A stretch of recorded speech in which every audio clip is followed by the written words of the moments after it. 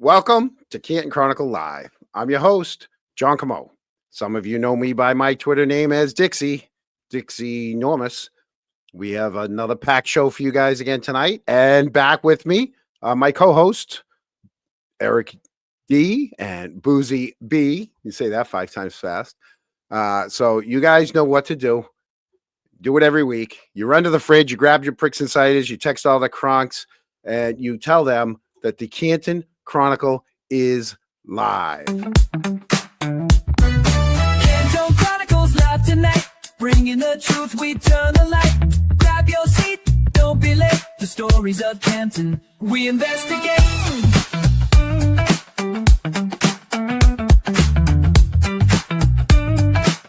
We investigate. Canton Chronicle's live tonight, bringing the truth, we turn on the light.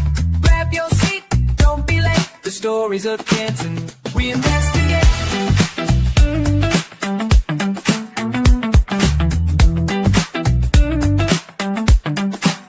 We investigate. We investigate. Hey guys, Hey, Hey, John. Hey, what's Boozy. going on? hey. How's everything going? All right. Oh yeah, everything's going good. I need everyone needs to know that I'm missing half of a nail. Ouch. This is what happened to me yesterday. Oh, Oh, that's not fun. But look how good they came out. The rest of them. it's the fall colors I see. Yeah, it's very spooky. Hi Yeah. everyone. I'm a mess. Just ignore me. All right. I'll be in and out. John, Yeah, just wanted to say my condolences for the passing of your mom, and it's never easy to lose a parent. You know, to you No, and I'll- your family. thank you. I want to thank everybody that has reached out in private messages, that have called.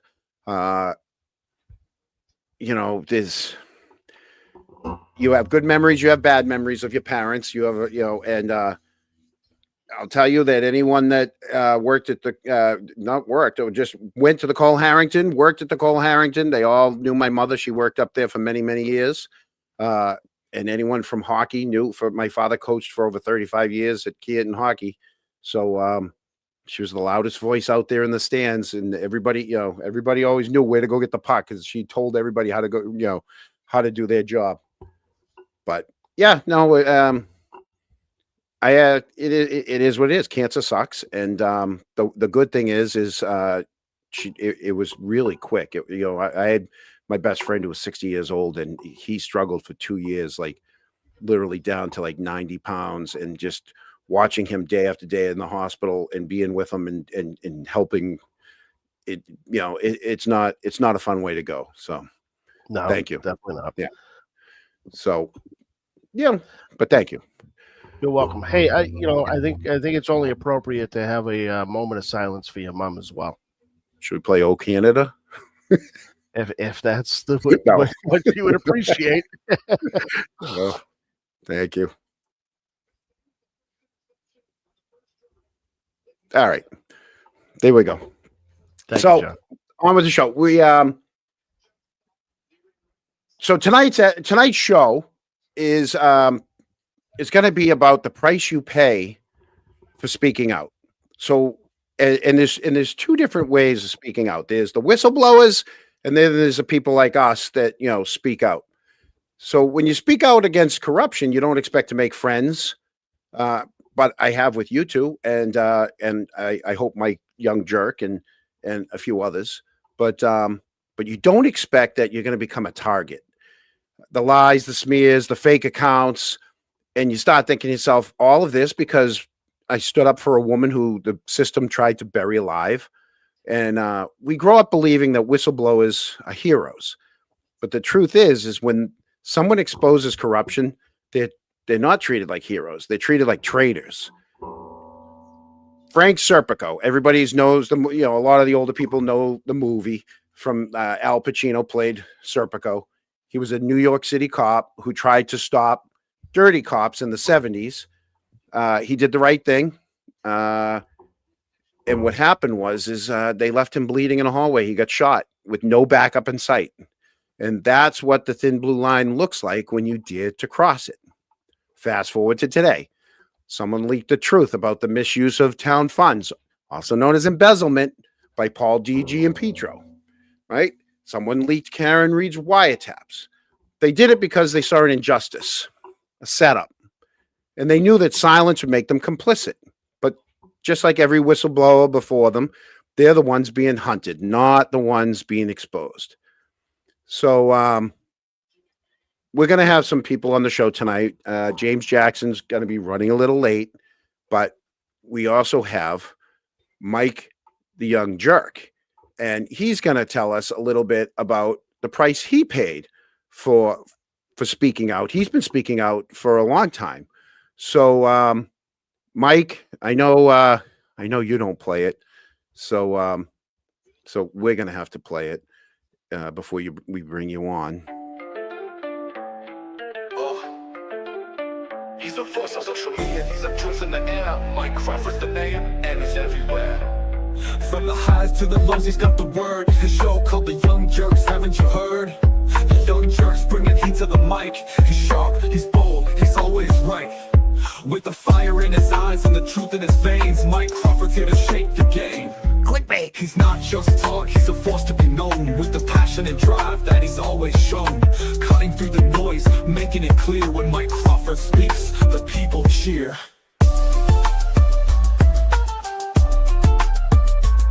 The Young Jerks bringing heat to the mic. He's sharp, he's bold, he's always right. With the fire in his eyes and the truth in his veins, Mike Crawford's here to shake the game.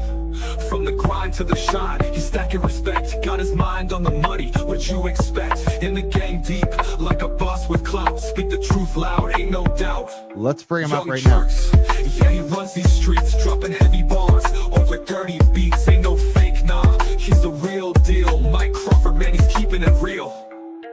Enemies lurk, but he stays on point. Mike Crawford, Young Jerks, he's taking the joint. So step up, listen close, this is how it goes. Mike Crawford, Young Jerks, running the shows. Ain't no stopping now, he's on that grind. Get with it, or get left behind. So tune in, get ready, it's about to ignite. The Young Jerks is here, and he's bringing the light. With every word, he's making his mark. Mike Crawford's name, it's the spark in the dark. Exciting last night. Pretty crazy. I couldn't get in my studio last night.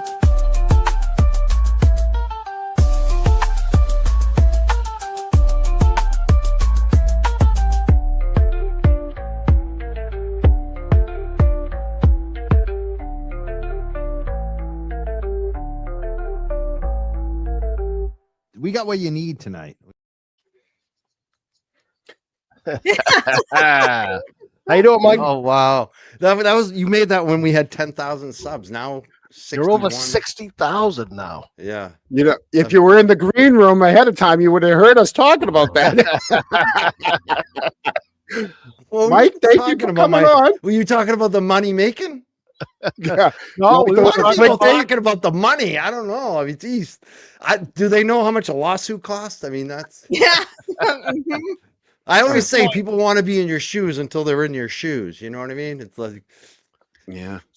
Well, Yeah, that's I mean, what this is all, I- what this show's all about tonight is the personal toll it takes for speaking out. yeah. And I just got to say, John, before I talk about myself, I want to talk about you because you have, you're a wild man. I love it. You do comedy, but you're serious at the same time, and you get down to local issues. You care. You raise money. You're a hockey guy from Canton. I mean, Yep. that's when I knew Canton back in the day when I was at Triton High School. It was because Canton hockey. It was always Triton and Canton, like the top two public schools in like Division II. Like we were a hockey school too. I know what that's about. Like when you're like a real hockey school, like that was the big sport at my high school. Like basketball was pretty big, but it was like secondary. Hockey was the sport in the winter. I was a wrestler. That was like the third string sport at my high school. Even though we had, Triton actually has a great wrestling team over the years. They've done a lot of good stuff, but it's like, so I know what you mean to this town, and I just know that's why you're such a lightning rod and why they come after you so much. Um, like, we just had we saw from your stepdaughter, we saw from your ex-wife. She came on my show. I was blown away by them. Patty is like, Yeah. she is such a like, wow, dude. I look at your family because I know both your brothers now too. Like, you have great family. You have like amazing family, and they've come after them. And it just, the fact that your stepdaughter had to go out and say that stuff, and your ex-wife, who are not public people, they're very nice people. They don't engage in any of this stuff, and they had to speak out and defend you because of all the bullshit coming at you, the lies, the smears, for several years, Uh, and so now funny you're you say that.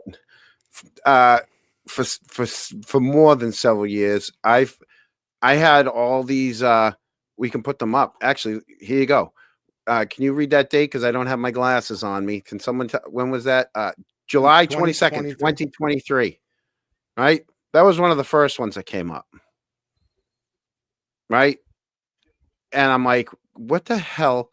And then here's another one who I think this one was Sean McCabe. Here's the thing. Once again, I if you're gonna do it anonymously, you're just a piece of crap because you don't even have the balls to put your name to it, right? So there's that one. Another one, so this one was September 19th. This kid did put his name to it. He's a Canton guy, Mike Higgins, right? That was a little over a year ago. He also put my address up on the internet. He put my phone number up on the internet, and I'm like, go ahead, come on, invite everybody you want. No, I just don't want to wear them. Mullins brought me glasses, but I don't want to wear. I'm still fighting my old age. I don't want to wear glasses. So yeah, I've been, You have to get cataract surgery. I know. And they say, oh, you're kind of young for that. That's what they said to me. I'm like, oh shit. Yeah, I'm getting cataracts. But John, like that shit is just so wrong on so many levels that happens. And now I see you when your mom dies, they attack Oh, you, yeah. not just you, and bring up your mom and the trolls. They attack your two brothers, your two awesome brothers. And it's just, Yep. I've gotten to know them a little bit through their social media and just watching them. And I'm not going to name names, but I think you have great brothers, great family, and it just How about sucks this? that Neither brother has weighed into the Karen Reed case. I know they've They tried to stayed stay out of it. Like And George that's the tried to troll be you- so yep. neutral, and George Yep. got shit even from free Karen Reed people, and I even threw some shit at him at one point. Like, that's the thing too. Like, we look back at this. Well, like, you called him a sometimes fence sitter. You called him a Yeah. fence sitter. I know. Yeah, and that wasn't really fair to him. So, like, if I make any kind of criticism to people, it's in general, and it's for all of us. It's for me too. Like, because I've done stuff that I regret later. It's happened a lot actually through this, and that's what I'm trying not to do anymore. I'm trying to, like, some people think I'm a fence sitter. I want to find out what's actually happening, and sometimes it takes time to really see what's actually going on. And sometimes we overreact, and then I have to be a man and apologize and admit that I was wrong. Or you Well, ask, how or about you not- ask questions, Yeah, and that people don't like Sometimes people don't like the questions because they don't want to Well, answer that- it. And then next thing you that's know, they what bugs attack me. you. That's the part that's bugging me right now. Yeah. Because I think questions should be fair game. I Mhm. do. Sometimes you'll find moments when I say interviewers ask stupid questions. I feel like they waste the moment. They should have asked a better question.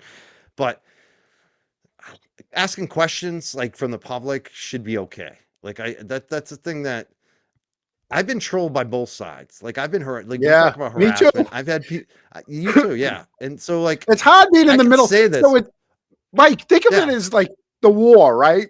They're all in their trenches, and we're like crawling through no man's land in the middle, and everything's just going over your head, and you just, and that's how I look at it. Is it's like, when can you pick your head up? Because God forbid you say anything. Just you asked the wrong thing. This side's getting mad at you. You asked something else. This side's getting mad at you. Try to stay where the facts are, reality too. Yeah. Like, keep my feet on the ground, know my role.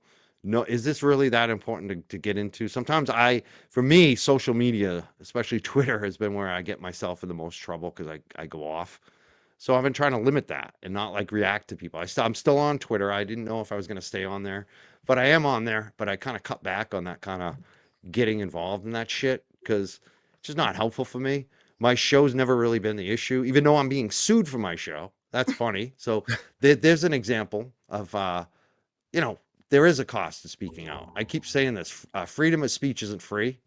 There's a cost to it, and the folks at home should really defend those people that take that risk for you, that speak up for you, that ask the questions, even if they're questions you don't want to see asked, even if those questions make you uncomfortable. And I say this for Aiden, and I say this for the people who are questioning him right now.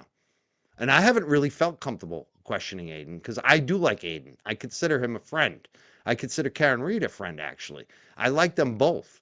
I don't really want to get involved in this, but I think it's fine that people get to ask questions. And I'm kind of aggravated that people are getting attacked and doxxed. Just for I asking just a don't question. like it.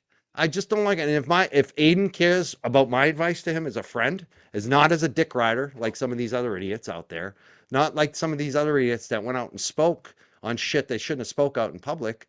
When I was in their position, everyone remembers what happened to me. I was in a very similar position to some of these people. What did I do? I shut the fuck up. I didn't go out and do show after show after show and change my story. I shut up. And I let people call me a fence rider. I let people think that I was even turning. I did. And it worked for me. And it worked for Aiden, actually, because nothing happened. And there really should never have been anything that ever happened there because I didn't do anything wrong. But I just look at some of the shit like, and that's the thing. People didn't know what was going on with me, but they assumed they knew, and they still don't know, you know? Mike, and that's a lot of this. Like, we grew up with, go ahead. We don't know. Unless you're in the middle of this, you really don't know. And if you're not talking to both people, and I think I'm one of these people who probably does talk to both people. So think about that, you know, like who actually is talking to these people? Who actually wants both of them to succeed?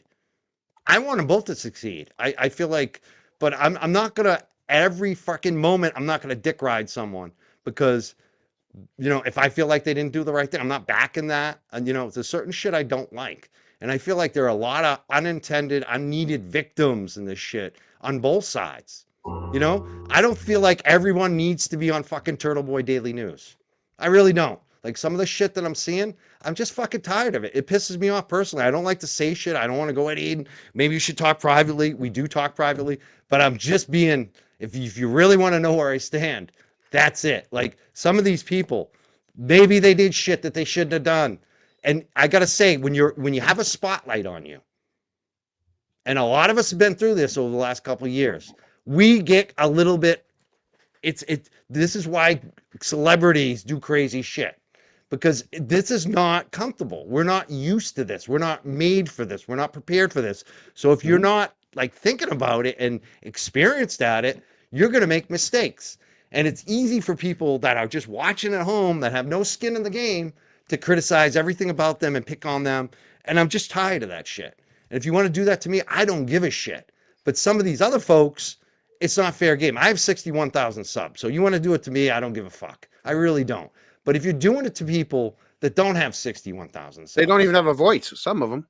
Yeah. it's like, what are you doing? What are you doing? So what? They got caught up. They had a mental health issue. They went too far. It happens a lot. It happens a lot, especially when you get all this attention, adulation, and criticism. There's a hostage siege mentality in a lot of this too. And I see that in Aiden too. Like that's the other thing. I want to give compassion to Aiden. He's facing all this time. That's going to make someone a little bit crazy. It will. I mean, the amount of stress that's on Karen and Aiden, both of these people. Well, then maybe Why I have to give them. I'm not saying you need to take a back. step back, but maybe then you need to tone it back a little bit and deal with the stress. And I would still tell be able to Aiden do your show. I would tell Aiden just to chill out and just beat your charge. I think he's doing that. I think he is doing that. I think people have to recognize that too. Like the thing that pisses me off is these other fucks who are facing charges. Some of them are always around him when he gets in trouble. If I was there, I would have said, dude, get away. That's what a real friend does. So I'm just saying, you want to point fingers at people. I've never gotten Aiden in trouble. I've never been there when Aiden's gotten in trouble. Just saying, folks. Mm-hmm. So we grew up.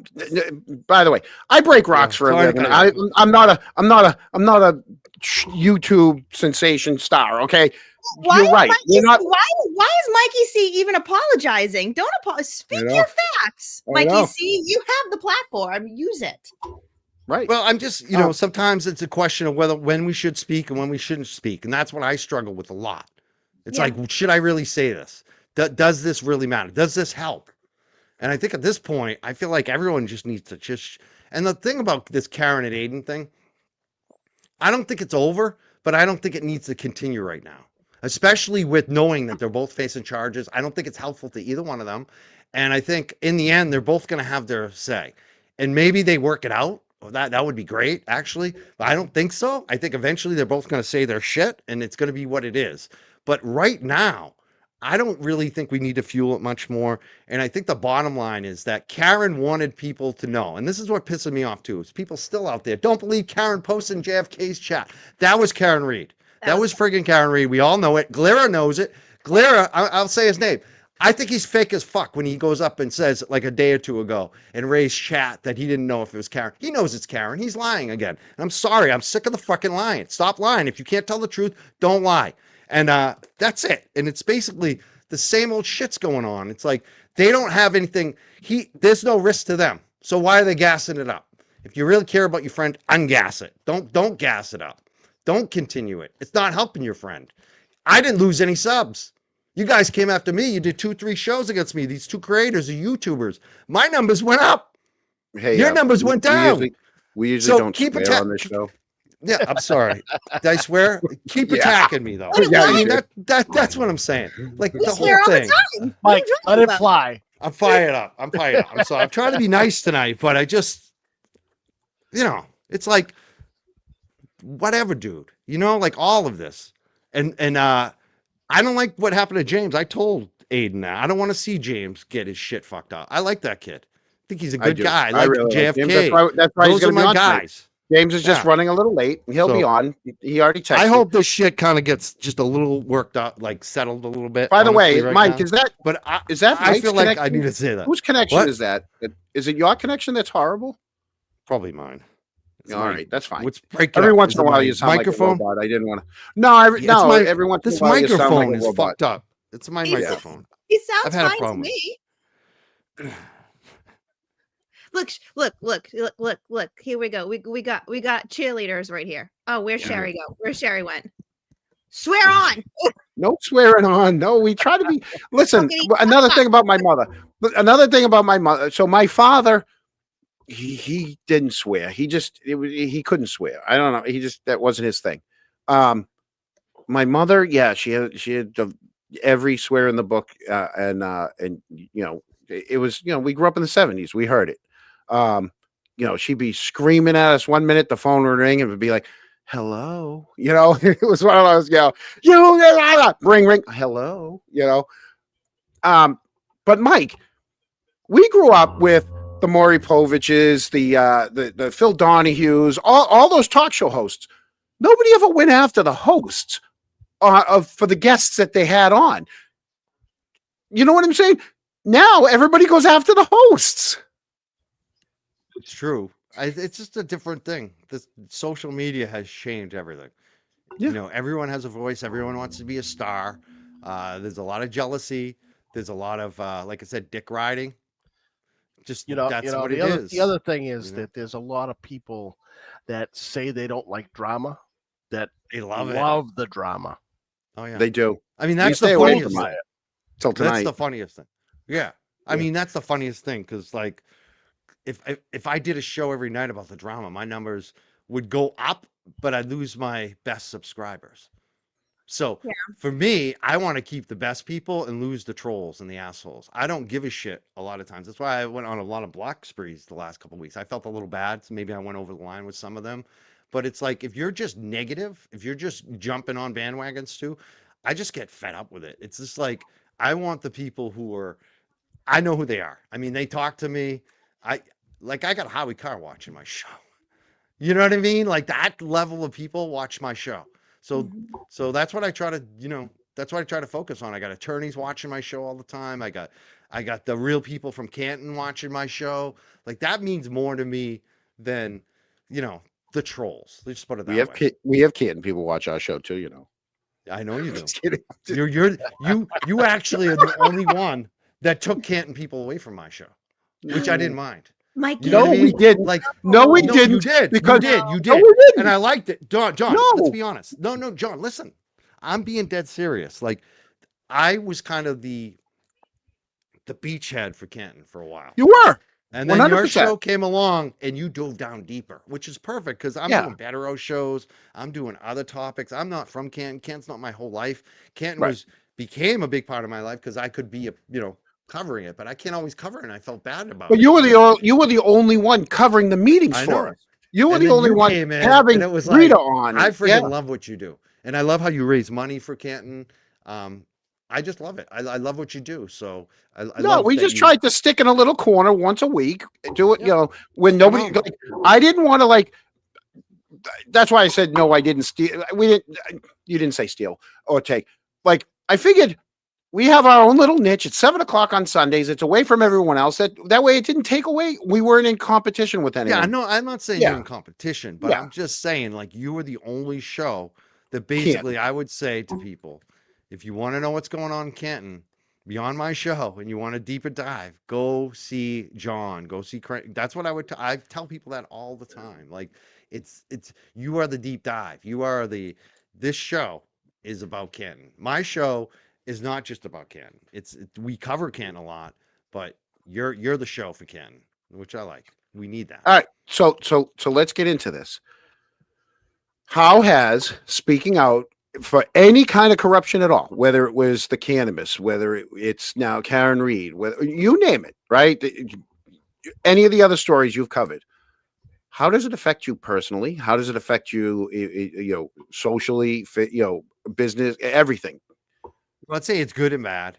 There's a lot, like you said, the positives to come. You find your people, a lot of friendships made. Who the hell would think I'd be friends with Howie Carr? You know what I mean? Or John, or Sure. like, you know what I Yeah. mean? Like, I feel like you're my friend now. Like we've been, and we would have never known each other, So No. like, it's just wild that it's kind of, there is positive that comes out of it. But at the same time, there's a lot of family stuff that, I don't even really want to talk about, but No, I always don't like- know. I don't want you to get in. I just meant, from the outside, like, because people think we just turn this on at 7 o'clock, we hit go, and it's not like that. But I will know. say, like, my family definitely gets a little affected, because Mhm. they're always worried. We got security. We ramped it up. I mean, I've had pizzas delivered to the house. One pizza delivered. I think I know who it was. Same guy everybody does. Right. But there's been, our photos of our of our home posted online. Trying to think what else. My parents' 1972 divorce was posted. Just stupid shit like that. Threats. And to they our think that that's business. going to make you go away. No, you know what's funny? I like to say that too, because a lot of times our family members are impartial or 50-50, or they're not sure how they feel about it. Sometimes they're even saying, I'm not sure about this. You know what I mean? I hear that from a lot of my family members actually at first about Karen Reed. And as time went on, especially the ones who were serious, like, I have at least one attorney in the family. I'll just say that. And slowly but surely, they, slowly figured it out. And we're like, Karen's innocent. And some of that, I think, was because of the pushback. Because when they feel the pushback, they're like, what? Like, wow, you must be doing something right if people are posting our shit online. Like, so Right. I think sometimes it actually gets our families more invested in it, actually. So I think it does the opposite of what they think. There was also someone who would call me at 3 a.m., like every, couple weeks on Friday and Saturday. I answered it a couple times, and then I realized I'm going to let it go to voicemail. And they left a message, and I played it on my show, and the coward stopped calling. I mean, this is what you're up against. It's just, Mhm. I'm not afraid of them. I'm like, I always fantasize one of these dudes coming to my house. You know what I mean? Like, because I think like that'd be great content. Well, Get- sometimes they And they'll listen. see Sometimes they'll see why I won the Timberlane attorney. You know what I mean? They'll Listen, see what Con Mikey, they do Madigan made. sometimes though. Mikey, they do sometimes though. And then when you call them out for it, they try to say, no, you're crazy. So it's like Right. it doesn't matter. You know? I got to tell you a story, Booze, because I know you got some shit on that, and I've never Um, talked about this, mhm. and I have a screenshot to prove it actually happened because I thought it was all right. So one day I'm at my house during the day. I can't remember if it was a weekday or weekend, but during the day. And where I live is like we're in an end townhouse unit type deal. Mhm. So there's no one that's coming down our driveway unless it's a delivery guy. You know, there's no like, and so basically my dogs were barking. I had a dog staying with me, a guest dog. And I was like, what's going on? Must be a delivery or something. And unfortunately, I didn't have the cameras on because it's during the day and I go in and out. So I take the dogs out and my car is like right in front of the door. And there's a guy bending down next to my tire in my car. And as soon as I saw him, he jumped, and he ran up the hill. He was parked on the hill. And when I looked up, it was a black Jeep, like a Jeep Wrangler type. Mhm. And I ran back in the house because the worst thing is I didn't have my cell phone on me. If I had him on my cell phone, I would have taken a picture of him in that vehicle. Mhm. So I ran back in my house, grabbed my cell phone. I got 2 dogs with me now. So it's a little, I run back in, I grab my phone. I try to take a picture of him driving out. This dude flew out of my driveway. He was friggin' gone. And I didn't get a good picture. So I Mhm. sent a message. I thought it was actually this woman, Kimberly Fear, who just recently trolled you. Because she, I believe, had posted my information online and my picture of my house and all that shit. So I thought it was her. I was like, is that one of her friends? Like, who is that? So I messaged one of the women that has had problems with her from her town and said, do you know if any of her kids or family members have a black Jeep like this? She's like, I don't think so.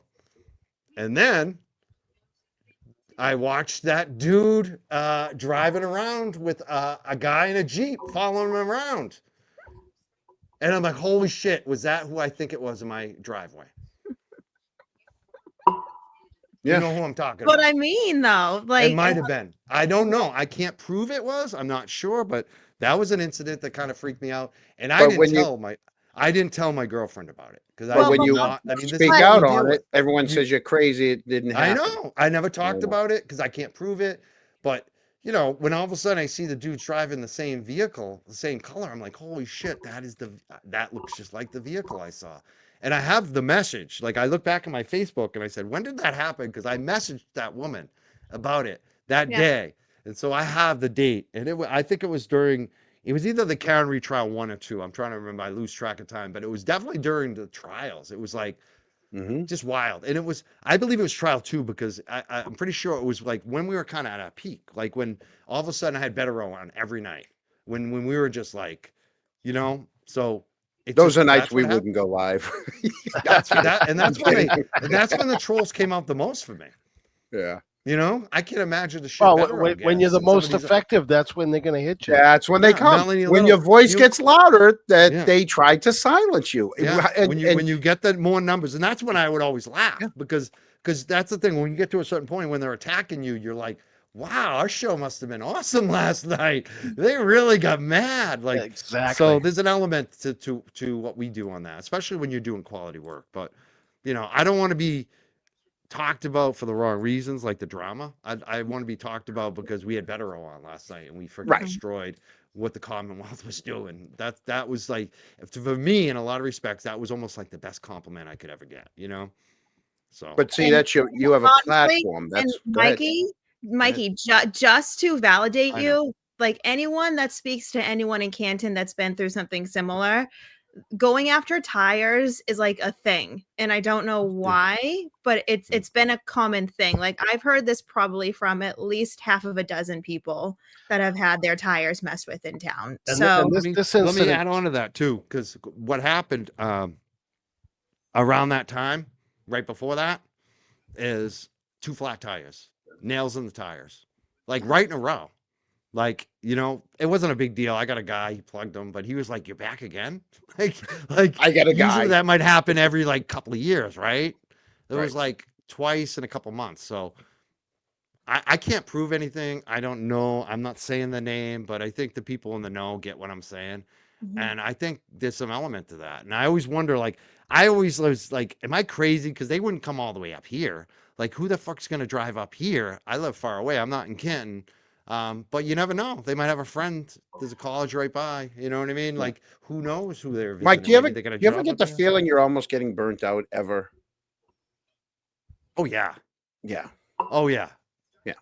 But then I got reboosted. Like I So feel like it's after Karen Reed, I needed a break, and I kind of did take a break. I kind of same decompressed, here. but Same here.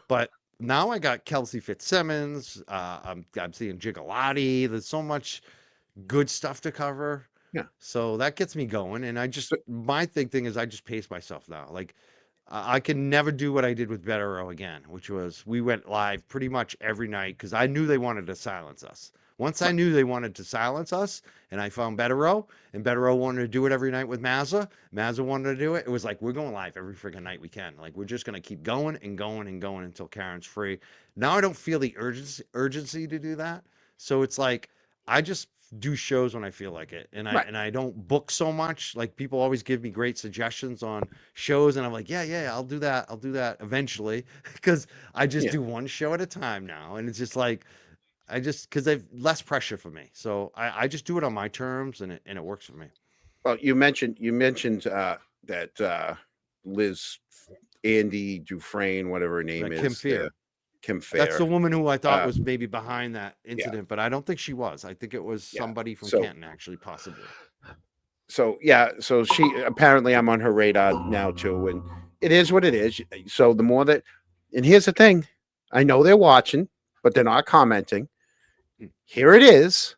I have no problem showing everyone it that does, because there's people that are not on Twitter, right? You want to do this, and I've told people this before, time and time again. The more you do this, the more I'm going to dig in. All right. I'm not Exactly. going away. I'm stubborn. And the more you do this, the harder I go. So for the Mike Higgins, for the Sean McCabe's, for the Jillians, for all of them, you keep doing it. I want to keep doing my show now. All right. Both my co-hosts know. I was ready to kind of be like, okay, we're done on the Helena episode when we did the Helena retirement episode. That's why I labeled it finale. I was all set to go, but these people wanted to He keep didn't going. let us know that, Mike. He No. totally. He just called it all himself. You think No, finale? no input. Finale from you? means final. input? You know? Wow. And then he tells See, us I checked afterwards, with my like, yeah, chat. whatever. Yeah, Mhm. I checked with even my my mod crew and everything. We don't No. decide anything with mods Right? unless they vote on it. Right. Sometimes you gotta I- do that's a democracy great a way little to more. look at it. Do democracy. The thing is, John, what you said though, it's so true.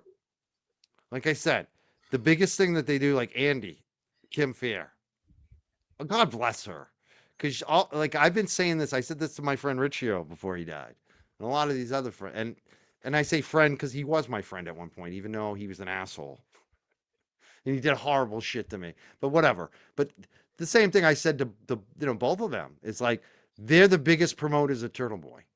Like they are his number one fans. They watch every show. They are helping him. They are promoting him. And every time they do that shit, it just sends more people his way. And that's the thing. Like anytime Andy did shit against me, Kim Fear, I just laughed my ass off because I'd watch my numbers go up. It's Yep. like she's promoting me. She's telling people this is a guy to focus on with Free Karen Reed, which is wicked popular. And Mike is the guy. Go follow Mike. And she attacked me, and my numbers just keep going up and up and up and up. And it's like, that's the beauty of trolls in a way, is you get all the people that don't like them. And most of the people don't like the idiot trolls, whatever side they're on. So it's ridiculous. I can't imagine spending my life promoting other people that I hate. Right? Right? Are you That- serious? Like, hello? It I just don't get it. Like, you would think that they would have some common sense to see that every time they do something in certain, because they know some people will kind of curl and run away and stop posting of this and that. Then some people are going to come back harder. And when you know I'm a guy that comes back harder, why would you do that? Kind of like, why would you call me on a Sunday knowing I have a platform, knowing that I'm going to let everybody know what your call was about? That's what I That can't should get. have been the last thing you did, you know? I mean, I get it with some of these other ones that we just mentioned because they're whacked. But this Chris guy, dude, you're on the select board, you're a McAlbert. You still haven't figured it out. You still haven't figured out that maybe just shutting the hell up. Like, give it to Brian Exactly. Albert. Give it to Brian Albert. Like, Yeah. honestly, Brian Hasn't said a Albert word. is much smarter than Chris Albert. And I know that Chris Albert's in a tougher Or his spot 'cause lawyer. he's got Or his lawyer is. Chris is in a much tougher spot because he's on the select board and he runs a pizza shop. So those are very public facing enterprises. But because of that, he needs to be even more careful than Brian Albert. And instead, he's reckless. He's like, this is the thing. If I was Chris, I would have resigned. And it would have been easy to say, I'm doing this. Mike, for if he had both my resigned, family and the I wouldn't have town." a show. If he Yeah, resigned, people would have loved half him. of my show People would have been like, gone. this is a stand-up guy.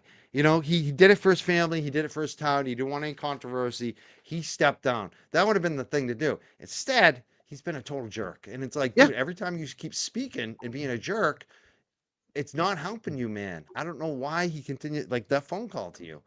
It's like Yep. self-sabotage. Well, If and he then you hadn't have all done the that- trolls. Yeah. They're all like, you're your so wife wouldn't have obsessed been with on him. Yeah. Your wife would have been on WRKO if he hadn't I know. made that call. Like, come on. What are you doing, dude?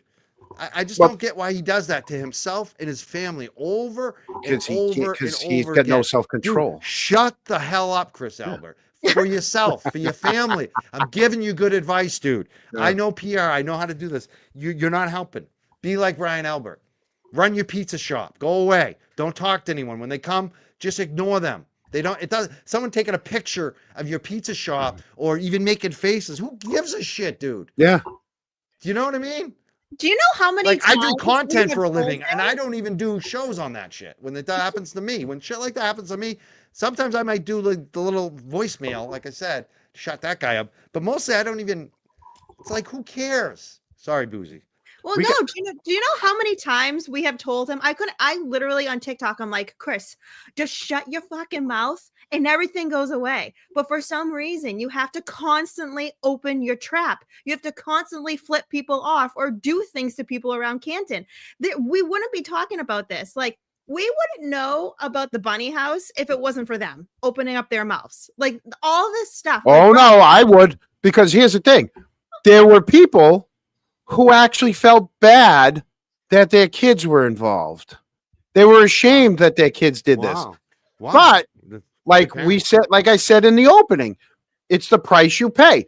These people, they're afraid that, you know, their kids are going to get shunned in high school and everyone's going to treat their kids like horrible. So they go along, right?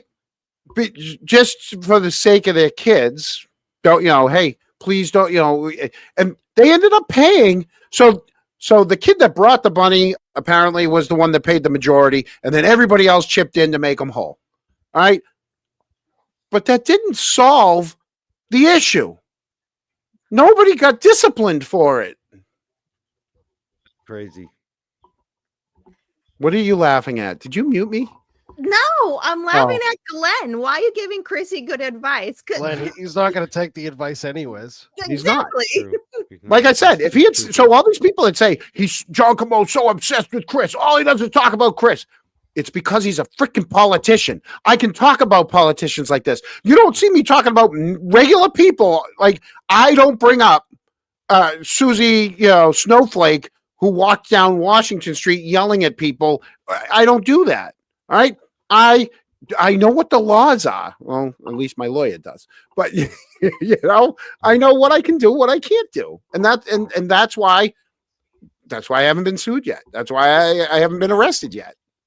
problem is You he know? keeps giving everybody the content. I mean, that's Gives it, it. dude. Every time he, like you said, every time he gives the finger, every time he calls you and says all kinds of crazy shit, that's content. He's giving it to us. It's free content he is giving us all. And it's like, dude, you all that could all end, Chris, if you just acted like I would act. I would just ignore it. And But then people will be like, Chris is also, actually a good guy. He doesn't actually react to that shit. Right? I uh, mean, so simple. It's so simple, dude. I You don't you think understand it's why pride? these You think it's Albert. a question of pride that he won't step down now because he doesn't want to make the feeling that someone else won? no, it's his Well, ego. It's totally. not pride. It's ego. Yeah. Same thing to me. He Yeah. also too, but if you think about it, he also may have pressure from inside the family too to keep the job because of what the job entails. Yeah, it entails me talking about him every Sunday night. Well, no, I mean, I think he's come so far now. It's like almost. I mean, when the term ends, what, in 5 months, right? Yeah, Isn't that when the April. election is? A month? So he'll Yeah. make half of them. So there's only 2 meetings every month, right? So in 5 months he'll make 5 or 6 meetings. That's it, Yeah. because he skips half the meetings. yeah, I but mean, like, remember Oh, the wait. Turtle Boy when Sorry, Sherry. I'm trying to remember, but Turtle Boy was there and Richie was there, the camera guy, Yeah. Microdots. Yeah. mhm. Chris basically threatened him about Oh, something. I know you're not driving tonight. Yeah. Yeah, like well, Yep. like that kind of shit. It's like, dude, really? Yep. Especially about when especially saying that to Richie. I have no idea if Richie's got anything in his past. It seemed like it was bullshit, actually. I think Richie said it was all bullshit. He's got nothing in his past. And so Chris was wrong. And it's hilarious because here's Chris who actually did an OUI and left the scene and killed somebody. You know, Literally. like, dude, again, you can't be more of a dumbass. That's like me basically making fun of someone for smoking weed. Like, you know what I mean? Like, You know, like, but it's like me making fun of someone who walks dogs for a living. Like, it's like me making fun of wrestlers. It's like, I mean, Right. yeah, I'll make fun of wrestlers because it's a joke. We love each other, but that's what it is. It's a freaking joke. It's like, dude, are you serious? You're a joke, Chris Albert. You're a logic, and the way you act, it's a joke. But that's the thing too. It's like no matter what he says to anyone or anything, at the end of the day, Chris Albert is a convicted murderer. That's all you have to say back. Like, oh, you Well, I killed don't know someone. if they consider that murder. I mean, I don't know what the Oh, he definition murdered of a murder. someone. He That's he murder. he killed someone in an OUI, right? Like that's the fact. I like to stick to the facts. I don't know. Right. That's Whatever murder. we call it. You call it murder. I think Um, murder is premeditated. I don't think he meant to do that. The I other think he thing did a that Chris reckless, is though or is he he's- made a reckless decision, drinking and driving. Mhm. He killed someone. He left the scene. That's my But- opinion on what happened. I Well, don't we think he can't did that even intentionally. prove. But we can't even prove that he was drinking or driving because he. I know ran that's from the true. scene.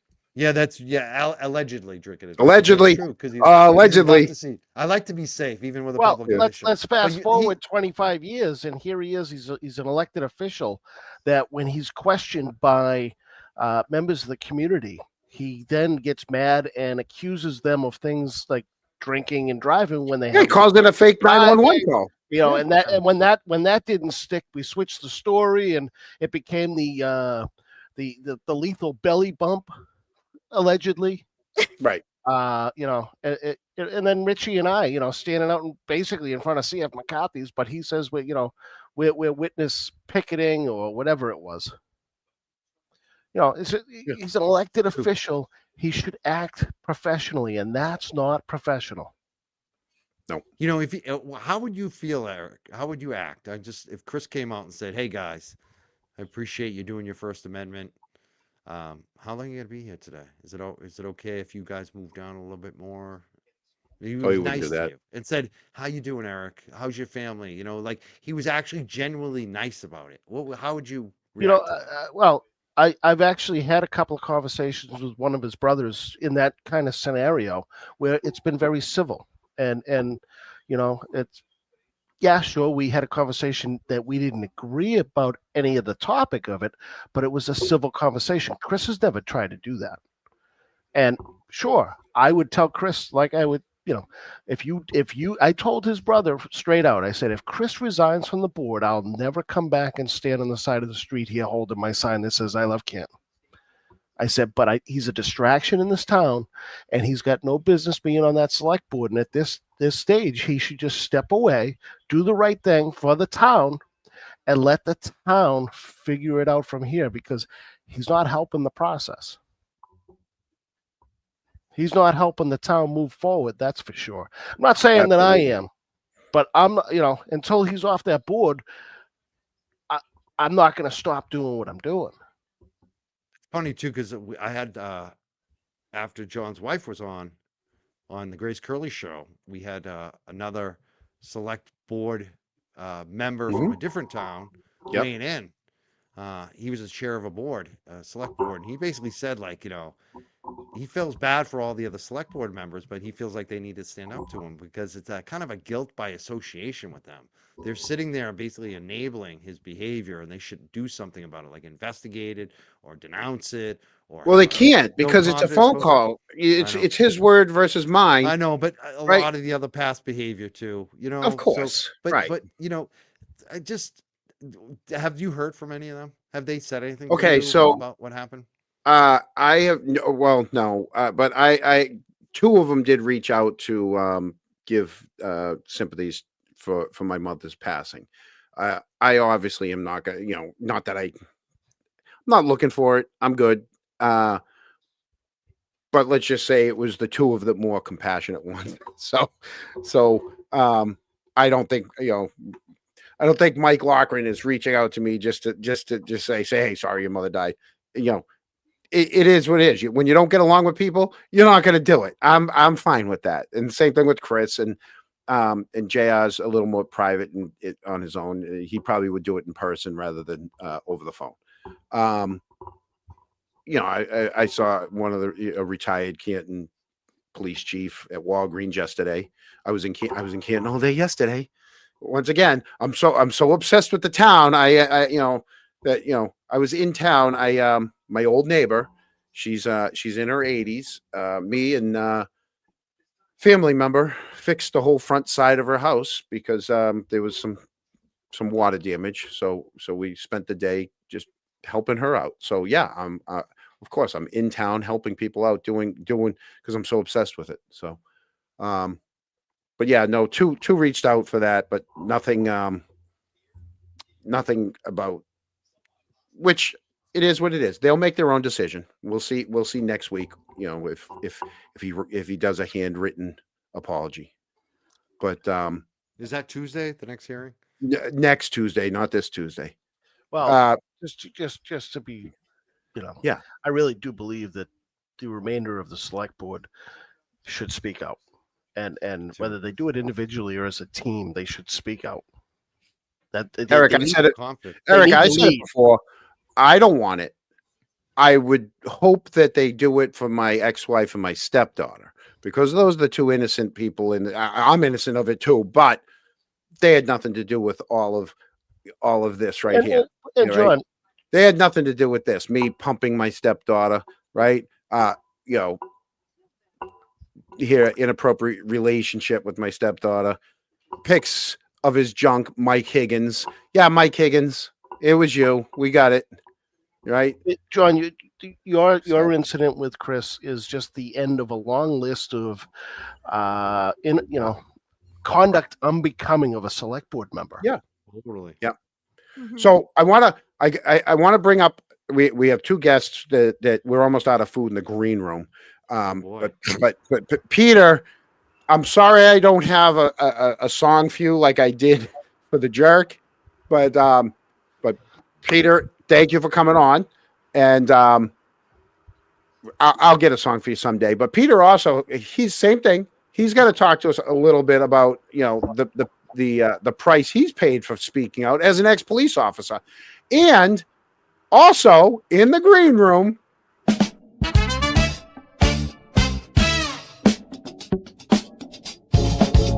He's the man from Boston on a mission for the truth.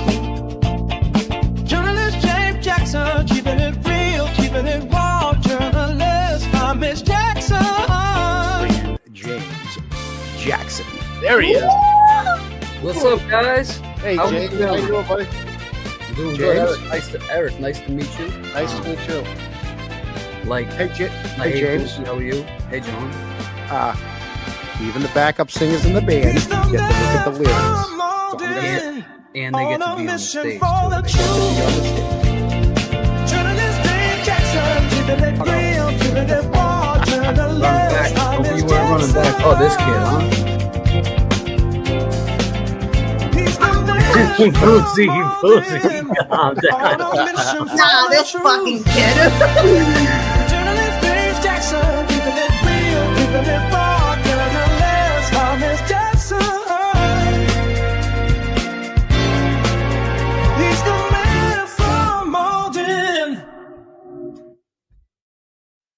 James Jackson. God damn. Okay, hold on. First of all, mic check. Can you hear me? Can you guys Oh, yeah. hear me? We can hear you. you. It doesn't sound like the mic's working tonight. No, All right, we well, hear you. It's that good. was, no, I know you can hear me, but I can't through my mic. But that was great, man. Whoever did Hey, that. Hey, listen, JFK's not the only person on Spotify, you know. All right, well listen. All right, that was great, John. I like even the backup singers get to be on the stage. Speaking of stages, October 24th, 2025. Money making Mike Crawford from the Young Jerks will be there. Nan Gallagher, the one and only Nan Gallagher. James Jackson, JFK, Kevy Kev 781, 75 Meridian Street, Malden, Mass. Get your tickets now. I'll have one of my mods put this up. 2/3 of the Cronks will be there. Yeah. Oh, yeah. Eric, I already know. What's up, Eric? First of all, I'm sorry buddy. I came in like that. I was excited. That intro got me excited. I'd like to say hello. What's up, Eric? Boozy, John, and Peter Murphy. Respect to you, my man. Mike Crawford. Always, you already know. Can I just say when we do those little like musical things and seeing you guys in the background like before we bring you up and you guys just literally jamming out is the funniest thing That's ever. the bet, right? I was really getting to it. I love because I never tell them. When I did it for Nan, for you, like it's a surprise. I want them to be surprised of what we got for them. There it is right there. Thank you, Pete. Thank you. Please pass the pepper. There it is right there. So Peter, I'll work on yours. Yeah, all right. Yeah, so Peter's like, God damn, I came up I before him. I know. But Peter, listen, Peter deserves all the credit. You're a well-respected man. I'm just gonna give you your flowers while you're here. You've done a lot, man, and you come from this police force. You're actually one of, I hate to say that like that, but you're one of them, man. You have been around these guys, you know these guys, and for you to stick up and know this is corruption, what they're doing, that says a lot for your character, Peter. So I just want to say respect to you, and I appreciate what you're doing. Thanks, James. We had a good conversation that night over in Norwood. We met we did first time, and a lot of respect for everybody that does this content and comes out in favor of justice for those that deserve it, including the third-party culprits. Right. Yep. Real quickly, Peter Murphy, you were listening to Mike Crawford and the tire incident. Does that ring any bells with you? Yeah, it rings a couple of bells, as a matter of fact. Yes, it does. Yeah. I mean, the lug nut story is certainly very familiar to many of us, people I know firsthand. And if the tire incident you're referring to, is that which one, John? When you guys did the standout, you guys did a standout and you went back to the car? Yeah. Yeah. That was where the fish rots from the head down. Is that the one you're speaking to in Quincy? Yep. That was Momo Morrissey's neighborhood. And I went back to the car. There was probably 50 of us there, maybe. We came from a standout in Dedham, and I could see all the flies around the driver's door, which was on the distant side of my approach. And somebody had hung a dead pogie between the tire and the rocker panel. So I think that was retribution for my statements that started with fish rots from the head down. Yep. And then there was a standout in Norwood where the people went back and someone's tires were wait a second. With. I don't know about this. I'm sorry Peter, they put a fish in your car? They put they hung a dead fish from my my stepboard, James, not in my car. Well, because it's a little different. So that means that tells the character. We put it in the car, that means you allegedly you're sleeping with the fishes. So when you said I didn't know what was going on. Well, They probably would have put it in the car if they could have got in. They could, yeah. Oh man. They were afraid of the dog, Peter. Yeah. Yeah. They ran. They dropped it and ran. So that shows their character. All right. I was just asking. Yeah. No, that's cool. Yeah. That's crazy though, man. I mean, and to segue off of that, I was speaking with a counselor. She's actually the Ward 1 counselor. She's running November 4th. Go out and vote. Anyway, I was speaking with her today. I said, yeah, no matter what you do, because she was saying how she tried to change this, change that. She's trying to have mental health people ride along with police officers. I said, that's great. Would you want to come up and talk about that? And she said, absolutely. I'm like, well, I could point you in the right direction. I'm not a huge channel. So I was thinking of my man, Moneymaker Mike. He could put her in that direction. But anyways, so we're talking. And I said, you're going to get pushback no matter what. No matter what you think you do. Absolutely. Right? Someone's going to say, you're wrong. That's wrong what you said. And you know what? I own what I said that was wrong. Anything in my life, not talking about YouTube, I'm talking about anything in my life. I own that. I always go the next day and listen to what I say or what someone said I said, and I think about it. And if I was wrong, I'll admit it.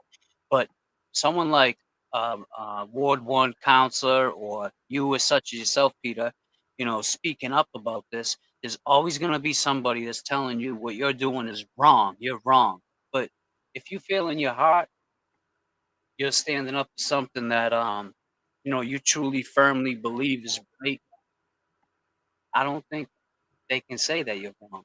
You believe. Well, I appreciate the confidence vote, James. And yeah, I mean, the truth of the story was I saw the horrific pictures on TV the morning of the 29th and the 30th, and bought into the program. I have many commendations from the Canton and State Police I worked with for years. We solved many cases together, put some bad guys in jail. And I bought into that program from January 29th until mid-April of the next year, 23. And, then the walls collapsed because it became very apparent to me with 30 years of experience, training and experience and knowledge of police work and accident reconstruction, that the story was bullshit. And, I had no skin in the game. I didn't know John O'Keefe. I didn't know Karen. And all of a sudden it became very apparent to me that the story that was being told and the narrative was just so off base, and that it just took on legs, and it went from the courthouse down to Morrissey's office to Canton PD. It took on legs from there. And here we are talking about it. Now, Peter, I just want to ask you this question because I don't think anyone's ever asked you. Maybe they have, but I haven't. Have you seen corruption like we're seeing now in Canton with these cops? Have you seen, and even just selectmen, whoever it may be, whatever their vice is, have you seen this before, Karen Reed? Was this a problem? What level? What you got to ask them? On what level exactly? On what level was the corruption of? Was it this high where they're trying to frame an innocent woman to put her in jail because they're trying to protect another, the blue wall, so to speak? I can honestly tell you that I heard of. I lived in Canton over 40 years, and back in the late 60s, I tried to. After I graduated from high school, I started going to Boston State College for law enforcement. And I was convinced that I was going to end up with a career in law enforcement, state police exams, federal jobs, and so forth. I took all the exams. There were some small incidents that I heard about before I ever got on the police department, and they kind of were corrected by the administration in power or the hierarchy of the police department. But I can tell you for a fact, James, I never would I have expected that the level of corruption that appears to be evident, prevailing in not only Canton, but many other departments existed or would have ever existed. And I said back in September 14th with a big stand out in front of the station that it was a huge embarrassment for me to have to stand in front of that police department where I kissed my kids goodbye every morning or every night and push back a motion that I didn't believe the story that they were telling, and there was something rotten in Denmark inside that station. And I would tell you now that I still believe. I did a report. I did a report back in 2008, I believe it was, to the chief. Well, actually, it was to the lieutenant, because we're a paramilitary operation. You push it up to the next level of supervisors. And I said there was a serious problem going on in that community by one of the police officers, and it got whitewashed.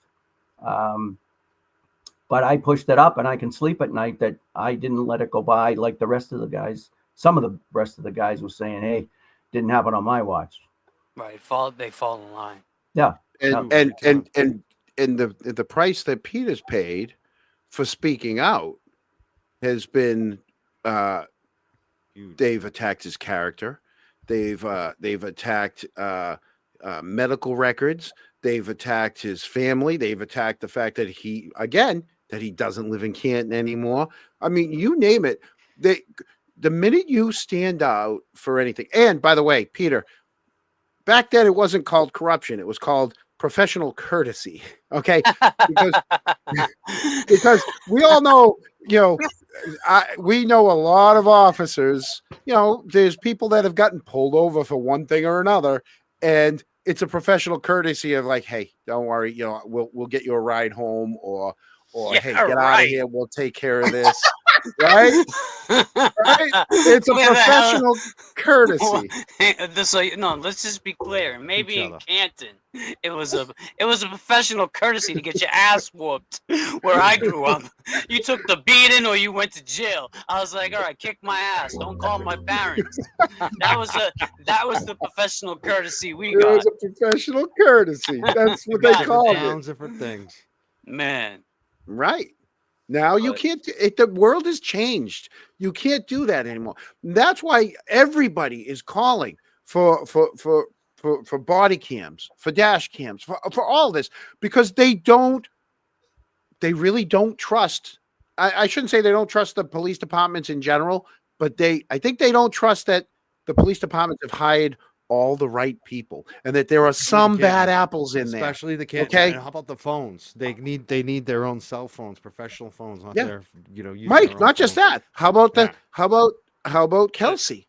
Right? Yeah. They didn't have body cams. So now you got to take people's words for it. That was another conversation that her and I had with the body cams, and she was like, and this is why I wanted Mikey. I want you to talk to this woman. I got her information, and we'll speak off. But anyway, she was speaking about the body cams, and I said, with the Francis, they had no body cams. With the why is it a problem in this day and era where, we got everything, all this technology that these cops can't have body cam?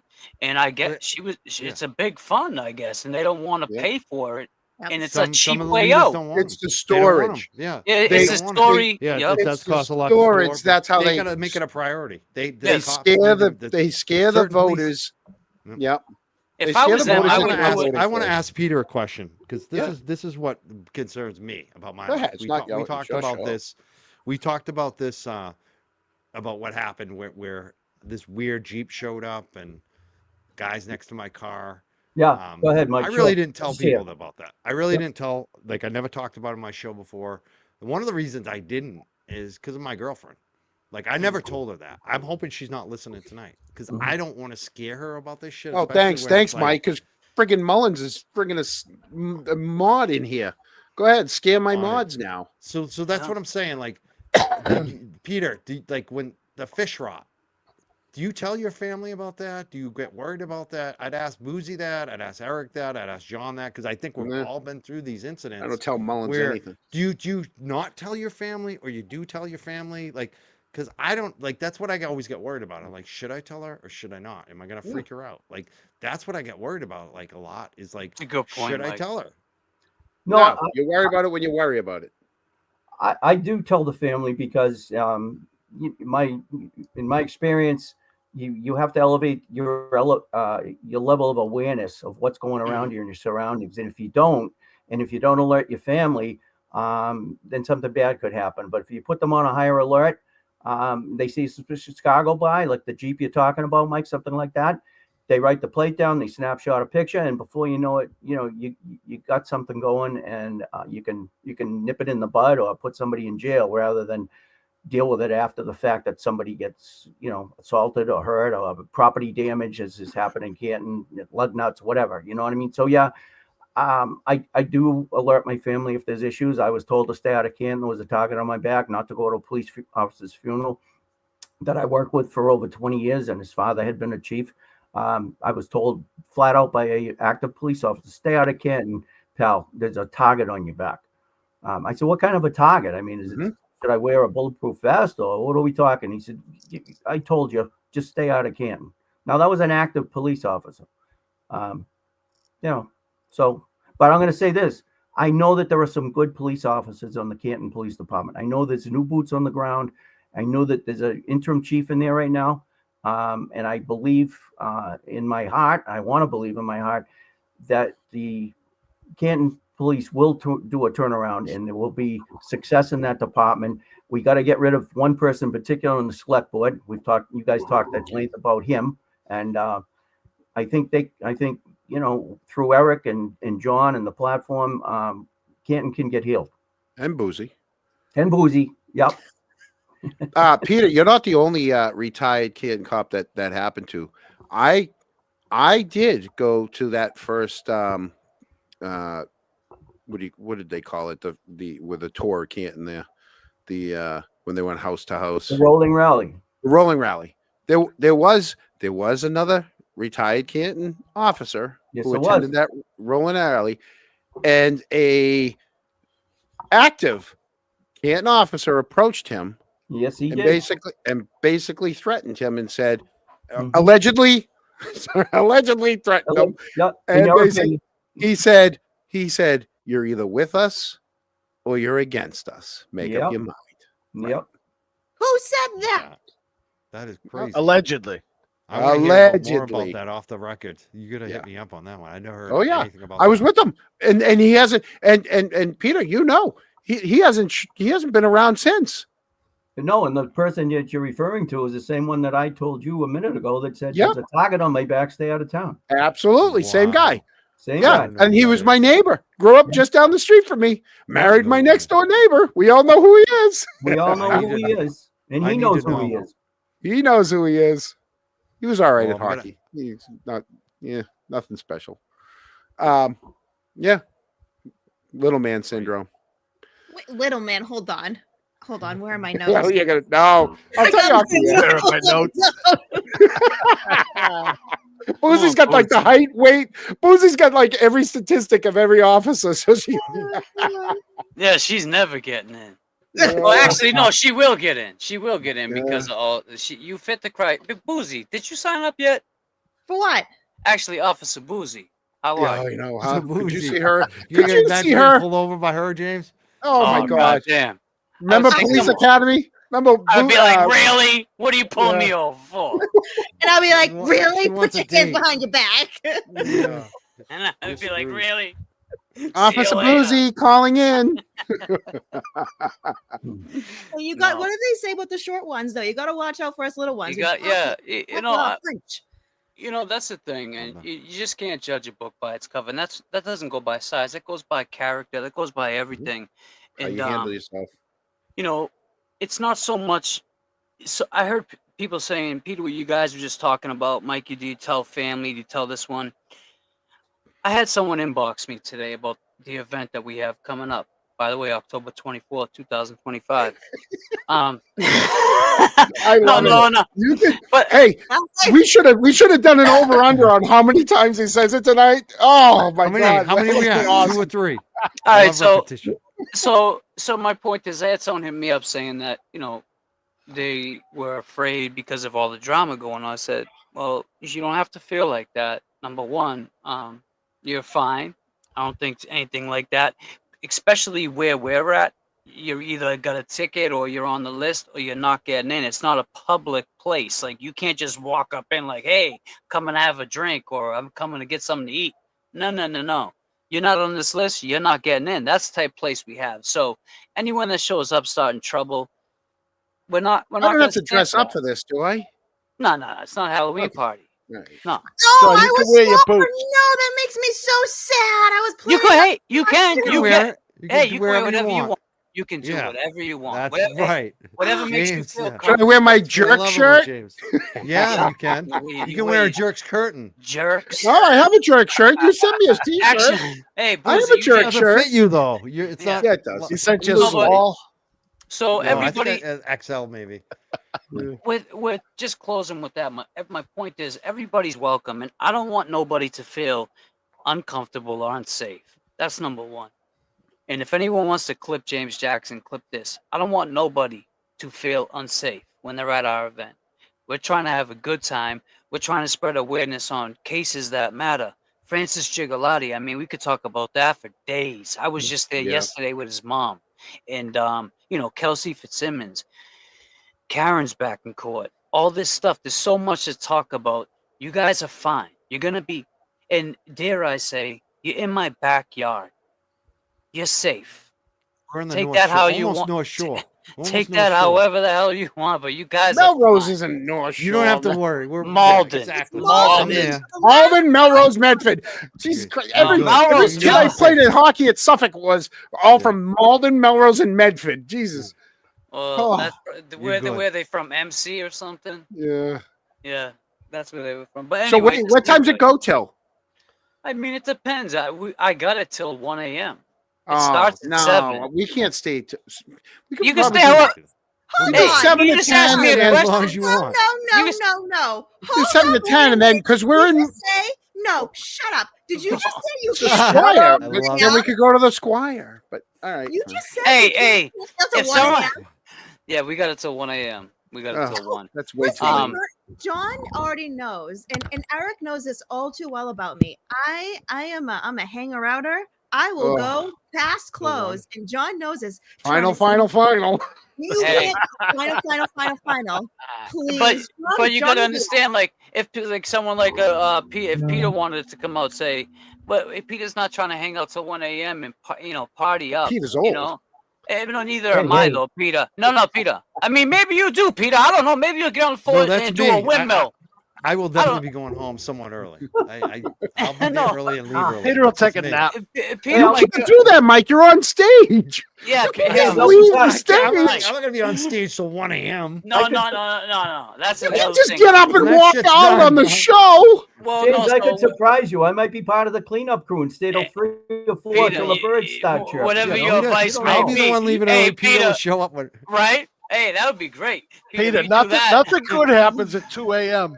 Could No. you see Mike Crawford Bingo. in the middle Right, of Mom his, said. in the middle of the show? Just get up, get his clipboard and papers It's and midnight. walk Mom off. said nothing happens after midnight. She's right. Right? Yeah, Bingo. no, Yeah. I've been learning that. I got eye issues too, so I can't stay out too late. No, you only have one eye Please. issue. One eye's good. Hey, But you know, but my it's- point yeah. was everybody's gonna be fine. Yeah. Yeah. You know, James, I want to hear more because we're talking about things that people have suffered from being public, and you've taken a lot of shit The last the couple of last weeks. 2 Yeah. weeks. So I want to hear because you're kind of new to this. You're not like some of us on this panel have been through the meat ringer, so to speak, Mhm. several times on all Meat ringer. sides, and you're getting a lot of heat. You've been getting a lot of heat the last couple Yeah, weeks. well, I think what it comes down to is somebody that doubled down on a story, and they said it the way they said it made it sound like I was a criminal and that I actually committed a crime. So there was never no crime committed. There was never no context behind your story. You just put up a blog with 8,000 people watching, and now you got 8,000 people that attack. Yep. The dog And whistle. yeah, so how I handled it, Mikey, was probably not the best. Like how I'm speaking now. October is a tough month for me. People who know me know October sucks for me.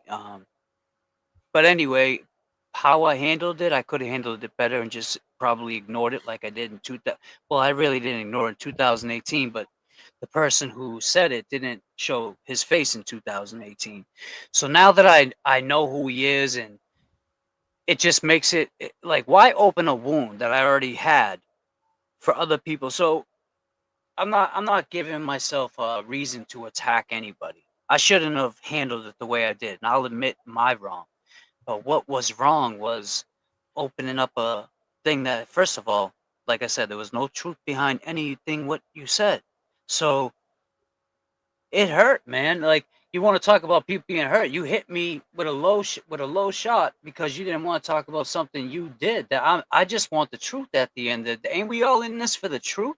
And the truth is, that's where I come from. That's not okay. What alleged, it's not even alleged. What happened?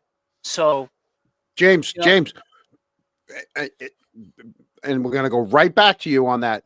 And that's where it comes from earlier in the show when I said, when I was talking about whistleblowers and when I was talking about people that stand up, people will do things to quiet you. And it doesn't matter what they do. They're going to do whatever they have to because you're making noise or asking questions they don't like. Now, telling the truth. Free speech isn't really free. Right. Correct. So that's what you have to deal with. Gotta fight for it.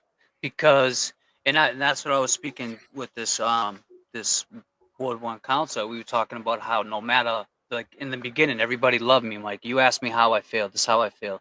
In the beginning, everybody loved James Jackson because they thought, oh my God, this happened to him. This happened to him. And I appreciate everybody that felt that way and still feels that way.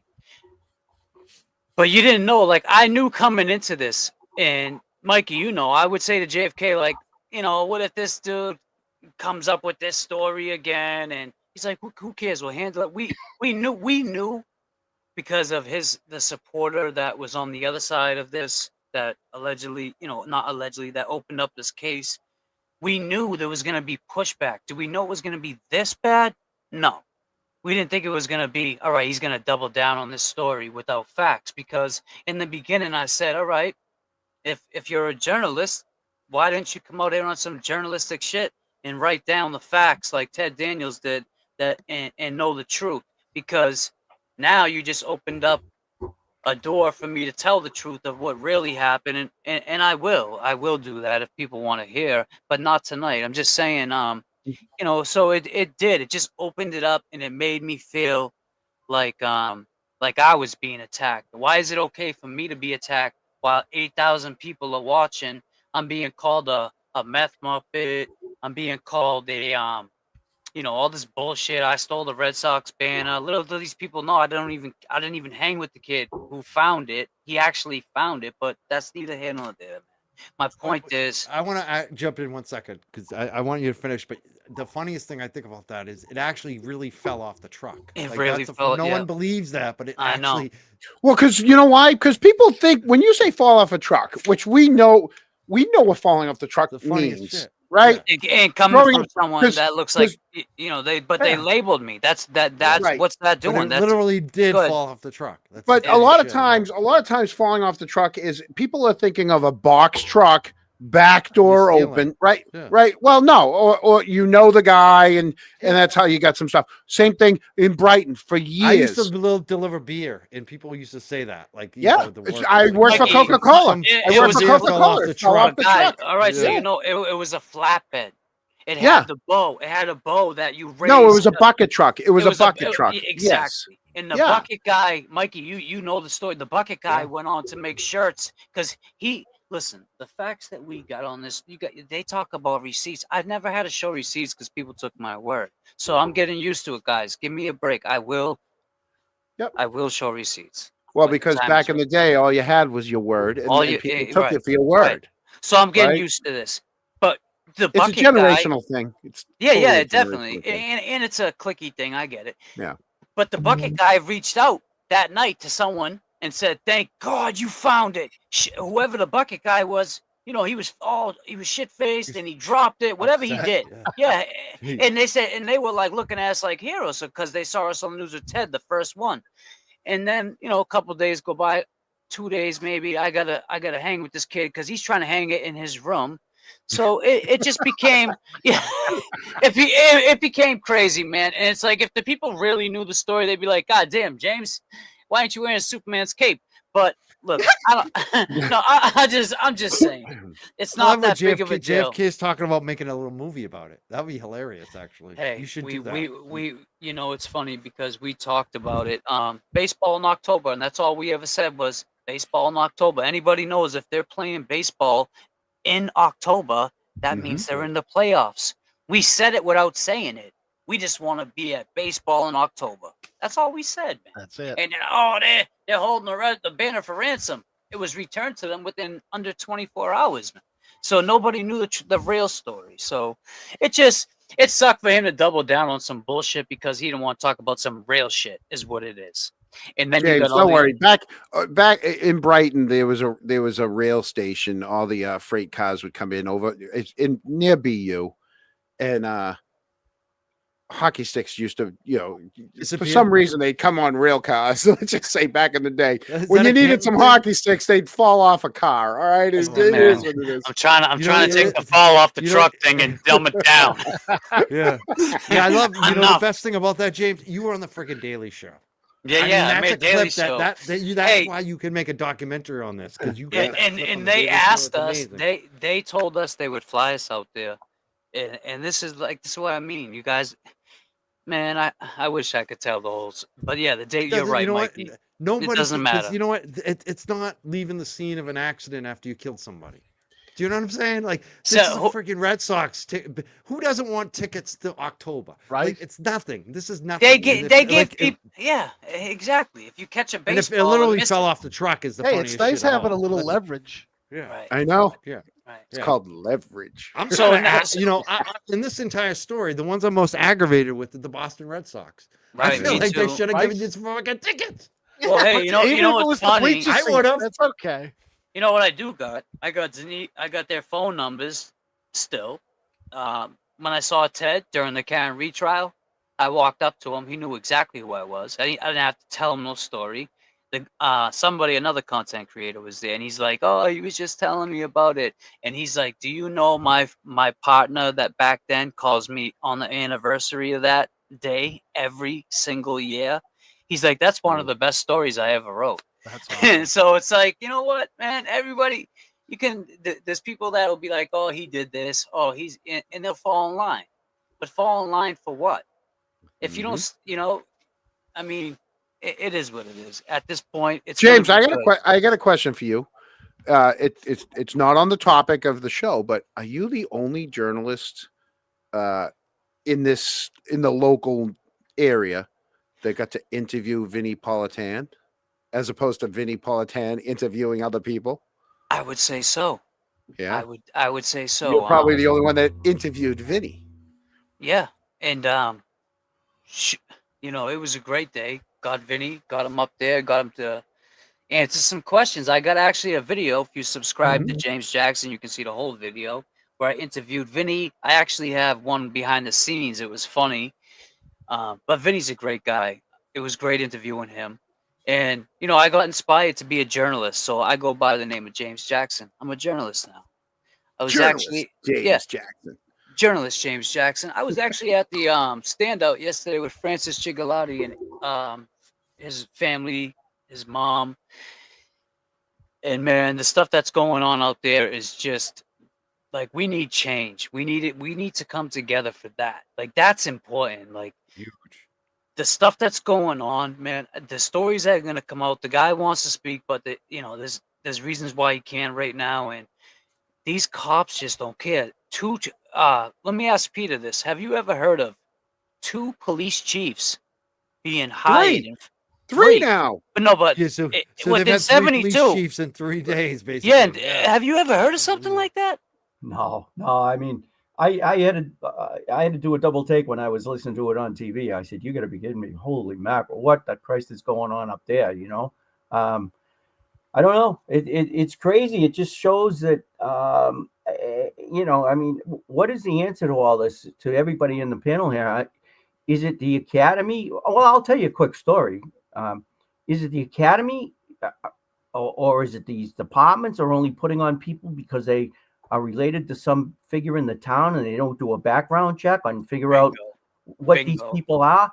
But I think there's some of that, Peter. But isn't there also the mental health support? Like, I grew up with some cops, and they always tell me the worst places to show up to, the worst domestic situations are like the car accidents, like, Car accidents. and then Yep. you become numb. And I look at this whole thing in Haverhill with Giga, mental health. They didn't respond to mental health incident right. Then you got the police officer who dies. It seems like it's all about mental health. Same thing in Haverhill. That's what brought the police chief down.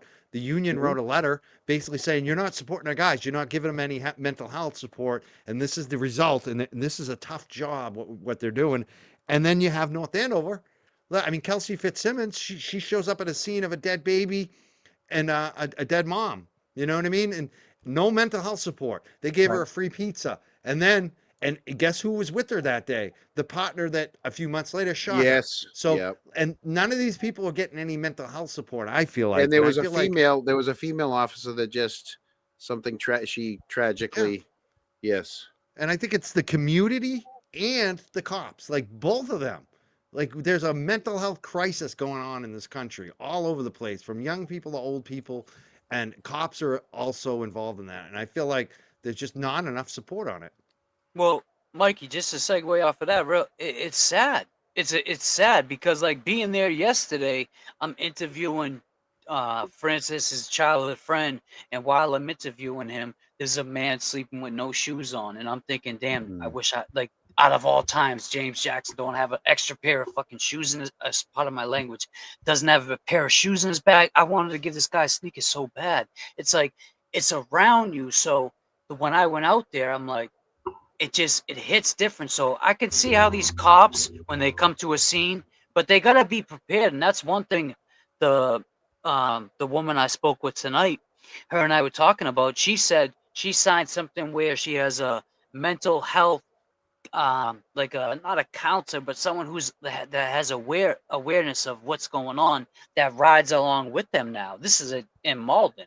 So this just started. They're doing that in Canton now. The new chief last week at town hall brought the woman with him who is a counselor that will ride. But once again, that's one counselor for four, because on average, at least in Canton, well, you have a north, south, east, and west. Yeah, but one's better than none. Absolutely. Yeah. And now I just named two, and that's why I'm saying it's like. I think the acknowledgement too, because I feel like so many times and I want Peter to speak on this because I think Peter knows the most about this, but I think it's the Chief Perkins. He's doing a great job, I feel like, because he's acknowledging it. I feel like the North Andover police chief, everything I know about him at this point, he's the opposite. He's the guy that treats people like they're wimps if they have mental health issues. And I think that's the mentality at some of these police departments, is that you get penalized if you have any mental health issues. You don't get promoted. You get made fun of. They put pranks on you. You lose shifts. You lose titles. You don't get promotions. You don't get raises. So I think that is a big issue in law enforcement, that they're not even addressing it. So I say Chief Perkins, even one person being there, you're headed in the right direction. I believe that. And I think Chief Noble, Mass State Police, is recognizing this too. I don't think he's doing enough, but I think at least he's recognized it. I want to hear what Peter has to say about that, because I feel like it's such a big issue now, mental health, in the public and in the police themselves. No, it's a huge issue. And to what you've just addressed, Mike, and to speak to that is that I reached out to Chief Perkins. I gave him 2 weeks, 3 weeks to come into the job and kind of get his feet on the ground. And I reached out to him, and I can tell you right now, I worked for 4 chiefs over my career, actually 5, including the Westwood Police Chief, who was a retired statey. And I can tell you I have nothing but positive things to say about Chief Perkins. His dialogue back to me, his attitude, the fact he's brought in a mental health woman named Emily, brought her down, introduced her to the town hall and the select board and the town the other night. I met her. I spoke to her for probably 15 minutes out in front of the town hall before we went upstairs. He deserves a hell of a lot of credit. And he's gotten a lot of pushback from some of the real knuckleheads that are still on board in that police department, the people that have been there over 20 years. But he realizes he's got the town has a good collection of young boots on the ground and officers that, want to do the right thing and resent the fact that they're being labeled by the the public as being part of the problem, and they're not part of the problem. And I think he's done a hell of a job. But the mental health, not only among the officers, but being able to go to a scene. And if you got somebody, if you guys are familiar with the Jen Root situation and just en route, he was shot 15 times in front of Brigham and Women's Hospital, shot, and then he incurred another 31 rounds down in Chestnut Hill. Crazy. Overkill, man. That's an overshoot. Like, yeah. And like when I was in Haverhill yesterday, there was a kid there showing me something on his phone, and I'm like, wow. He was 2 feet away from someone. There was a shooting in Haverhill a couple of days ago, last week or something. Some kid got shot twice in the head. He was right there. He was literally right there before they put the white sheet on. And I'm like, wow. So it's not just the police. It's everybody out there is dealing with these mental health issues. Right. And I don't think these cops are I don't think they're trained enough yet in that. They're not mental health counselors. They're policemen. They're there to protect, sir. But I think what this woman is starting, you said there was one, now we got 2 in Malden. They're starting to have someone drive along with them to say, look, this is a mental health issue. You don't need to tase this man. He's having a mental health issue. You don't need to shoot at him. But sometimes you need the cops there because you will have a mental health issue where someone's running at you with a knife and maybe you will have to tase them. You don't have to shoot them. You have to kill them. So it just. I think unfortunately some of the cops, you shut down emotionally, you shut down your emotions, and I think that's part of the issue here is that they stop looking at people as humans, because it's hard to. I don't think I could do it. I don't think I could show up to these scenes and see a 15-year-old kid gone in a car accident, or like what Kelsey Fitzsimmons showed up to at that house with the mom and the baby. That would bother me. That would and I think a lot of cops deal with that by just. Here's what I can comment. Inside. Comment to everybody is I went through the and James, you can relate to this. I went through the MDC Police Academy in 1982. You weren't even born yet. I was born in 81. Oh, there you go. You ruined my speech. Okay. So in 82, I went over to in October. I went to the MDC Academy in Medford. You know where that Medford? You know where that was? I know where Medford. Yeah. Route 16. Thanksgiving Day. We played two stories out of that academy. One was we had several guys from Revere.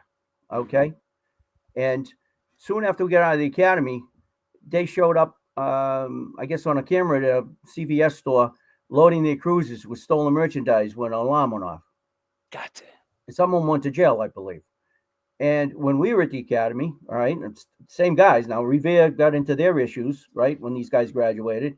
And there was another police department that got seriously problematic. I believe at the time it was the Tewksbury had their own academy up there. James, you might be more familiar with it because of the Tewksbury. Tewksbury. Yep. So they came down to our academy for a day or two to listen to I believe a guest lecturer that we had in there. I think his name was Lieutenant Murphy, my last name, from Malden PD, or Captain Murphy, and he was teaching criminal law and procedure. Make a long story short, the canteen truck came in, and a couple of days later, the canteen guy apparently told the DI at our academy that he was pilfered it or had a lot of missing inventory based on the 2 days that he was at our academy.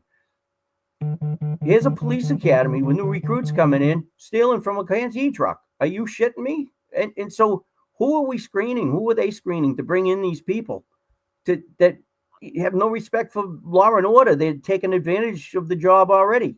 And John knows somebody who, and Eric, and Boozy might know the story too, who showed up at a bar looking for a free case of beer and was irate that he couldn't get it. I mean, you got to be kidding me.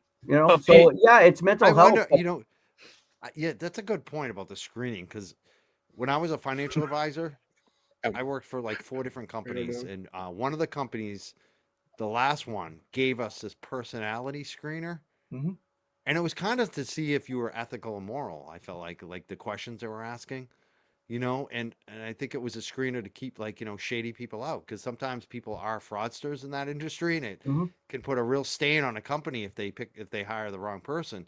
I wonder. Well, they do look do into your anything? financials. I'll tell you, Yeah, the they police do. do look into your financials. And They as a they look financial in. advisor, they look Yep. into your financials Yep. too. But I wonder, is there any personality screening that they do? Do you know that, Peter? Did they ever ask you any questions about ethics or morals when they're hiring, or they just base it on other things? I just wonder about that. No, but real Well, quick, they let Peter Peter, in. I want to ask Peter. Peter. Peter, it's Okay, a I'm question sorry. of Peter. I want to get Peter to answer that one. Back in my day, and that was quite a while ago. That was 44 years ago, 1982. I went through the academy. They had psychological profiling, and they asked you a litany of questions, and some of them addressed ethics. And you had to look at, what was it, Rorschach's ink blot test? You had to look at a picture of something in a drawing, and you had to tell them what it looked like. Some people might have said it looked like a crow. Some people might have said it looked like a 357 Magnum. I don't know, maybe. And they compiled all this with an algorithm, and they decided that you were batshit crazy and you shouldn't get on the job, or at least it headed that direction. I don't know what they use now. They use panels, they use real people, and I don't know if they actually have a skilled program that people can plug into and they can find out what their ethical background is. We had to go to Babson, on a quick note, we had to go to Babson when we were all supervisors and take a management course. And then you had to give a 15-minute speech towards the end of the class, which was, I don't know, 2 months, I think we're up there. And the point of my story is my speech was ethics. And I got some dirty looks from people because I said, we should all be acknowledging the fact that we are here to protect and serve, not what's in it for me. And there's the dividing line right there. You don't take a police job because you're going to be given a badge and a gun and what you can get out of it. You take it so you can serve and protect and help people, my opinion. And I got looks from the audience like, ooh, this guy's off the rails. What's he talking about? I mean, that should. I mean, that's just not the way things should run. So, hey, real quickly, I want to show you guys this, and I want to get your reactions. And this, once again, stems to the thin blue line. All right, it's just a couple minutes long. It's 2 clips, and obviously, let me play it, and you guys, I want to hear. And after I play it, I'm gonna just let you 3 down. James Jackson, Peter, and Mike. I want to hear what your reactions to this is. Let me play this real quick. Ms. McLaughlin, who's Caitlin Albert? I went to high school with somebody named Caitlin Albert. Somebody named Caitlin Albert. I went to high school with somebody named Caitlin Albert. So do you know Caitlin Albert? I do. You're friends with Caitlin Albert? I would say more acquaintances, not close friends. How do you describe an acquaintance? You recognize those dozen people? I do. Did you go on a day trip with those dozen people? Yeah, possibly. When? I don't know. Where? I'm sorry. I don't know. I don't remember. How many times have you gone on day trips with those dozen people? I don't know. As I said before, I would consider myself more of an acquaintance. We have mutual friends. I wouldn't consider her a close friend, but yeah, I mean, that would be my answer. And Katie McLaughlin is in that photo, correct? Yes, along with a bunch of other friends. Of course, there are other friends, but Miss Gianetti, please no more, of course. Of course, Your Honor. With regard, There was chairs and computers. Monitors? Yes. Does the dispatch area also have monitors of internal security camera footage? I know there was camera screens, but I don't know if they were on TVs or computers or where in dispatch they were. I don't recollect where they were or how they would be accessed. They were in the room somewhere. I can't be more specific. I don't remember. But you do recall seeing that there were monitors that were showing different views of internal security camera footage of Canton PD, correct? The specifics, no. Were there? Yes. I don't know what you mean by specifics. I'm asking you, were there monitors that you could look at that showed security camera footage from inside Canton PD, different areas, hallways, corridors, offices, the Sally Port, for instance? So, 2.5 years since I've... You keep saying 2.5 years later. So let her finish her answer and then ask a question. Sure. It's been years since I've been in that room. They were somewhere in the room. Where cameras were in the Canton Police Department, I don't recall. The media's provided me information since this case took place, and I can't speak on what's my recollection and what's been media provided. There are cameras. I don't know where on my memory where they are. Liar. Okay. Is that fear in the thin blue line? You guys go ahead. Tell me. Go ahead, James. Run with that. You can hear me? Yeah. Give me 1 second. All right. Well, we'll start with Mike then. Go ahead, Mike. Yeah, I mean, it's being difficult for no good reason. That's what it felt. You don't like, think that's fear? Can you hear me? What do I think it's what? Fear? Oh, are they in fear? I would say the last one, Veruca Salt there, Devers. She seems to fear for her. Can you hear me now? Yep, we can. I can't hear you. Oh, we can hear you. The part of Jimmy White's going to be James Jackson tonight. That's crazy. We hear you. So I think it was Devers. I would say there's some fear. I guess the first one, what's her name? The Katie fire, McLaughlin.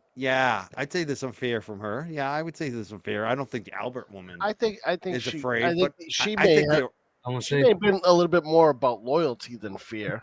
yeah. Whereas, I think they were all Devers, they I were think, all- is fear. Yeah, I think the big thing for them is they were just being way too difficult for no reason. Like, there's no reason to like. There you go. Now Mars I can between hear. an acquaintance and a friend. Like, what does that really mean? Who gives a shit? Like, she was just being ridiculous. Like, that's what it felt like to me. Is they were just being ridiculous. Even Dever, like the whole you play the security camera thing. It's like, why is she being so difficult about just answering a very simple question? So, just I don't know. Someone said Devers is not scared. I do. I think she was scared for her job. And look what happened. She lost her job. So she did have some justifiable fear, but I think she acted wrong because of that fear. Yeah, I think there was some fear from her in terms of losing her job. Do you think, Mike, if she had stuck to the story she told the feds, that she'd still have her job? Yes, that's the funniest thing. Sometimes fear makes us make the wrong decision. Yeah, because of but do you fear. think that And I think everybody if on her she hadn't been job? Listen, I think ahead. if she hadn't been so fearful, she would have kept her job. And yeah, Boston police, come on. If she told the truth, no. I'm not agreeing. I think I agree with Mike. I think that John, she'd probably let me still be finish. there. Look, I feel like she would have kept her job because number one, they want the good. Like, you could say, oh, these cops are all gonna turn on her and shit, but she's at Boston. She ain't in Canton anymore. It'd be different if she still worked for Canton Police. She That may would be not get different. all the overtime and all the perks to the job. But you also have to but think she the kept chief the job. in them in Boston, especially, they are media and press savvy. This is the center of Massachusetts. This is where all the this is where the Boston Globe is, the Herald, Boston 25 has an office there. The State House is there. They're more press savvy and they're more concerned about the neighborhoods too, like in terms of good, publicity. It's more diverse. It's not like Canton. It's not just all townies that run the town. So I think in Boston, I think she would have been fine. I really do. I think if there were issues, they would have reassigned her to a place, maybe public integrity, maybe what do we call that? Internal affairs, investigating the bad cops. Yep. There would have been a place for her. I really feel like that because they want to look good, the Boston police. And she doesn't make them look good. That's why she's out of there. So Then she's out. I think the fear made her do the wrong thing. And I feel like she would have actually broken through, especially being a woman, especially being a whistleblower there. I think she would have been all right. Maybe not as a patrolman. Her testimony cost her career. Yep. Yeah. And the Boozy, you're the youngest one on the panel. Could you ever look at a picture of you at the beach? Like, my thing was always, women know what bikinis they wore. They know around, like, you know what swimwear you have. You know what shoes you have. You know, like, women know their clothes, right? And if you looked at a picture of you in a certain bikini at a certain beach, you're going to remember where you were, correct? But not only that, you're going to remember probably something about the date. Like, you can look at your hair, what your nails were, like what, even like Yes. if you were tan, like how your skin complexion was. Like, it's very obvious. Yeah. The time frame, like, And something funny that happened. Oh, remember when Bruce fell into the like, peg? yeah, but like think about it. Like, think about it. Like, you are like young kids going to this beach or to this house or whatever. You're obviously going to remember it. Like, I did that to like a winter ski trip type of thing. Like, I remember that like till this day with no parents around. So obviously, Okay. So now when you watch her testimony, do you think that was fear? Or do you think that was can it be a combination of both? of complicit and of loyalty? Is that what you're thinking? Well, I mean, there's no fault in the fact of thinking that Dever and McLaughlin are highly connected to the McAlberts. So, like, there's that connection there, and they can't deny it anymore because this goes well above some random school trip. Like, they all grew up together. The parents did, and so didn't the kids. They're very well connected. True, but the only one we know that said something different to the feds than they said it in testimony was Dever. Right. Because, but did they even talk to McLaughlin? Don't know. Right. Know. But the thing is, too, with Deva, I think, and Peter, you may know this, I think after she made her first statement, the cops tortured her. Like, when she would come to work and go to her locker, it was all whispers in there about her. Yep. You know, it was probably so uncomfortable for her being there that they say, all right, we'll put her in Boston. But little did they know that Deva's tentacles were going to reach out there, and then she would get a private meeting with the what was it, the commissioner? Yeah, the police commissioner. Yeah, exactly.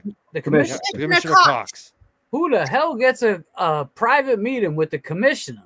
There's somebody that needs to be told to make sure she does the right thing. Exactly. That's right. Yeah, but then he Don't went embarrass on them. record. That's He what went that was on about. record. So the fear of God was in her.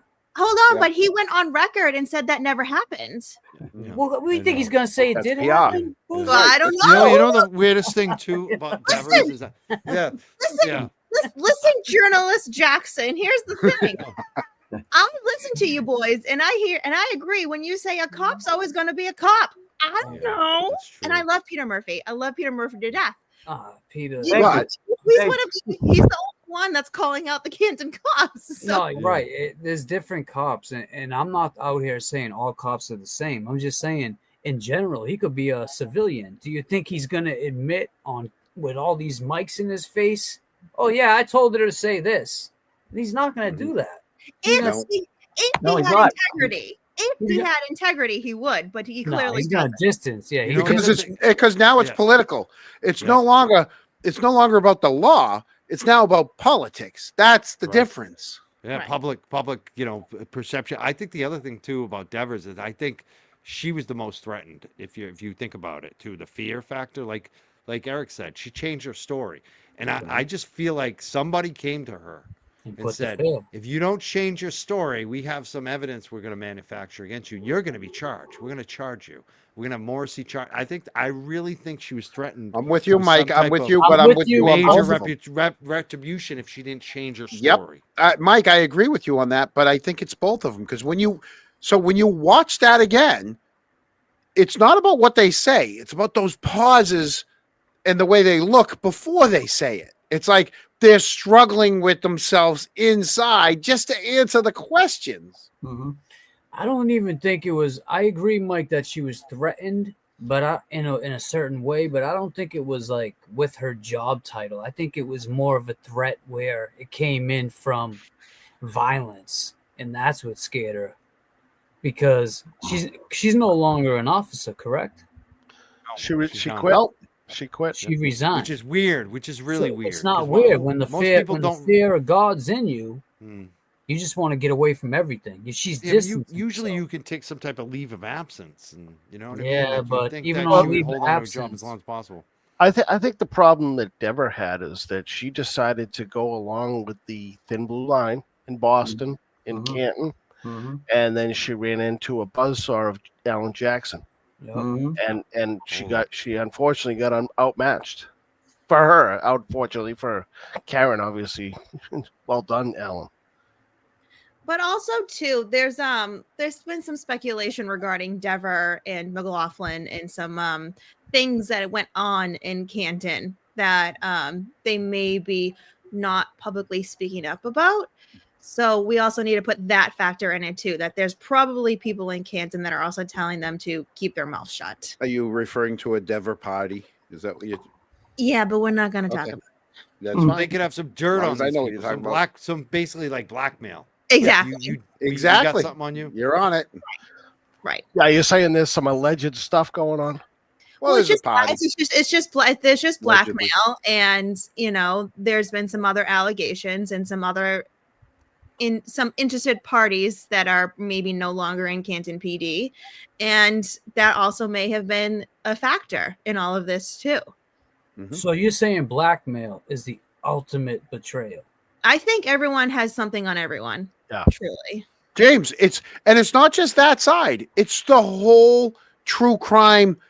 It doesn't matter what topic you're talking about. Once again, it goes to the story of what's your price, what is the price you pay for speaking up. And as soon as you do speak up, people start coming into your DMs and people start coming, they post online and they want to shut you up. All right. We're watching that on the stand. People want to shut them up. They want to shut us up. They're they're cops. There's ATF agents. There's whatever they are. They're professionals. Everybody's got a price. Everybody's got a price. To show Everybody's good. That's like Ted DiBiase said when he was coming down the ring. Money. Well, it just goes to show you that the dirt that's involved in all of this chaos is thick.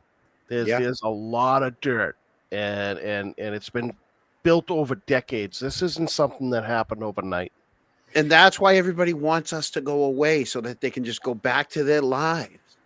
Just we don't want to see it. It's so dirty. We don't want to see it. I just want to go to work, and I just want my kids to go to school and everybody like my kids, because God forbid I speak out. Now they're not going to like my kids, and my kids are going to have a horrible time in school. But it's back to what Peter said. When did it start? Why did it start? He said back when he first started. It's right? been around forever, just at a lower level. level. So I just wanted to touch on this real quick because Peter spoke on that. Peter, you said back then about these guys taking stuff off a truck. Back then, you had a lot of organized crime. You had that more than you have the stuff we're dealing with now. There's not so much organized crime in the news as much as there was back when you were an officer or coming up as an officer. So I think it stems off of officers now that are still in that generation where they kind of want to be a Don Corleone, or they want to be Denzel. I compare it to Training Day. Denzel Washington. Training Day, absolutely. The gangster side was fighting with his other side, so it's like he didn't know what he wanted to be, a cop or a gangster. So I think back then there was a lot of that, and now you have these kids that watch social media, so they watch like, oh, this is being said about me, and it's just a different time. It's not like it was back then. No, totally they're not true. taking down trucks. So let me stop for a You know, minute. I gotta say, I want to address this. I want to make one point, Mike, The 70s and because this is 80s. about you, Mike. I want to address this. I want to make one you. point because I'll forget this. I just want Go to ahead. jump on James saying you can bring it right back. 70s Yep. and 80s. I have a lot of friends that used to work in the rock scene, in the bar club, in the clubs and the bars, and a lot of times the Boston police would come in after last call, or whatever they wanted, take the money out of the register. There was an organized crime ring in Boston that actually did that to a lot of the clubs. And then some of the clubs got taken over by, guess who? The mafia. So it was like either the police ran you or Winter Hill gang ran you. I mean, that's the shit that was going on. And one club owner ended up, so this stuff actually went on. And so people hear those stories too. So there's definitely like a element of that. That's going Mike, on. off the air, I will agree with you 1,000,000%. I know a on that. rock musician who's dead now. I'll say it. He used to go buy cocaine from the police evidence room in Boston, And then there was a scandal about it later on. After he told me he would never go on the record about it, he ended up dying, so I can talk about it now. But he had a cocaine habit, used to buy it from the cops at their evidence locker room. Mm-hmm. And later on, there was a scandal about all the missing police, all the drugs missing in that evidence room. And guess what? It was covered up. People got reassigned. Yep. No one got fired. I mean, this is Boston. This is the I was area. shaken down before, and I'll tell you off air exactly how they did it. But it's always around cash or drugs, right?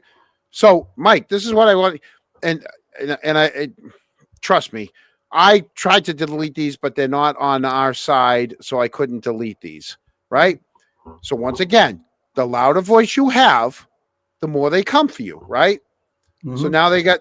So it's this she knows. She knows has AIDS. Is that what that means? Because usually it's projection. I exactly, and then right. So I go to try to delete it, but it's on. So they're also closeted. It's on your end, not mine, and I can't. Right, so I couldn't delete it. My mods, my mods will get rid of it. They're good. Right, but here's the thing. Once again, so for the longest time, and Eric and Boozy will attest to this.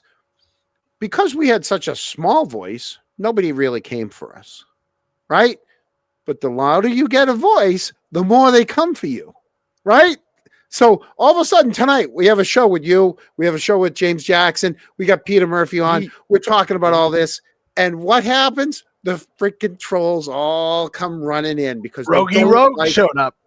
Yeah, they don't like the topic. I got to thank my mod, Sherry D and Jeno. Jeno just hit him. Sorry, Shinos. Now you got AIDS. Now no one can hear you. No one can watch you. Sorry, Shinos. But you know what it is? How much of an insult is that too? Like anyone that has really? AIDS out there or whatever, like it's not an insult. You know, but they're hiding behind their computer. They would never say it to our faces. And all these people, same thing with me. They want to type behind the computer time and time again. I let them know when I'm in town all the time. Ahead of time. I'm like, hey, I'm going to be in town. Not one of them has ever approached me.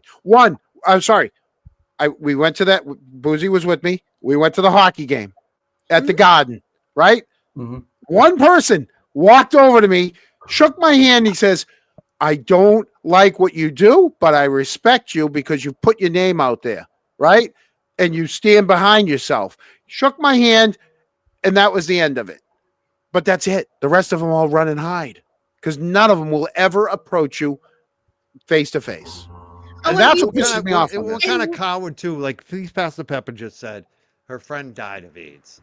Like that's just it's gross. It's gross to people who actually do have AIDS and people who lost people AIDS. It's like you have a problem with me. Don't like go after other people about it. Like you're whoever you are, you're like not good at this. You suck. You're a shitty person. And if you actually want to come at me, come at me. Don't like they won't though, but they won't. Do it better than that. You be a little bit more creative than that. And that's what I'm like, oh really? That's gonna make us hit end stream and run away? Really? Sorry, my dog. Really I'm so into their head that they have to come up with a fake account, and it's like. Oh yeah, the fake accounts. Yeah, that's gonna stop. I mean, it is what it is, and that's what I was. Another thing I was saying with this woman tonight, this Ward 1 counselor, the people like the fake accounts. I was segueing off of that. There's people that will hide behind accounts, and that's the thing. You can't confront them because you don't know who the hell they are.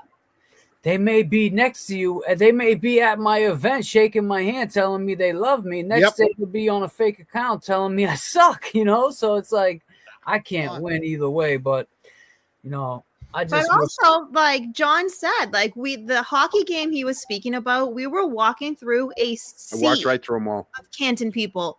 Like we're talking everyone from the ages like 80 and then down to the high schoolers. And of course it was the high schoolers that did the most to us. They were like, yeah. Because God forbid we talk about things. But then too, like there's also people that will, boast with their chests and they'll just be like, yeah, well, if I ever see you, I'll say something. Well, no, they don't. How many people have we seen and they haven't said anything? So it's like, I had one classmate that I graduated with. But hold Sorry, on, but these sorry. are people coming from like their full names on their full accounts, and it's the real humans. It's like people that you guys know that will walk by us, all of us, and not say anything. So at the same time, it's like, is it really worth even discussing? Because they hate belong to themselves. it, They right? hate themselves. It's always but, projection. all right, but that's you know? them, right? We know about that about them. But the Yeah. people that condone it, Yeah. I mean, I won't. Well, that's the condone other thing. Like you're about to say, James. There's people that see this and then they believe it because well, everybody keeps saying this. They're saying this. Well, it must be true because they're lemmings. They only believe what they see in texts. Mm-hmm. And half of them ain't even from around here. That's the other thing.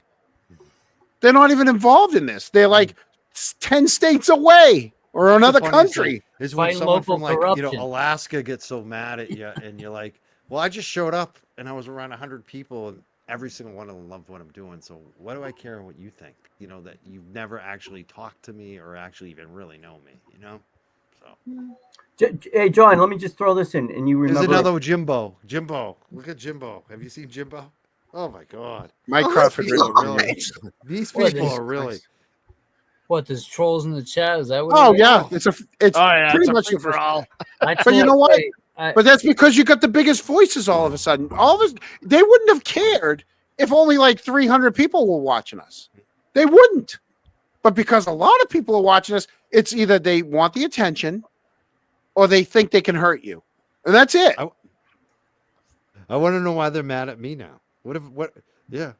I don't Money know. making Mike, we're Mike, good. Money making Mike. We're always mad at you. Mike. You fence sitter, Mike. You know, I didn't mad at you. You're money. I'm probably making. mad because he won't friggin' do the jerk towels on merch. Hey, let me just John, throw I this in. thought you already had a jerk towel. You don't have it yet? No. I'm reading some. Well, of I these have my names. own. It's funny I as got my heck. own. Let me Oh boy. let me jump in. Hello. Go ahead, Peter. Go ahead. Yeah. Gentlemen speaking. All Everybody. right. So I guess you guys threw some questions out about the thin blue line. I've been watching the chat. People wanted me to say what comment on the thin blue line.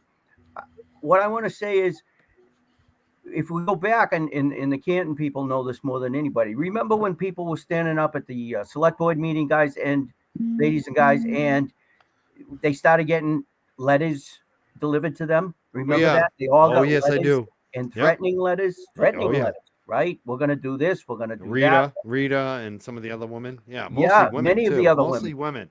Well, most of them were terrified. It mentioned their family members. It mentioned their kids. And they shut down. So you guys were talking about it a minute ago. Was it the short clip that you put up, John? Was it fear that shut these people up and made Devers have a change of memory or a lapse of memory? I'm going to tell you, I think a big part of it is fear. And I'm going to say that I think from sometime after 12:30, when an incident happened at 34 Fairview, in my opinion, nobody left until 1:30. Am I right? Well, what does that tell you? I think there was everybody sit down. What happened tonight stays here. No, and it doesn't you're get- close. Nobody leaves this effing kitchen till we get our story straight. Well, that's true. allegedly. Allegedly. That's the same thing. That's the words. Same part Wait, of the no, story. hold on. No, you got the timeline all fucked up, John, because that wasn't until 7 a.m. that conversation. Oh no. No, Nobody no, leaves yes. this. No. Yes. Nobody leaves this effing kitchen till we get our story straight. Was the night was in the middle of the night. Because they all came back at 7 a.m. Yeah. Well, wasn't there a call that went out from somebody of the younger generation who was celebrating a birthday party? It called somebody and said, "My God, you're not going to believe what happened. It was the most horrific thing. I can't talk anymore." Close. Allegedly. Snapchat. Huge fight at the Alberts tonight. Yeah. Yep. And Allegedly. wasn't there also a report that there was a conversation at either a lunch table or a study hall some 2 or 3 days after the incident by one of the family members that said, "You wouldn't believe what happened at my house. So-and-so did this and so-and-so did that." Do you remember that story? I know, because they came to a standout. Yeah. But here we are. Here we are. Some This things is about that. Yes. this is what people should still be talking about True. over and over and over, not the drama. And here I'm happy that remember we're the bleach I'm happy too? that we're Remember- still stuck on Remember this the stuff. bleach was thrown on people's lawns? Yeah. Yep. Yeah. There's been a lot of incidents like that. You're so right, Peter. And it did work on some people. It did. Like some of the average Canton citizens, There was a especially the lot. women with families that live there, some of them did shut down, and we know who they are. And Yep. no shade on them, because They I love disappeared. them. I mean, they were afraid, and the average person isn't gonna No, especially know how if to they handle have, that. if they have more skin in the game than just themselves. You know, adults will stand up for some stuff, but if they have young children or family members that own a business in town, it's over. They're not going to chirp, and they're going to shut down. No. And they were, fear is a huge factor in that community right now. Maybe some people don't want to admit it, but it is. It's real. That's why a lot of them still support us. Like they're silently watching. A lot of times, the people that have been put in fear, they might not be posting the comments. They might not be sending super chat. But they're in your notes or DMs, Mike. They're or they're watching. at least in and mine. sending They're in my DMs. That's what I'm saying. I And got they're a silently message. supporting, and they're Yep. silently encouraging us, and they're saying, "Keep I've never going." every time I think I want to shut it down, I swear to God, out of the blue comes someone out of nowhere that's like gives me this big long paragraph, like say thank you for doing what you're doing, thank you for X, Y, on and on and on, and they tell me exactly, and I know who these people are, and it breaks my heart because I'm like, you know what? I'm not stopping now. I'm not stopping. I don't care. Like every time I think, I'm like, all right, I'm gonna take a break. You know, like I'm gonna go back to mowing my lawn. I'm gonna go back to. That's why I ask you, what's the price you pay? You're giving up your own social stuff. You're giving up your own stuff around the house, around your yard. You come home from work and you're right on the computer. You're writing your scripts. You're calling people. You're trying to get guests. Like they don't That's the understand. thing We that don't just turn this on at 7 I'm so o'clock. glad you brought that up, because that's another part that people don't see. They think this is so Behind easy. the scenes. It eats you up. It eats you up. You're like, I had to say this. I think I said on my show the other night. Like I've been having issues with my girlfriend because I haven't been paying enough. You know, I'm so caught up in this shit. You know, it just takes I'm over your life. I'm waking my mother tomorrow, right? And they all want to. You know what? Sometimes I want to do this because I don't want to feel the hurt of a family member. Because sometimes you don't want to deal with it the whole day, right? You want to escape from it for a little bit, and you want to, and you don't want them. You don't want to let them know that. Well, they didn't get to me, but you know what I mean. You don't want them to think they're winning. Like, oh, we showed him he's a horrible son, and his mother hated him. Listen, my mother called me multiple times a week at my job because she was a free Karen Reed person.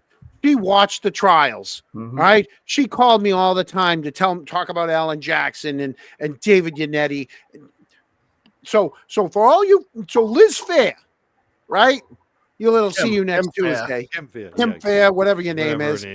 Whatever your name is, because you don't even live from around here. Okay. My mother was a free Karen Reed person. My employer, for those people like Chris Albert, who knows my employer. Okay, that billboard, my employer owns that parking lot that billboard is on, that they had no problem leaving that up for months. Months they had no problem leaving that up. So don't say, I don't know why he hasn't fired you yet. Okay? Because they're free Karen Reed people. They're out there. They just don't come on the internet. The majority. Well, here's a question for everybody. Majority. Here's a question for everybody too.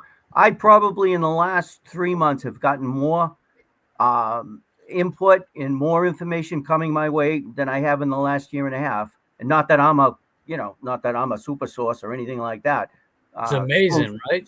Sleuth or anything. But what I want to say is 90% of the people that have come to me are retired police officers. And they're on a golf course or they're at a retirement party. And there isn't one of them that has told me that Karen Reed was guilty. They all said she was innocent. And my question to them is, well, where were you? Why didn't you guys come to 34 Fairview You know, one of your officers fallen on, you know, shows up on a lawn dead, and we never hear from you guys. I mean, what the hell is going on? And that goes back to the blue line question. Is it fear amongst the rank and file of these officers that they're going to end up on midnights counting parking tickets in the basement? What the hell? You know what I mean? It's just it's fear. incredible. Peter, can I ask you a question? You can ask me anything. So, if that night, if Jen McCabe had said, "There's a falling officer down," do you think that all surrounding cities would have been there? If she had said, "John O'Keefe, police officers down," or however she said her friend, then she said the man. She never mentioned his name. She never mentioned he was a police officer. Now, where I'm from, I know if they say a police officer is down, you're going to get, if scanners, that people on their scanners might hear it, you're going to get all surrounding cities. You may have, undercovers in the area. Somebody's going to show up. I think that was done by design to not say he was an officer. Imagine if she had and the same result happened. Because well, that's the thing. I don't know if that's why I'm asking Peter. He knows this. If have you ever heard that call go out that an officer is down? Calling all cars. Is that not the next move? Everybody goes. Everybody shows up. Full response. You know. Thank you. Off duty, on duty, whatever. Everybody goes, and that's it. But Peter, what if they had a 4-hour head start and a plan? They're still going to show up, man. Eric, they're still going to show up. Well, I agree with what Eric just said. In my opinion, and if the feds are going to come in, and I still believe they are, you're going to hear a lot of change in the testimony that we witnessed for the last 2 trials. And by that, I mean, in my opinion, somebody's phone calls went out sometime after 1:15. Absolutely. And it permeated through, some recipients, Canton Police, who's ever on the desk, Sean Good, whoever. And there was a lot more to that story than the call at 6:04. There's a man laying on a lawn. Let me tell you, in my opinion, that's an opinion. No receipts, but I'll be shocked if the feds don't have, like Eric just said, 4 to 6 hours of back phone calls and backstory. They had time to plan. That's right. That's right. Yeah. And just to speak to that too, Eric, and you know very well, if in fact that story about a broadcast on the DPW radio, which I believe we've had pluses and minuses on if that happened, may not have been the DPW radio. It might have been on that third party company's radio. It was correct. Correct. Right. Yeah. And for those who don't know, and maybe James doesn't know this story, allegedly, James, a call went out about 0400 hours on some sort of a radio transmission. Report of a pedestrian struck by a plow on Fairview Road, and nothing more was said. No fire department sent, nothing. Dead silence, radio silence. And somebody told that story, and again, without receipts because of fear, I wouldn't be surprised that we hear about that story again. Wow. That, James, one of our early shows, we had somebody I went to college with who was at a party. And one of the plow drivers just happened to overhear them talking about Karen Reed conversations. Plow driver for the private company. Plow driver for the private. We know the private DPW company. radios. No. Okay. Yeah. And this guy made sure that these people didn't know who he was. Mm-hmm. Because he needed to vent. He needed to tell somebody the story, but he had to get it off his chest. He had to get it off his chest. Absolutely. Yeah. But he was looking for somebody that had no idea who he was because he wasn't willing to introduce himself. But once he realized they were interested in the Karen Reed story, he spilled his guts on how he heard the transmission at let's say 2:00 in the morning, roughly, that pedestrian hit by a plow on Fairview. Yep. And then at 5:30, when all that team of that company's employees gathered together, they have GPS on all the trucks. And the dispatcher, one of the owners, I assume, allegedly said, guys, I know you're concerned about that pedestrian hit on Fairview. You guys were nowhere near there, and if you value your jobs and your families, exactly, you never heard it. You never heard it. You never mention it again. And that's that scare tactic I was talking about back in the day, where these guys either wanted to be Denzel from Training Day or Don Corleone. They think they gotta fall in line because they're following a street code. Are you following a street code or are you following a police code? Because you can't have your cake and eat it too. And that's what they're doing. You can't be a gangster and a cop at this. I mean, you can. Disclaimer, you can. I'm not knocking your hustle, but it's not going to age well.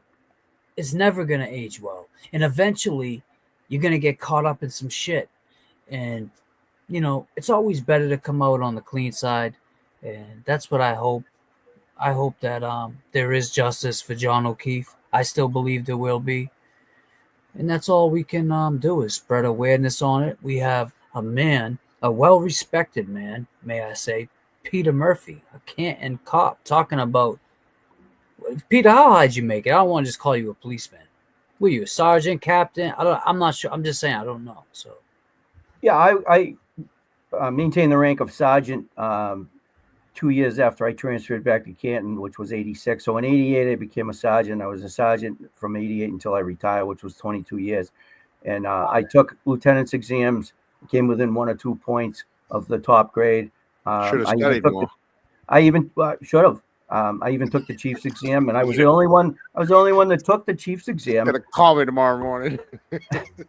I was the only one that took the chief's exam, and I passed it. And Berkowitz and Rafferty didn't take it, to my knowledge. But the politics in town. Word went out about a year before the chief retired and said, "Hey, I'm going to retire. You guys better start doing your politicking." And things happen for a reason. I really don't have any look back and say, I wish I made chief. Things happen for a reason, and it's a goddamn good reason. And let the record reflect. Peter, I saw that chief yesterday at Walgreens. Yeah, I bet you did.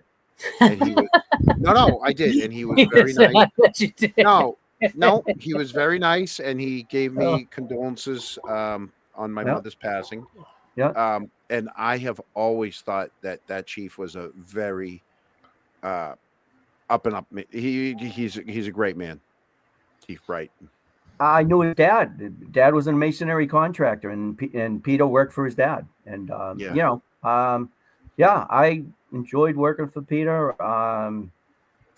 I don't know, I think politics got involved, and it was at the top, and I think Peter's hands were tied.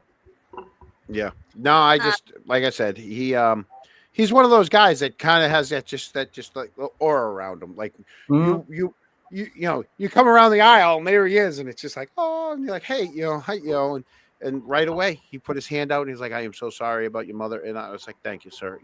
Another one I call sir. You know what I mean? It's like, you don't call him Peter. Pretty much anyone older than me, I don't call him by their first name. Call him sir.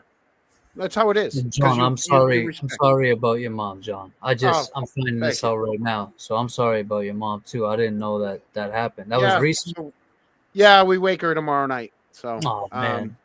The best thing is she didn't have a prolonged, I joked with people. I'm like, yeah, because 4 boys. She raised 4 boys, and it's not easy. But it was back in the 70s when my father did all the work, and for the most part, and until she worked up at Cole Harrington. But so she raised us, and back in the 70s and 80s, we were like feral children. You don't come in till the sun, till the lights come on, right?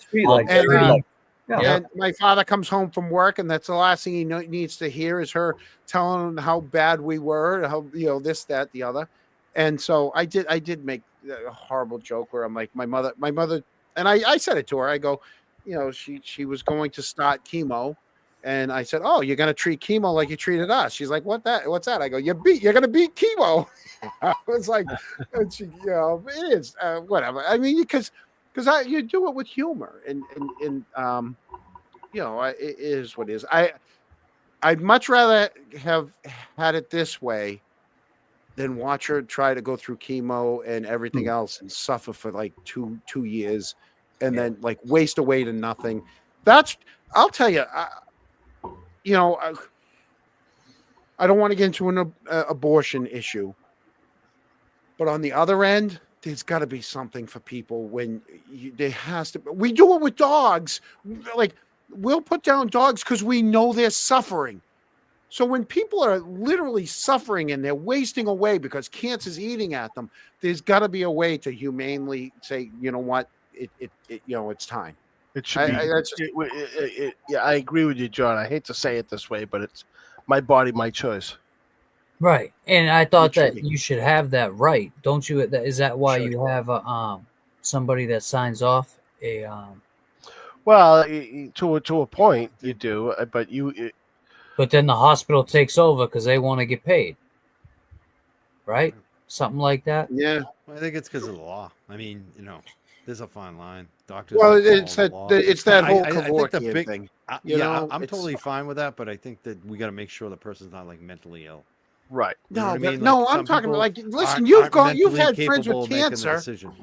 No, I get it. I get it. Like, I've watched my buddy for 2 years waste down to 90 with that stuff pounds. is the slippery slope. Like people get depressed and they just. It was a low and it passed. Oh wow. What was that? It did or didn't. It didn't pass. Oh. No. I mean, I missed that. You know what? At the end of the day, I swear to God, it comes down to money, because somebody, the treatments and just so you much. see the bills, so much. It's money at the end of the day when it should be about compassion, and it should, not that my mother. Trust me, this was quick, and I think it was a pulmonary embolism.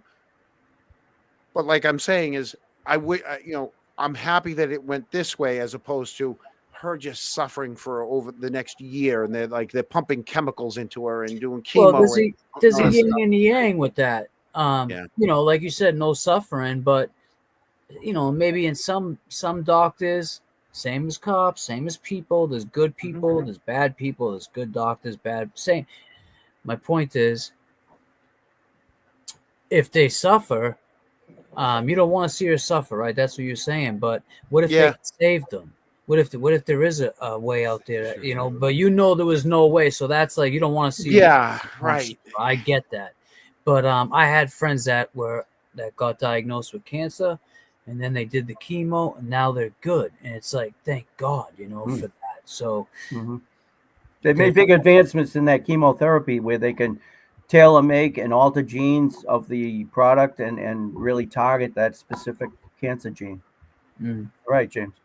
Hey, I don't want to make this about me, so no, man. I just wanted to send my condolences. I didn't know. I'm just hearing this tonight. Johnny, just let me jump back on one thing on the theme, please. I just want to mention this, and this is a good example of the price you pay, right? For speaking out or whatever. So the other day we were up at a stand out in front of the police station, and the chief came out and he spent an hour with us. This is interim chief Joseph Perkin. He spent an hour with us, and he talked to probably a dozen people about what's going on. And most of these people were victims of lawn burning, windows broken, drive-by brushbacks by a mirror on a Ford Raptor.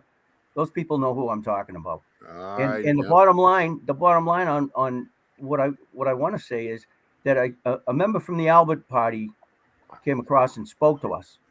And he told me that everybody inside that police station hates me. And I said, well, if they hate me, it must mean that I spoke out and that I'm doing my job and I'm not in fear. And with that, a cruiser came by and hit the horn, that air horn.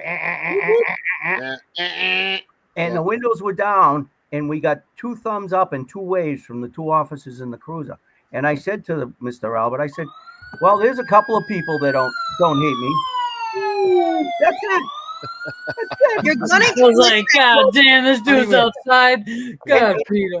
I swear, if you get my dogs going, you motherfucker. So here's the outcome of that conversation. The point I want to make. So they absolutely gave a high five and a thumbs up and supported that we had the signs out, Justice for John O'Keefe. And I want to tell you what happened. Mr. Albert turned to me and he goes, "Who were those people?" So you read the tea leaves? He wanted to know if I was going to say, oh, that was Officer Como and Di Girolamo, so he could go So he back could into go the system pressure. and turn and burn. That's the problem with fear, and that's why 17,000 voters in Canton haven't come forward. Yeah. Well, I love when people speak for everybody and say we all feel this way, we all feel that way, and then they don't. Not everybody feels the way when people say that they're representing the group. It just it's crazy talk. Hey, Mike, because we got to reel this in, and I'm going to ask you all this. Ready? So we'll start with Mike. What's your price? Everybody's got a I don't price. think I have a price. I don't think you can Good. bully me at this point. Good. There's some sick F is in the chat now, and he just has all these fake accounts calling me all kinds of stuff. Yep. That doesn't. But you're still bother going me. to keep That going, that right? actually. That's You all know right. what You that got does? good You know what that does for me? Fuels you. It fuels you. Gives me a little stiffy because the fact that you would sit there and come up with all these fake accounts, You're and Irish. AI, Prophet Irish. and all the BS. All it PG-13. does- PG-13. Yeah, and you're such a friggin' coward that you Yep. would never say it to my face. You have No. you're a little shriveled up. You know what? God Yep. damn. You're a coward. You hide behind your fake accounts, and I love it because all it does is tell everyone in the chat, Mike's so important that they have to come up with these fake accounts to attack him. Like, I don't know who. I mean, and that's the funniest thing. I don't even know why you're mad. How messed up is that? They're so Like, you're mad. attacking me. It's Why are they so mad, make bro? a point. Tell us Yeah. why you're mad at least, so we at least know, like, what your issue is. You little, like.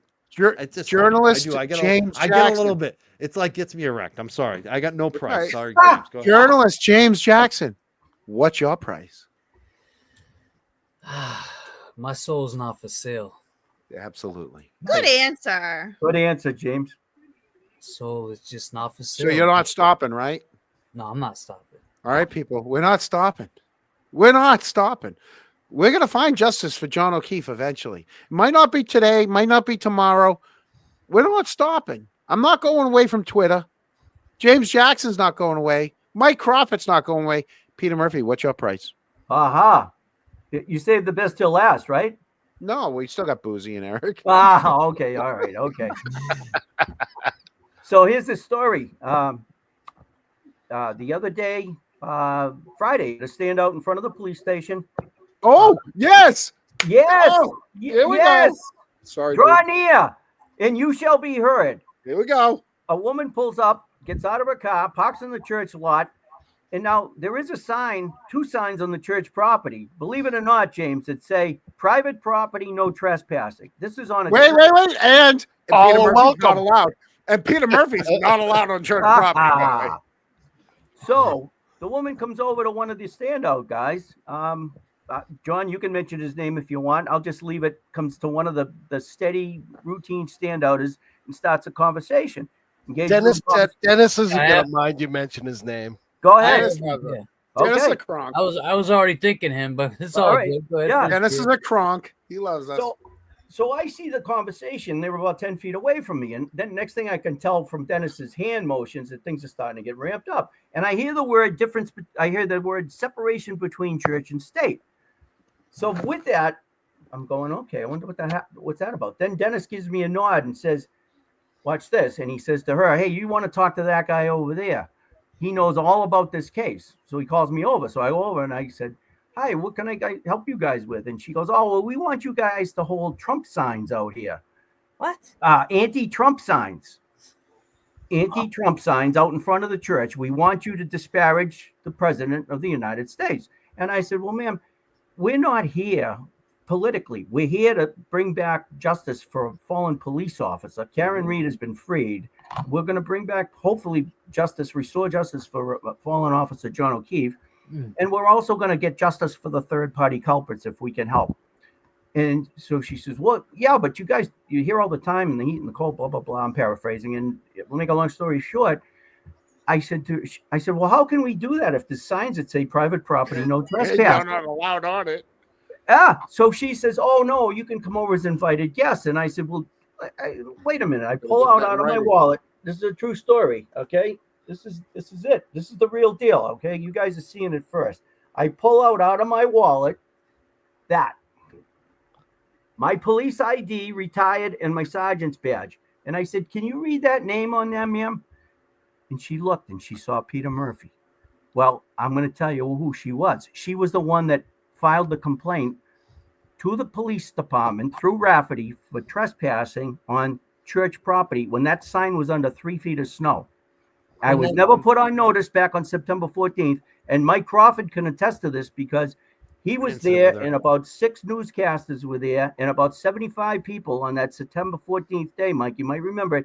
No police an incident with her. I had an incident with her too. See how God works, Peter? You see?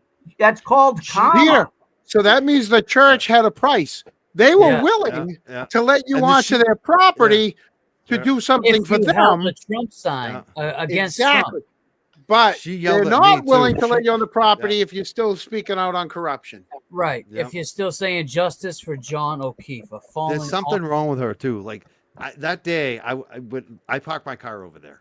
I was told I could park there. It was we public all were. parking. We I didn't know. So I'm pulled standing out there that talking to someone as we're leaving, and she comes over and starts screaming at us. Yeah. I was just like, you're okay, bye. Like, you know what I mean? I was just shocked. Like, I got in my car and I left. I didn't have any further words with her, but the aggressiveness from it. And I couldn't believe it was the Universal Unitarians because I know them. They're supposed to be the chill, cool, progressive the warm and fuzzy. All welcome. I agree. My politics agree with them, but I don't like the whole thing. I just Since don't. when just did don't like churches all the become stuff. political, It's Mike? embarrassing. It's embarrassing. No, long time ago. I mean, they're getting political now too. The churches are jumping in on this free can read movement. God, yeah, but then they get these poor boys in trouble. It's like let them park there. And they are supposed to be the most welcoming church. Like Universal Unitarians are supposed to welcome everybody. They're supposed to be kind of. Peter should have got that in writing. Like you put it in writing, I can come on your property. Right. All right. But I was turned off by that day when she yelled at me. I was like, me? And an adjunct to that story was the police report goes back to September 14th, which was that big rally, Mike. You remember that. We were there. We all spoke.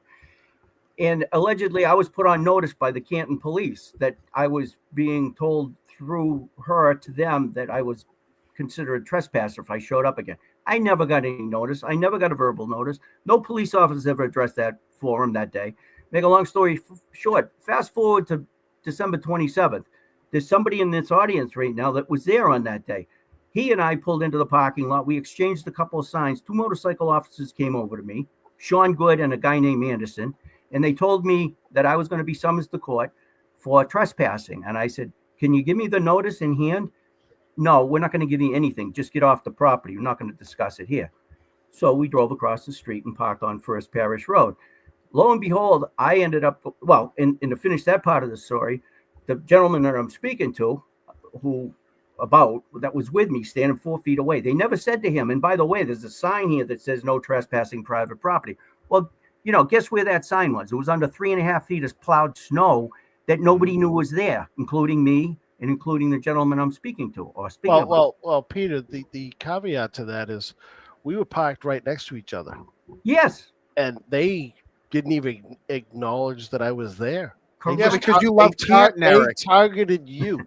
Eric, because you love Canton. Yeah, but I didn't have the sign in my hand at that point. Eric's part of the church. It's they came out, they beelined it for Peter. I was standing within 10 feet, and they didn't even give me an eye look.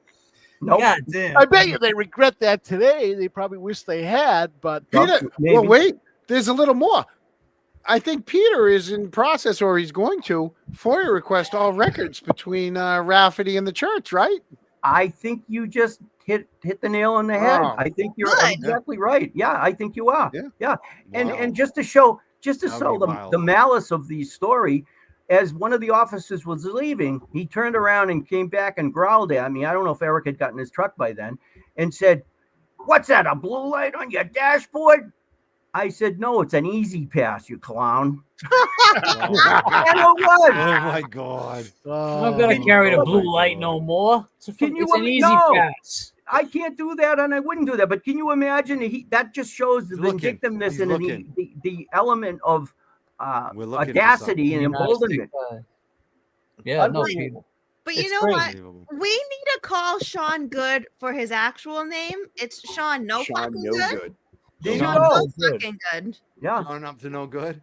Eric, isn't he the one that goes around and like sticks his tongue out at you and stuff like that? Like, isn't that Sean No Fucking Good? Allegedly, he's given us clears in the past. In his cruiser. I don't know about the tongue out thing, but he's definitely given us the glare. Eric, who's the one that pulled their trash barrel back so we couldn't help? They were at the end of Maplecroft. Remember, they were the only house they pulled their trash barrel back so that we wouldn't empty it for them. Thank God. You know, I mean, I think because that was nasty. Real quick, just to end on this, how we're talking about how much we risk. This man has risked everything. He was a Canton cop. Yep. I mean, he's going up against the corruption. So reputation, everything. So Peter, when you're out there, you get good feedback from some people saying thank you, but you also get these assholes, part of my language, that are going to say, disrespectful things to you. And you may be with, a family member, a grandchild. They don't need to hear that. And that's where it carries over. So when John asked me how I felt about the pushback, there's 8,000 people watching or whatever, however many people see it. It just doesn't look good. So when your heart's in the right place and you're doing the right thing, the pushback to me doesn't mean nothing. I'm going to continue to fight corruption, and I'm learning. I'm a journalist too. So I got one more question for you guys, for you three on the bottom. We'll go with James. Let's go with James first. Let me ask a question. Let Peter. All right, go ahead, Peter. Go ahead. All right. So I'm going to put this out there, and I just want you to process it.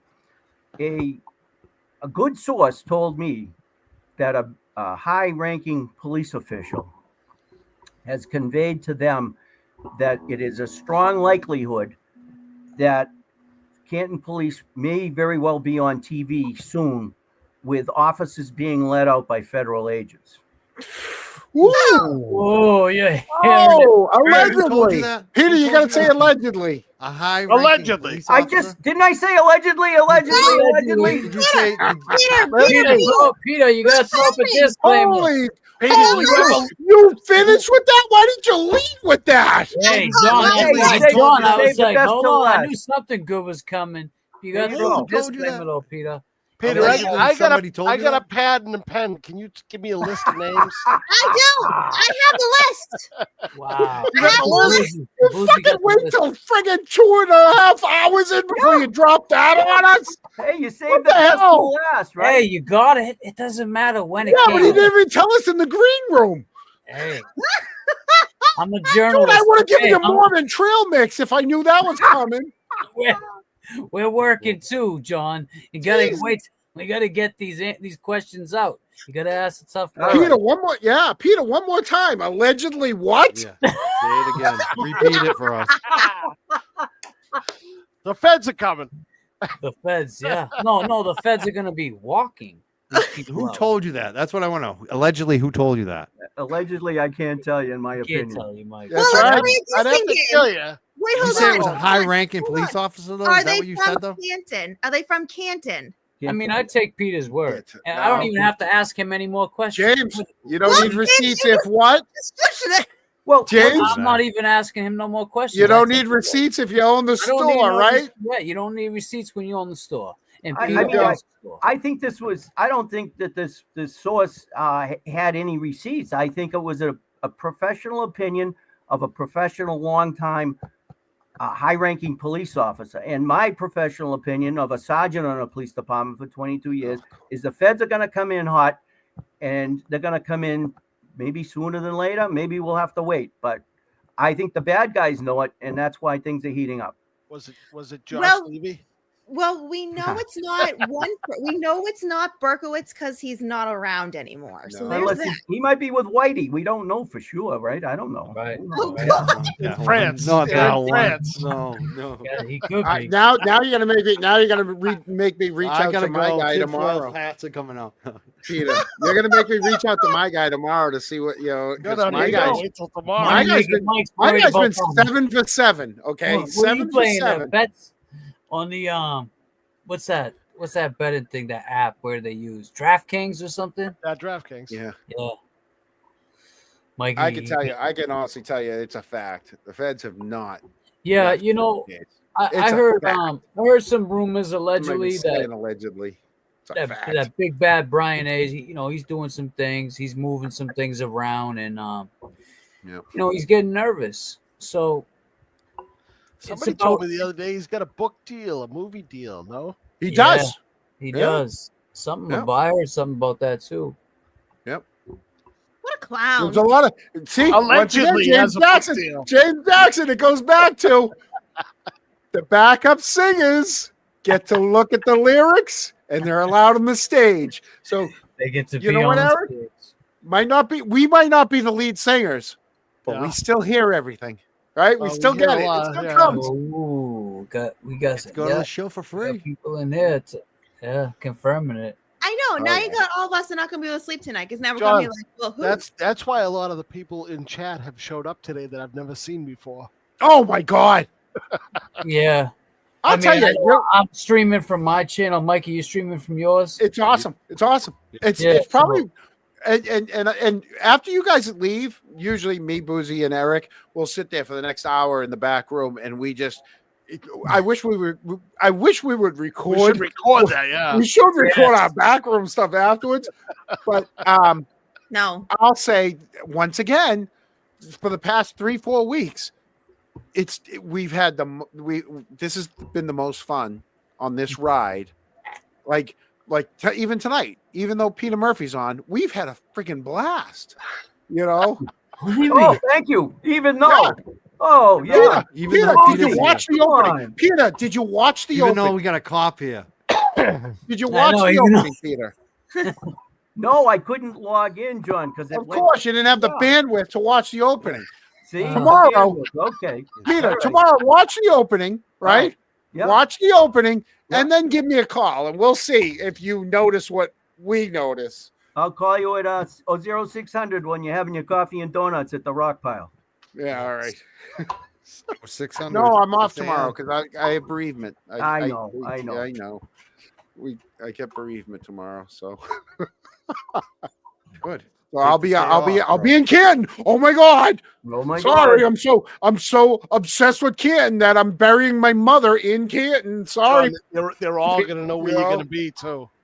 Yeah. Oh, by the way, the state owns the funeral home, so you guys know where that is. Yep. On Sherman Listen, Street. man, I'll tell you, He's a if good it man. got that low and it came to that's an all-time low.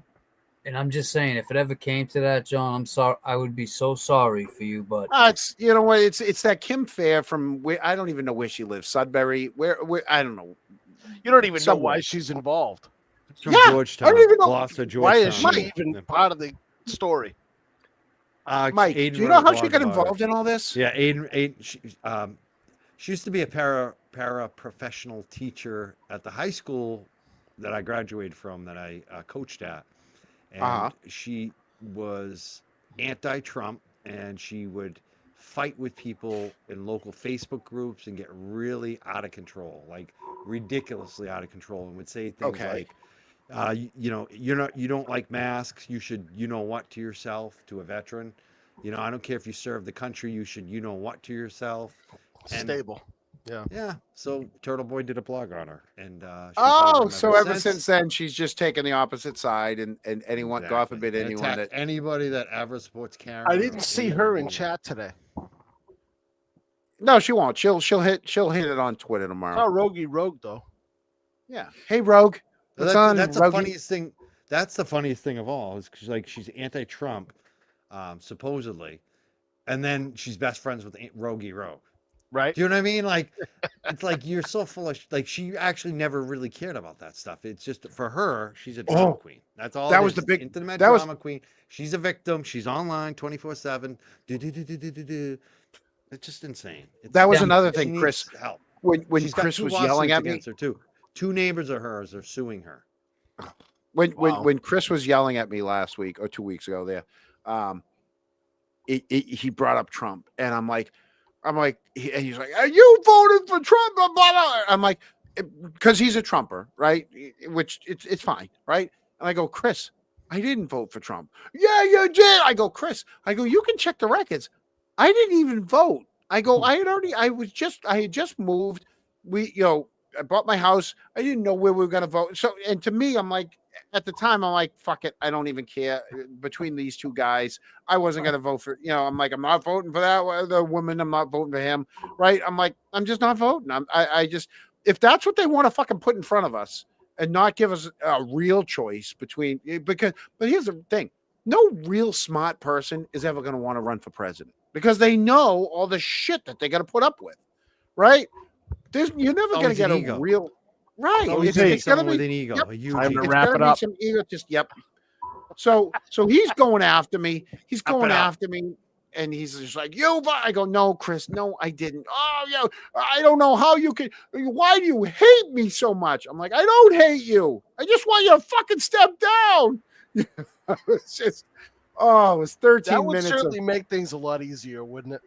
Oh, it I'll was tell 13 you. minutes. You'd think it would. Yeah. You want to talk about people knowing somebody and stuff like that. Like when I was speaking with this woman, she's been in term now 12 years, and someone said next to her, I thought 10. Someone said 12, and then she turned around and spoke to me and said, as long as the mayor is in office, I will remain in term. And I was like, oh, that's nice to know. Yeah. I don't think it's a career. But it's like that cockiness that at the end of the conversation, that's how it ended, and it changed I didn't change my whole perspective of the conversation because I took a lot of great things from that conversation. But that I was just like, that's good to know, But yeah, I mean, it depends on. Sometimes it depends on who you know and who you, what the saying is. And that's what it comes down to. Hey, John, I got to go take some Geritol. Can I sign off here soon or what? No. Listen, Peter. What? Hey, Peter. Hey, Peter. Loud and clear. Oh, boy, that was mean. That was mean. Oh, I gotta smoke some cannabis. You're gonna get rid of me too. Oh shit, Peter. He just You be nice to him. Here's the thing. That all comes from. I used to have a buddy that when we get in fights, he'd go, and another thing. I go, what? Yeah. And he'd slam the phone down. the Back in the phone, days when you could really slam the phone Oh, I down. used to You love had a that. phone. And then they call back. You Yeah. just hold your finger. You hold your finger on the Oh. thing so they couldn't call back. Kids today don't know. Kids today don't know. We grew up with fucking phones. Like, where you could slam the phone down. Ah, You pulled the cord all the way How around. the hell the did he get back bathroom on the so you could have stage? I thought we got rid of him. Who put him back on the Listen, stage? He Bruce hacked is- in. Bruce is He's a got hacker. controls. The cops got hacking skills. You be Don't mess nice with CIA, dude. He's actually CIA. Don't. There he to comes. see? Peter. It's you, Boozy. Yeah, you keep no, bringing him back up. He's got to go to bed. He's got to go to bed. All right, Peter, call me in the Peter sign- I morning. gotta go. Hold on, let him sign off the right way, Peter. All right, All right, It's almost go ahead, over. Peter. Peter, tell us your price. Say good night. And tell us your price. I thought I pretty much said it. Well, my price is that I have I had almost 30 years on a police department. I had tremendous friendships with most of the police officers. We used to go to dinners together. We'd go to spend holidays together. We'd go to hockey games together for the kids. And most of those people will not talk to me anymore. Right. That's a price. Yep. Yeah. Yep. You're still going to do standouts? I be at the Canton Police Station every Friday, and we're in Dedham every Sunday. And anything else that comes up, I know Eric's got the uptown area covered. Yeah.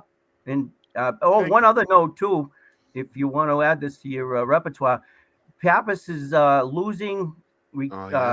residents because they're being told there is no vacancy or no staff, which means they're trying to wind it down and close the building. We were going to have a standout on Tuesday. It's been canceled, postponed, not canceled, but postponed because of weather.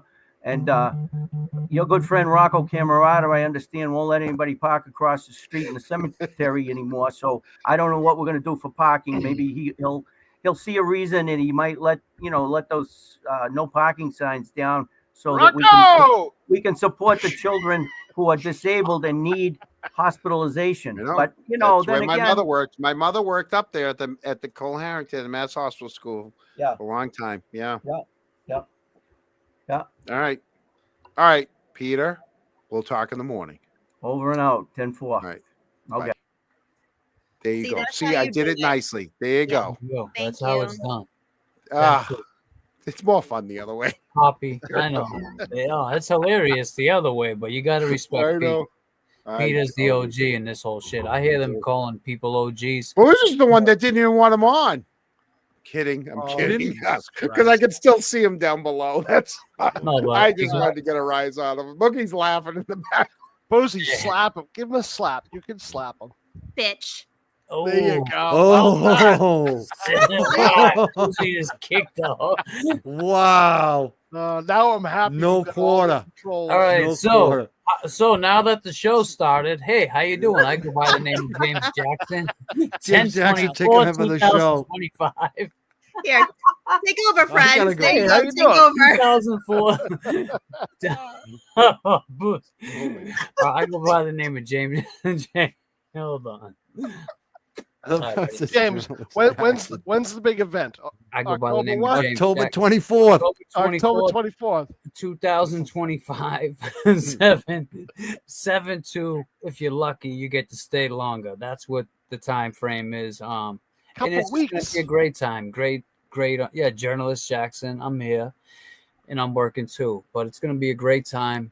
It's 75 Meridian Street, Malden, Mass. Tickets now available at James-Emerald-5 on the Venmo or money sign James Emerald Jr. on the Cash App. Get your tickets now. There are limited seats, people. Money making right. Mike Profit will be there. Oh, look who's Right. back. Who's coming for the Canton Chronics? Because he said So 2 out of 3 of you. Who's I going to won't be there? Hey, Eric can't make it that night, but Eric can't make it. So Okay. So So is John and that Boozy?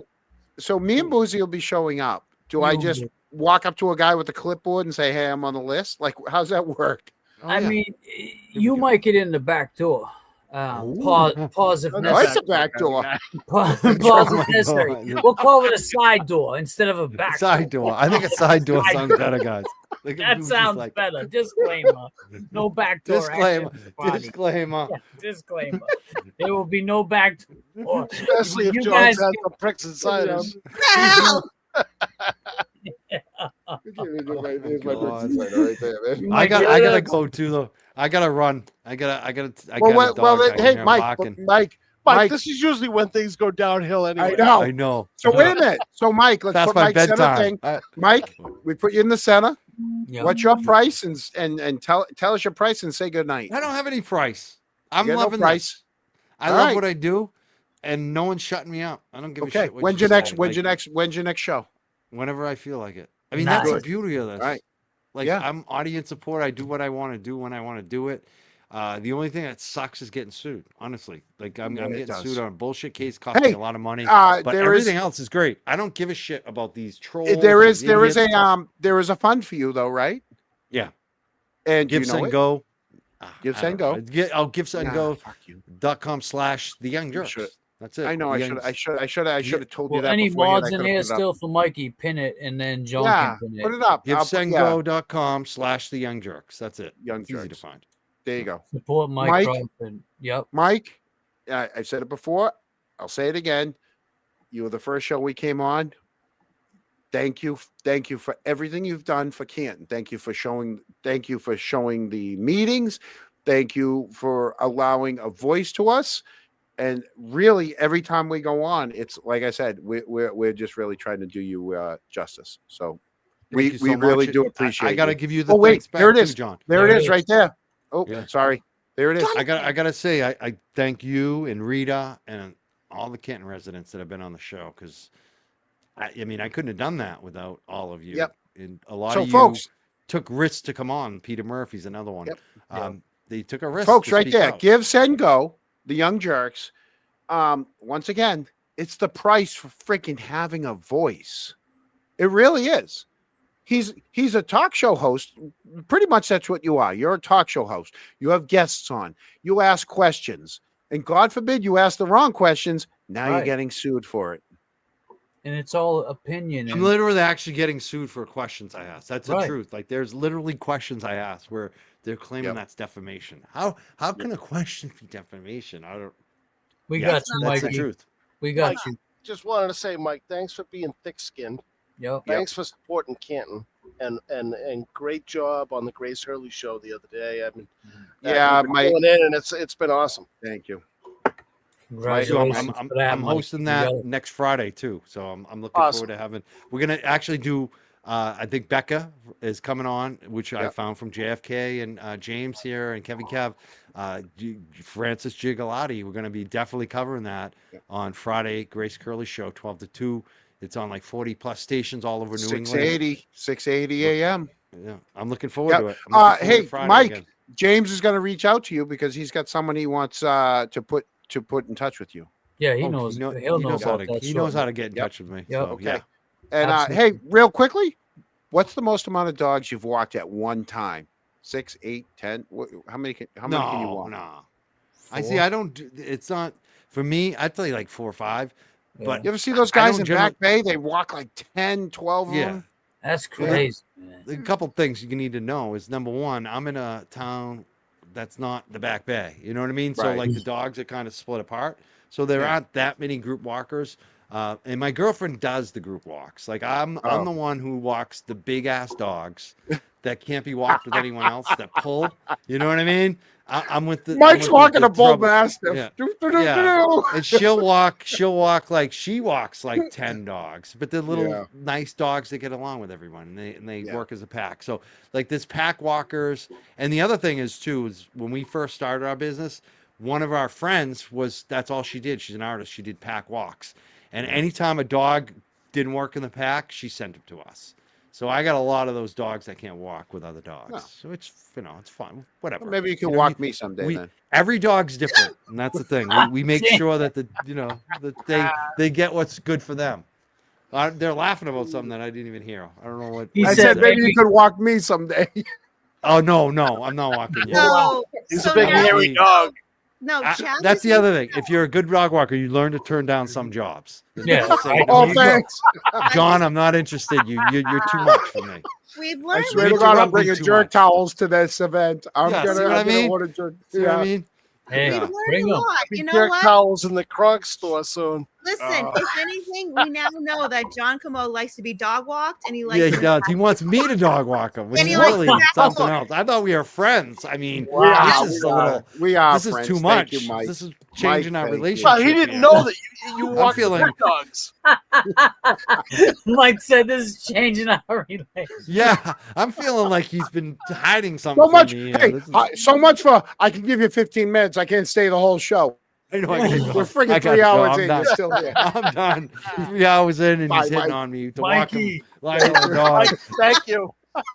Mike, Thanks, Mike. appreciate you. I love you. Oh, come on! He was taking his headphones off. He was taking his headphones off. I'm done. I love it. Oh, I'm removing myself now. See you, Mike. Have a good night. Thank you so much, Oh, Como, John, shit. Boozy, Eric, James Jackson, and Peter Yes. Murphy. Thank you for having me. Thank Look you for forward. everyone in the Mikey, audience having we'll my be seeing back, you and soon. thank you to that troll. I love that you're upset I about know. me. Awesome. It makes my life. Fuels us. It fuels us. Hey, we got ops, Mikey. These YouTube streets is rough. It's so rough. I mean, Rough. I don't know how I'm gonna make it through. I don't know what I'm gonna do tonight. I'm gonna be so upset, crying. Did you Says guys? the dog walker. Rough. And now that Peter Murphy's gone, I just gotta say, I got the biggest bag of weed ever. That's all I give a shit about. Peter Murphy, hopefully he ain't got this shit bugged. I gotta go hit my bag of weed. All right. That makes some See people you mad, later, you too. little pothead. Later. Have a good night, everyone. I love you. See you, Bye. Mike. There you go. Mikey.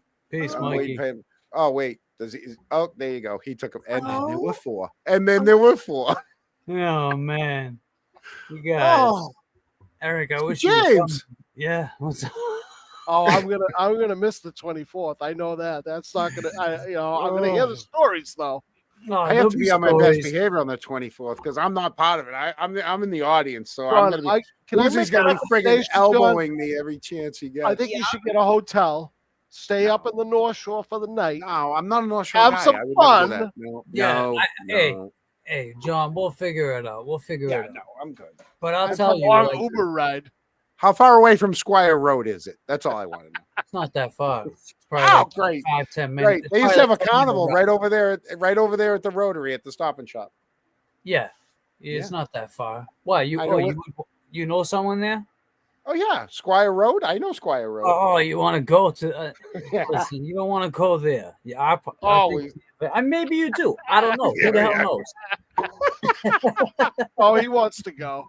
There's a carnival at Stop and Shop all the time over there. He'll be on the motorcycle. Yeah. I used to always stop and get gas over there. Right. It was cheap. Yeah. Oh my God. When I was in college, I get off at Route 60 in Medford. I know it's not Melrose or Malden. Medford's, and there was, we're close enough to Medford. and there was 2 gas stations across the street from each other, and they used to fight by 1 penny. One was $1, one was 99 cents. About. Yeah, they just kept going back and forth on who They was still the do. gas. I Yeah. think they still do. Yeah. They'll one up each other. Yeah. All the time. But yeah, man, the price you pay. The price you pay is people changing narratives of what you really came here for, and just people losing faith in you, and that's not something I came here for, because where I'm at in my life today, my truths will come out. Yeah, not everything I say is correct or polite sometimes, but I'm only human. But we get you. Yeah, I mean, as long as you be able to understand you. Hey, let me ask you something, because you've always been teamed up with JFK, right? Yeah. It's JFK and James Jackson. I mean, you're a pair. What was the first time you ever heard of Karen Reed? The first time was when it was early in the beginning of the trial. Someone, I forget who the guy, I believe it was one of the, correct me, I don't want to sound, it was one of the people from Australia that put up a clip of the John O'Keefe doing the heel toe. JFK then started focusing on the heel toe, because we know that.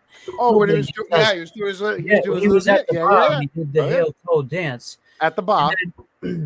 I saw JFK's video. I think he put it. It was like the first video he ever did speaking on that, and it was very early on. So when we stayed at that waterfall, because when we started talking about it, I said to him, "There's no way a man just bust out doing a heel toe for no reason." Right. Like somebody was saying something to him to amp him up. He was amping himself up. So it was back. I mean, it was early on, man, and I can't even tell you exact date, but it was in the beginning. If you could go back, you can see. I mean, my videos go as far back from this. I could look in the archives and see. I don't know if anybody knows off the top of the head, but it's been a long time. Mm-hmm. I was interested in the case in the beginning, and mostly because of John O'Keefe, how dirty I felt like they did John O'Keefe, and then just finding more out about him. He took on his niece and his nephew, and I'm like, man, this is sad. Like, this is turning into, like, there was just so many more things that attracted me to the story than just Karen Reed being accused, but then seeing Karen Reed get caught in the scope like she did, right? It just So that heel toe that you talk about in hockey terms is when a guy knows that someone else is irate at him, and he's still kind of got that swagger and doesn't have to say anything back. He kind of does that little, You know, Little he's dance, like, yeah. right. You do that little shimmy. You know, you're on the ice. You're like, in his head, he's like, I got you. You're all pissed Well, off. And after the heel toe, I'm sitting he here did that. smiling at you. Yep. He did one. He did that. He said, "You." Yep. And Yeah, then he come looked on. at Matt Yeah. McCabe, and nobody was looking at, and he was just like, "You, like, really?" Because Right. I think John would have Higgins. If you're watching, I think John O'Keefe would have served your ass. Pause if necessary, but I think he would have hurt you. I was in court on one of the days with Higgins, and I was sitting there, and at one point we made eye contact, and I'm just, you know me, I'm that hockey player. I didn't do it. I'm just saying right now, I didn't blow kisses to him. No. But in hockey, let me tell you, in hockey, if a guy won't go with you, right? All you have to do is blow kisses at him, and that'll get a guy to finally want to fight you, right? And so, but we locked eyes, and I'm like, in my head, I'm like, I'll be damned if I'm the first one to look away. I'm like, I ain't looking away. But then they did a sidebar or something, and he walked out, and he literally walked by me and went. I was like, oh, this just. I was like, yeah. I'm like, oh, I freaking little, yeah. I mean, But the it was best one of thing he those. ever did was call into the show for us, because then all his people that knew him started reaching out to us and giving us information on him. So we were just able to use that and draw his ass in more. Like, hey, I remember that Datsun you used to drive back in the day. Like, how the hell a Datsun? I still got, like I said, I got Cambridge firemen that come in that give me all the stories, and I'm like, oh my god, they keep. It's the gift that keeps on giving. At my job, they all come in, and they're like, yeah, I did. I had 4 touchdowns in one game. I love the shirt. It's the gift that keeps on giving at my work when guys come in and they know who I am, and they're like, they just all of a sudden they come in. They literally sometimes they make a plan to come in like, I came in. I got to tell you something, and I'm like, okay, go ahead. That's what happened with us. Yeah. I mean, and we were out the first time. We met one of his friends, and we were out at the mall, and he came up to us, and he recognized who we were, and he's like, "Oh, I just talked to so and so," and we're like, "Who?" And he told us it was Higgins. Mm-hmm. And yeah, man, he just broke down everything for us. Seaside. So I think Boozy has a question for you, because I have to go change the. I got to put You do, because I got to put the laundry into the dryer. Yeah. Make sure. Go ahead. Go do the laundry. I have to put the laundry into the dryer, Boozy. You know what I mean? Oh yeah, I just like how you just like drop a bomb on me. You know, we can just. He knows you're always prepared. We just boot him again. Yeah, kick him out. The worst thing he ever did was give me the controls, because now I can do what he does, and this is a lot more fun on my end. It's a lot more fun on my end. Yeah, I didn't see, because you can do. Oh, there's no private. Yeah, you got the private chat.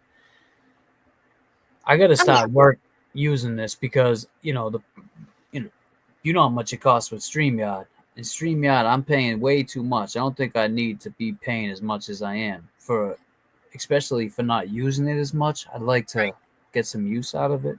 Right. I mean, just coming from a millennial who grew up with the rise of like technology, the best thing you can do is just get in and touch everything, because the moment he gave me these controls, like 2 weeks ago, Eric? You're like, what? I can do this. Oh yeah, but I was teaching them stuff that they had no idea they could do. And the Canton Chronicle's kind of frugal, so we've got the basic StreamYard package. Right. Right. But this which only allows 2 people to have controls. Oh, really? Yeah. See, I don't know about the controls and all that, but I know about crossing 3 lanes. My friend had to do that. Yep, I know about that. Well, the funny thing over here is like even just tonight there was someone in chat that was like saying we're just doing for like the clicks and the money of it, and like if you know anything about the Canton Chronicle, that money goes right back into somewhere else. It doesn't matter. It's like this is our time, though, Eric. We've been up here for I'm looking at it. They've been up here for 3.5 hours. What do you want? Yeah, we having fun now, James. Yeah. Exactly. We have fun. We talk. We have Peter Murphy up here. There's people spreading awareness. Obviously, the entertain. You got trolls coming in, keeping the chat entertained. listen, this is entertainment, but at the end of the day, it's our time. It's what we believe in. Who cares if somebody sends a super chat? Who cares if somebody says, I want to buy you a coffee? Why are you guys counting people's pockets? Like, who's doing that? Who cares? It's entertainment. Right. We've entertained you for the past 3 hours. Are you Yes, not all entertained? 25 years.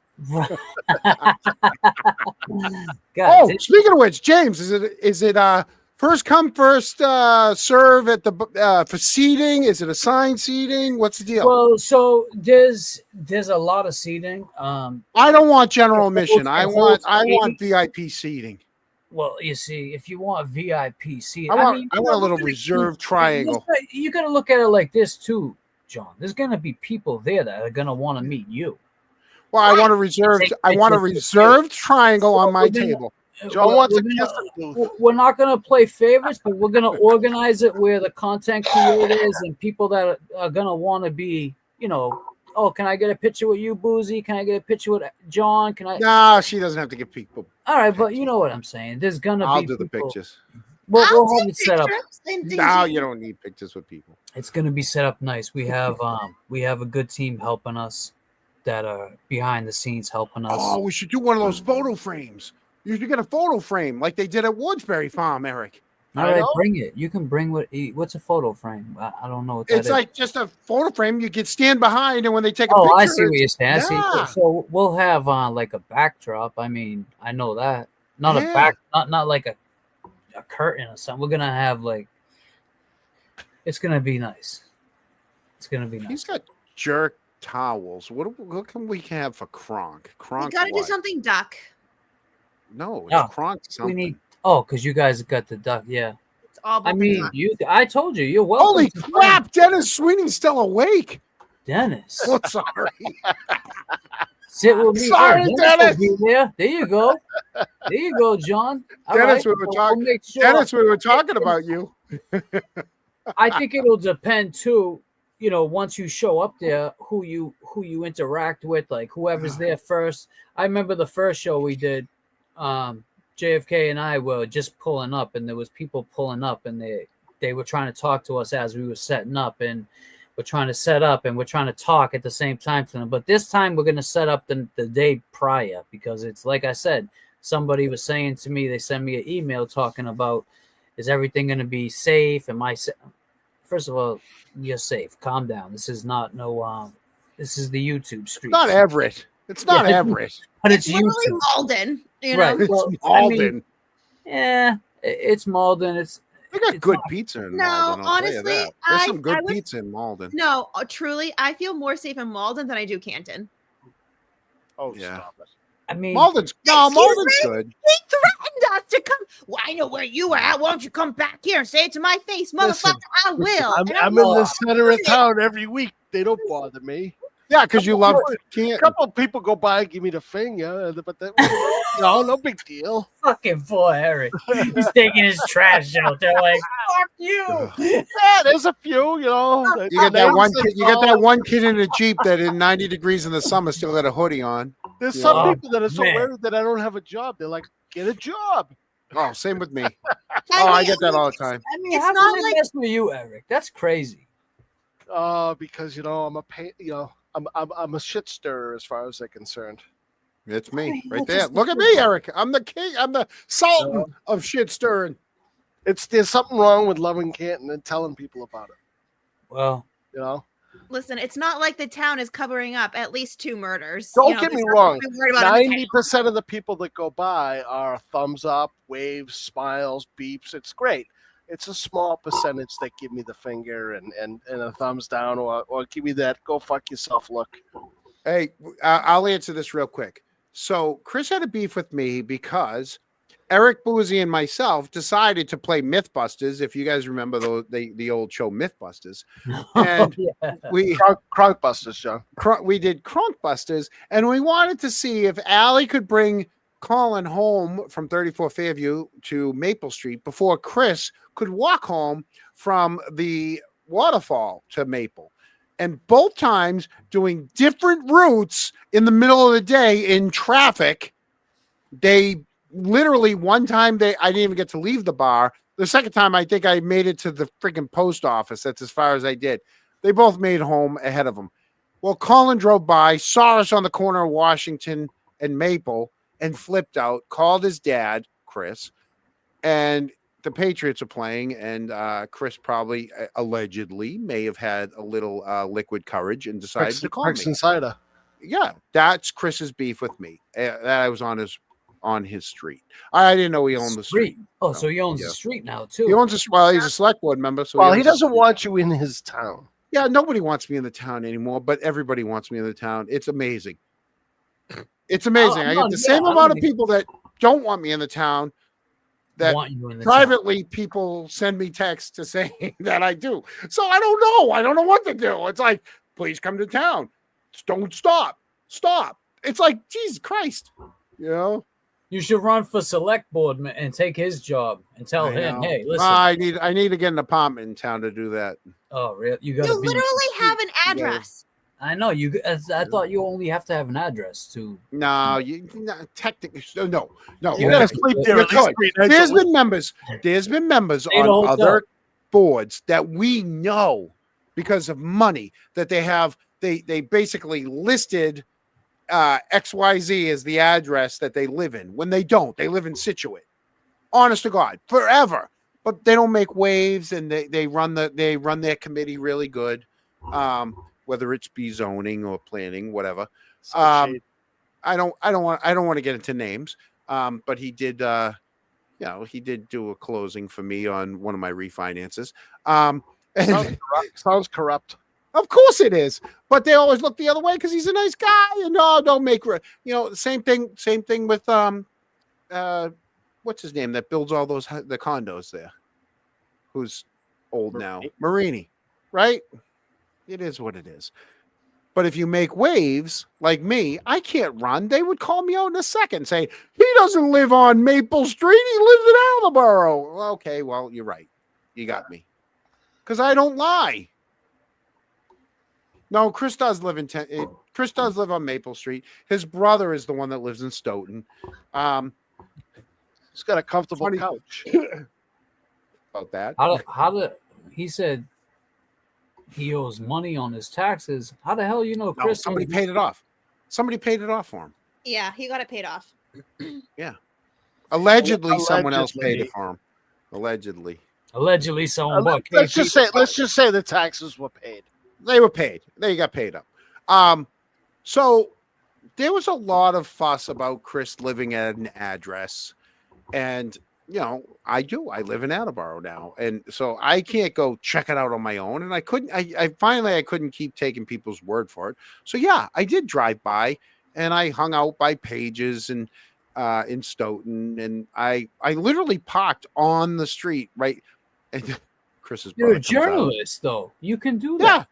So Chris's brother gets in his car. One of his brothers gets in the car and starts to pull out, and he rolls his window down, and he's giving me the look, and I'm just like, I'm not hiding. I'm like, one of his brothers did. I was just waving. I'm like, hey, gave me a dirty look. About 10 minutes later on Twitter, they're all over me. He's a stalker. He's hanging out in front of his. I'm like, oh. You know what I thought was bogus about that is I was on the other side of the vehicle. So you were in front of the vehicle and I was behind it, and you're the one that caught the shit for that. I didn't catch any shit. Wow. Oh, you broke up. I she did. broke up for a second. No, she didn't break up. She said, yeah, she didn't catch any shit. She broke up on my end. So so I apologize to anyone that. Thank you. Thought I'd never leave. Connection. Oh, he's back. No, I think it's my connection. Did you put the super booster on? No, you guys are brutal. Imagine that if that shit she moves. The amount of times he has done that to me, it feels so good. Every now and then. You gave her the power, Boozy. John, you gave Boozy. I got a feeling I'm gonna have the juice again next week. Hold on, can you? I'm taking the controls away. Yeah, a big mistake giving the woman the friggin' controls. That's how the space shuttle went down. John, I was just telling everybody how the Canton Chronicle's a little frugal. So we can't afford to have the upgraded version of StreamYard, so that we could all It's have not the StreamYard. It's the internet. I'm in my friggin' basement. I You're literally am in my basement. It looks like you're in a nice log cabin. You Yeah, better- in the chalet. Okay. Hold on. Let's let's take away. Chat is Hold on a great. second. Hold on. Okay. This is Hey, that's nice too, though, man. You got a nice little that thing basement spins, set by up. the way. That thing spins, and there's all my guns. I got have my some gun more- safes you over got. here. Hey, wait! I got Chronicle that. banner. I got almost the, The banner. same thing as you back there. That fucking what's it called? Corner table.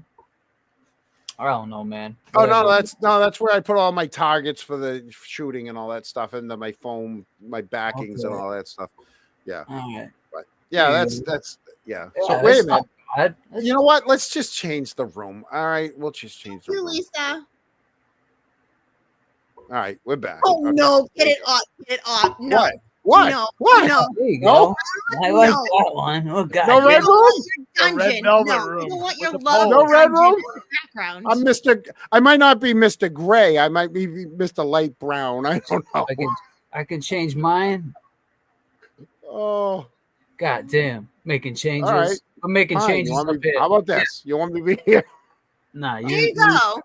No. At I least you got the can't. snow. It reminds me of someone else. Oh, how about Squire Road? How's There that? you go. That's There good. you go. There you go. No, Hey, I know her. Oh, never mind. Yeah, You I look like know. the bada bing. Woo! Bada bing. Yeah. But it's cool. Yeah. So what else, guys? We got the party coming up October Yeah. 25th, 2025. So y'all, James, your lives, right? When you Yeah. okay. That's what you were So saying. there's JFK and James Jackson, and then You there's can't- just James Jackson, Right. right? So you got your together stuff, and then you got kind of like not so much Eric, but Boozy's she's the queen of TikTok. She does all her stuff. She on her own. And we suckered her into coming on to YouTube with us. Listen, she was a big shot before we even thought. I of it. know. I don't even know how the frig we landed her.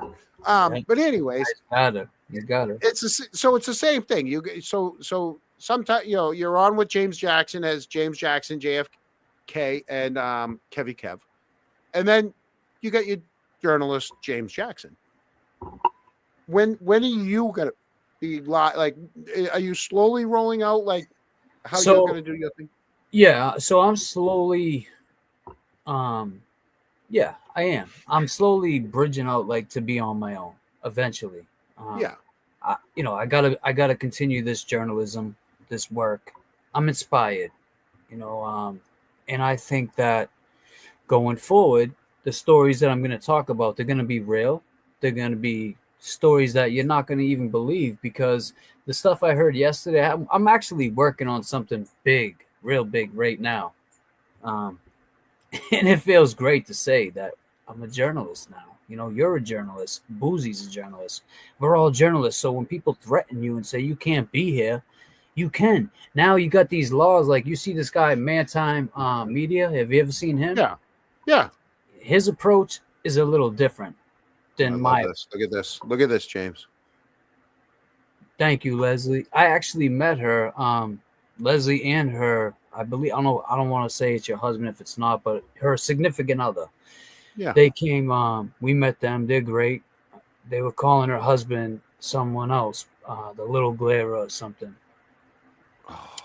You seen the pictures? Matt. No. This is me. It's me, isn't it? No. Yeah, it's definitely you. No, we're good. No, you're good. Dude, I haven't done a thing. My heels are fucking right here. You froze for a second there. Go ahead. Yeah, you're good. But One second. I mean, eventually Kids I will run around upstairs. I will be out on my own, but yeah, working with JFK has taught me a lot. He's been a friend for over 25 years or more. So, and just being around him before the YouTube and all that, we did Zoom, and there's just so many things that I'm learning as I go. So I'm still wondering how I'm gonna come at this, because every time I think I'm gonna come at it this way, something else Good changes. luck, 'cause I have no clue what we're doing. Right. So you just but it works. We out, wing though. it. But we you just wing it every Sunday. That's what we do, and that's why I love being with JFK and Kevy Kev, because our thing is we just let God take the wheel. However the show ends up, it ends up. And most of the time it ends up good. Our shows are always good. The last few weeks have been, it is testy, a little testy. I get it. Like, and I said it to, me and Kevy Kev, we actually went out and we had a conference dinner the other night. And I told him, listen, my man, the way I'm looking at things now, it's like when it's raining out. You're not going to go out in the rain and get soaking wet. You're either going to, and if you are, you need to bring an umbrella. So if I'm going to step into this drama, I need an umbrella, right? I'm not just going to go in there without no umbrella and just get hit by all these raindrops. So that's the kind of way I was comparing the two. And I'm just not doing that no more. They kind of like got me to spin out a little bit because they say, oh, this one was hurt. Oh, you let your emotions get the better of you. Exactly. They say, but what about, but all you hear about is you hurt this person, you hurt that. What about me? Like, why do you think no one's ever heard me speak like that? So how do you know I wasn't hurt? Why are you just considering one person's feelings and what I said? I hurt them, but how do you know I wasn't hurt to say that? And that's not saying that I was right. I own what I said, and I will correct that going forward.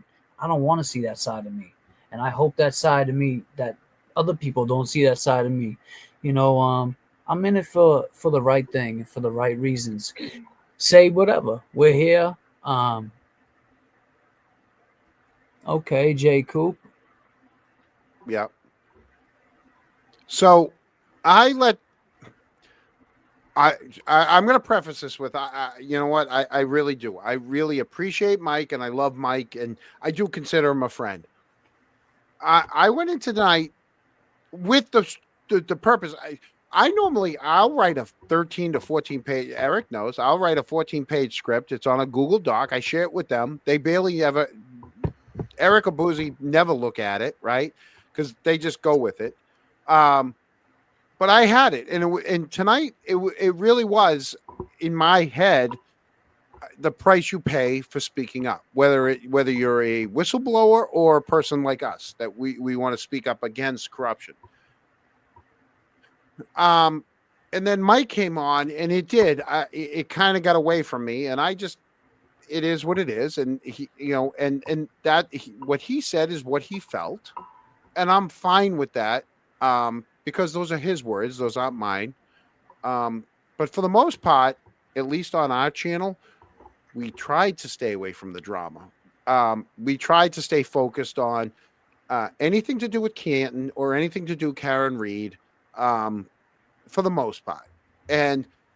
But tonight, in my mind, I was a little nervous because he did get into some areas that we've never touched before, and for good reason, because we just don't want to, like I always say, there's some things that you can say in person and there's some things that don't need to be on the screen.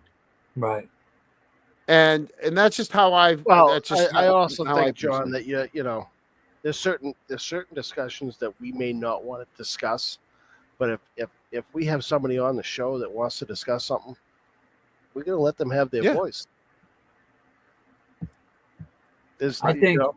I think too, mostly what it was for us at the time, like I just like to know who I'm sitting down with, who I'm having a beer with, who I'm having a meal with. I don't want to be with somebody and then they're saying something, but then they're acting another way.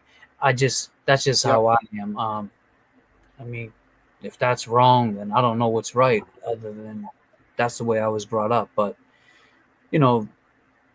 like I said, you won't hear none of that shit from me no more. You won't see me on here unless it's like this transparent, talking with people, because I'm not here to spread negativity. I'm not here to make people upset.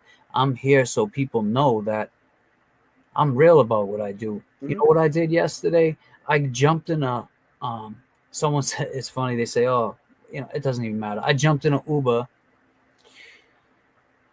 took it to Haverhill. They were getting ready to leave. I saw Francis's mother, Gigliotti, who's been through a tremendous, not just with Francis and R.I.P. Francis Gigalotti, Jigga, but with all three of her children. He was the last one. So, being able to sit with her and tell her that I will see this out with you until the very end, until you feel comfortable that you got enough justice and you feel like this is done, worth fighting for. Same thing happened to my friend. So she looked at me and she cried, and I gave her a hug, and it was like, that's why I'm here, man. I'm not here for this other drama bullshit. I'm not here for that. And I did. But it's one thing to at least be able to say your piece. And I think that's what Mike was getting to.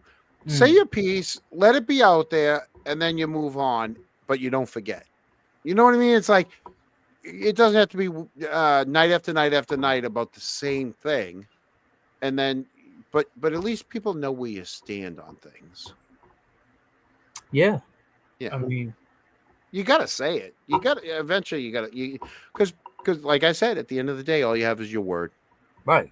And if you don't address the elephant in the room, like my friend would say, the sneak gets away. And that's what we're not about that, man. I'm not letting no sneak get away. We're in front of, like, especially, when people ask me, what do you do? I'm a content creator by default. I say I work with YouTube. Oh, really? Yeah, I work with YouTube. So that's not no lie. I gotta pay taxes. I gotta do that. That's a form. We all, on the 21st, we all know what comes. So yeah, that's what we do. We work for YouTube. Yeah. They take out their cut. They take out their big cut. Yep. Yeah. So I know. These are my coworkers, right? These are people that I'm working with on similar stories, and we're meeting up, having meal food together, or whatever the hell they call that. We do these things and we meet up. So if I'm meeting up with coworkers, we don't all have to get along, but we can play well with others, and just know that this is what we do and respect that. So when people double down on bullshit stories that they used to, that was their life before Karen Reed, and they double down on shit like that, I mean, that just shows that, man, are you growing, or are you just still the same person? But it is what it is, John. At the end of the day, James, I always try to tell people it's like this with me. I'm not speaking for Boozy, and I'm not speaking for Eric, but at least with me, I can believe, from what I've seen, that Karen is innocent. Okay, I can support her 100%, but I don't have to be corporate FKR. There's corporate FKR. And then there's the people that just want to support her on their own. All right. I might not buy into some of the other stuff, but I buy into, she didn't do it. This was a frame job. She's innocent. And I don't have to get along with the court. You know what I mean? I'm like, I guess it's like union versus non-union. All right. I just want to be me. I want to be true to myself. And if I don't get along with some of the other people, and I get attacked, like I remember earlier how I said, I'm in the middle of this war. All right. There's two trenches, and I'm not in either one of them. I'm in down the middle, but I still believe she's innocent. And so 100%. People on this side don't like me, and people on that side don't like me. You know what? Oh, well, I'm still true to myself. I'm still true to the people that are very close to me, my family, my friends, mostly, obviously mostly my family, and I'm not going to change who I am, and it is how I'm going to go with it. Boozy, you're similar, right? You're not going to change who you are. No, and I'm also not going to change how I feel simply because someone feels a certain way about me too. Like, I've said it from the get-go. The sign, when it comes to John O'Keefe's case, the science doesn't lie. He wasn't hit by a vehicle, and that's that. Whatever else is going on, that's all I need to know. I know Karen didn't literally run into John O'Keefe with a vehicle. It's physically, scientifically, anatomically, it's impossible. Impossible. It didn't happen. So it's like, if there's people on either side that don't like me, okay. I still believe that Karen didn't do it because I believe in science. Yep. And there's people on the same side that believe Karen is innocent, that don't think that certain things that have happened to Boozy have happened, and they treat her differently. Right. When we know it happened. I was there for it. I was there. We really shouldn't even be getting into some of this, but I mean, there are things that could. Here's the thing, James.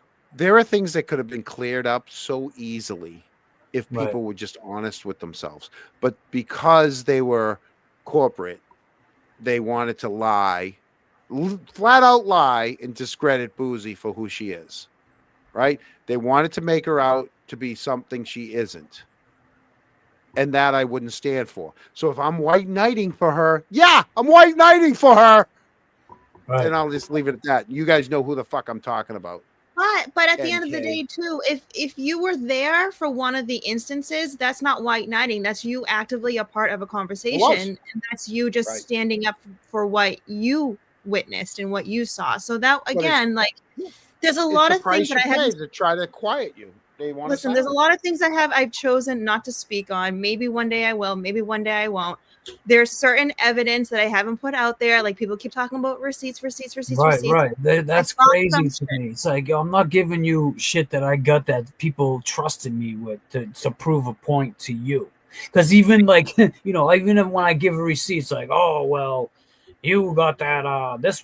It's AI. It's like, listen, man, I'm done with receipts. Because no matter what, not even just that recording thing. I'm talking about anything with like the tickets. Oh, you grifted out. No, man, I showed the tickets to her. I had 4, and they were sent to you. Well, when I buy them, I bought. It doesn't matter how I still had them. I even put my government name on them. Like, what the hell? Mm-hmm. But it's like, these ain't real. So it's like, I get it. You got people fall in line. It's like, they fall. And some of it's fear. They do it on purpose because they fear that the person above, like, there's always someone above. And it's the same thing it's the same thing in all of these law enforcement. There's someone above. You're getting pressure from someone above, right? So even if someone just was like, oh no, she really didn't do this. Nope, I'm gonna say she did it because the person above me wants me to. They want me to say that. It's like, who ordered the code red? Literally, that's what it is. Exactly. And that's what we were trying to say. Like, people say I can't control what my audience says or what people say. Yeah, you can. You can when you say, look, that's not okay. Don't say that. They're going to stop. But you know what it is. Yeah. Hey, GFAB. I always cut off Boozy. She's barely ever on the screen. So you know what? Tonight, I apologize because she's on the screen. So anytime I've cut her off tonight is totally my fault. Yeah. It's totally my fault. But all the rest of the times when she's behind her fucking avatar, that's her own fault. Who you because think I don't know if she's ready to speak. No, I have such ADD. Like, if I don't say what I say, I'm going to forget it. The video you sent. Who do you think you are, James Jackson? She was so fast. She hit that. That's a $1,000 phone that she swatted right out of my hands. Susie, you would have thought he called you like No, listen.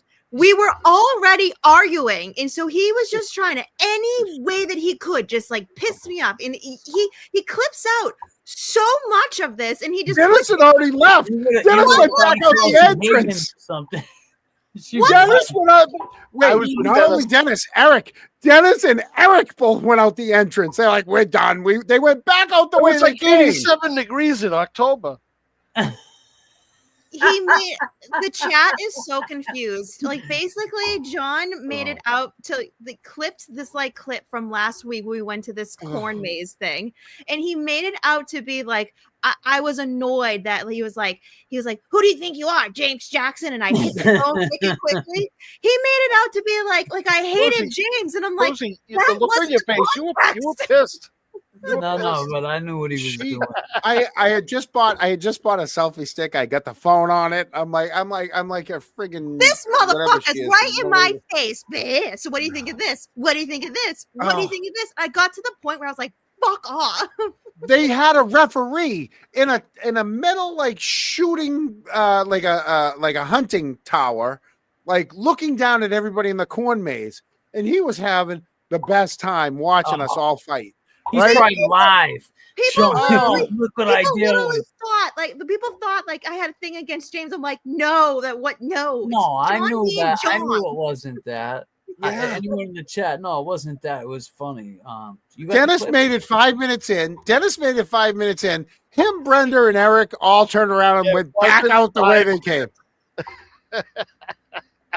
Did you? So you guys made it out, obviously. Oh, we got out. How long did it take? We went out the entrance though. Those guys. They did.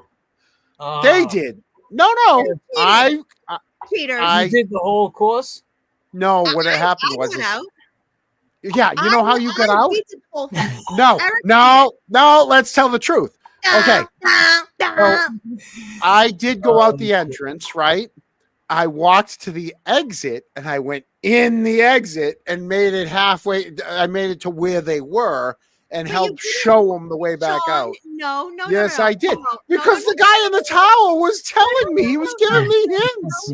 No. Patty and I had our cute little freaking maps. It's the problem was the maps weren't that accurate, and there was like no like distances on the maps with like feet or anything. So we're like, You were okay, gonna be we horrible gotta to do go this. ship, No, we let gotta me do tell that. you.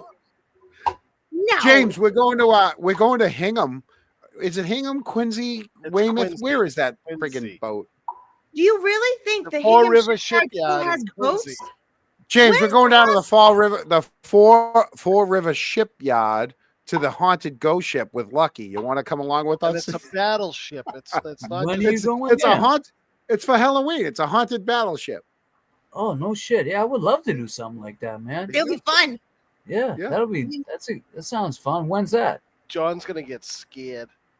Well, we can't do it on the Friday because you guys are live, and we can't do it on Saturday the 24th. next day because it's Mullins' 50th. A Wednesday or Mullins turns Thursday works 50. for me. Yeah, Yeah, Wednesday, just let Thursday me works know, for give me. me a heads No, up. I can't do Thursdays. That's All when right, it Wednesday. is. Jesus, there's always a Thursdays. problem with the girl. Me and Lucky can't do Thursdays. All right. All right, Oh, Hey, Saturday late. you're speaking for Lucky now. I said Lucky. Oh no, that's the other thing. People think I'm dating Lucky, and I'm like, God damn it! Like I can't win. Hey, at least it's better than me and you. It was early on. It was like, dude, she ain't gonna F you. I'm Someone like, said dude, that she's exactly 35 years old. Someone said Someone that. really said you guys would date. I was just, oh my god. I'm telling you. You know what it was? What it is Boozy and I started doing a lot of on-site videos. You know, we'd go to Canton. We did an election in Canton. We went to the garden together. Well, we weren't even supposed to be together. We were supposed to have a third, remember? And he friggin' canceled last minute on us. But we were at the garden and we were bickering like two little. And this little old lady turns and she goes, "Are you guys dating?" I'm like, "No, I'm just trying to teach her how hockey is." You know, like she had no clue what hockey was. Yeah. So the other side, you know, you know what it is. They always hit the low hanging fruit. So Yeah. I guess someone. That's why I said Jay Coop. Really, someone said, what's her name? KP wrote a story on me. I mean, come on, man. They're gonna take this now and try to act like I'm their knight in shining armor that's sticking up to. That's not why I'm here. So don't try to, you know. I don't even know what the video is. I don't care. I don't even care to watch it. But that's not why I'm standing up for what I just standing up for it because that's what I believe in. I believe what's right is right and what's wrong is wrong, and that's why I'm here. And yeah, I don't fall in line. I guess that could be it too. James Jackson, third wheel, no. I know. No, but what Glenn said. I'm sorry, we're fighting over the controls again. God, I had a date with the house, but she ghosted me. John. Yeah. We're approaching 4 hours. Oh, well, Lord. I have a closing. I know this is not. Hey, James, here's the other thing. We early on when we did, we still don't know what we're doing, but early on when we didn't know what we were doing, our friggin' shows lasted forever. Then we kind of got it down to like an hour and a half, 2 hours, and we're like, Right. get in, get out, get in, 2.5 get out to before we 3 say hours, something yeah. stupid. Right. You guys do like those 5 hours from midnight. So me and Eric, I got to get up at 5 in the morning, right? We'll still So be going. you guys are just Yeah, starting. right? It's midnight. I'm ready to go to bed. We have to get the whole update from whatever you guys did all night long from Boozy. Oh yeah, there you go. Exactly. Energy Yeah. drink. So we got. Here you go. I wake up to text messages all that from the whole night. From the booze. The booze Yeah. is the one that updates us all night long on what you guys have done all night. I look 'Cause- forward to the wake up text message read. Oh yeah. You wouldn't believe this is what he's blah blah blah. I'm like, oh Jesus Christ! Now I gotta go look It's for that. wild, And man. then it's behind a paywall the next day. It's like you guys don't even wait. It's already behind a paywall. I'm like, well, I ain't paying. Well, Sorry. I think a lot of that has to do with the people that are there in the Marketing. No, it's good marketing. It's very good marketing. I'm thinking of doing the same thing. Yeah, I mean, members only are great to do because then you give your fan base something to look forward to, like that there's you gotta let them know they're Absolutely. special too. It's all about your fan base and what they want to see. And I've realized over the last 3 weeks they don't want to see drama. They don't want to hear about it anymore. They do and they don't. They want to watch and work. Well, They want that's to the watch and thing. work. They want different drama. Yeah. Exactly, and that's what it Because comes it's an down escape for them. It's an escape from their problems. They want to see everybody else having problems.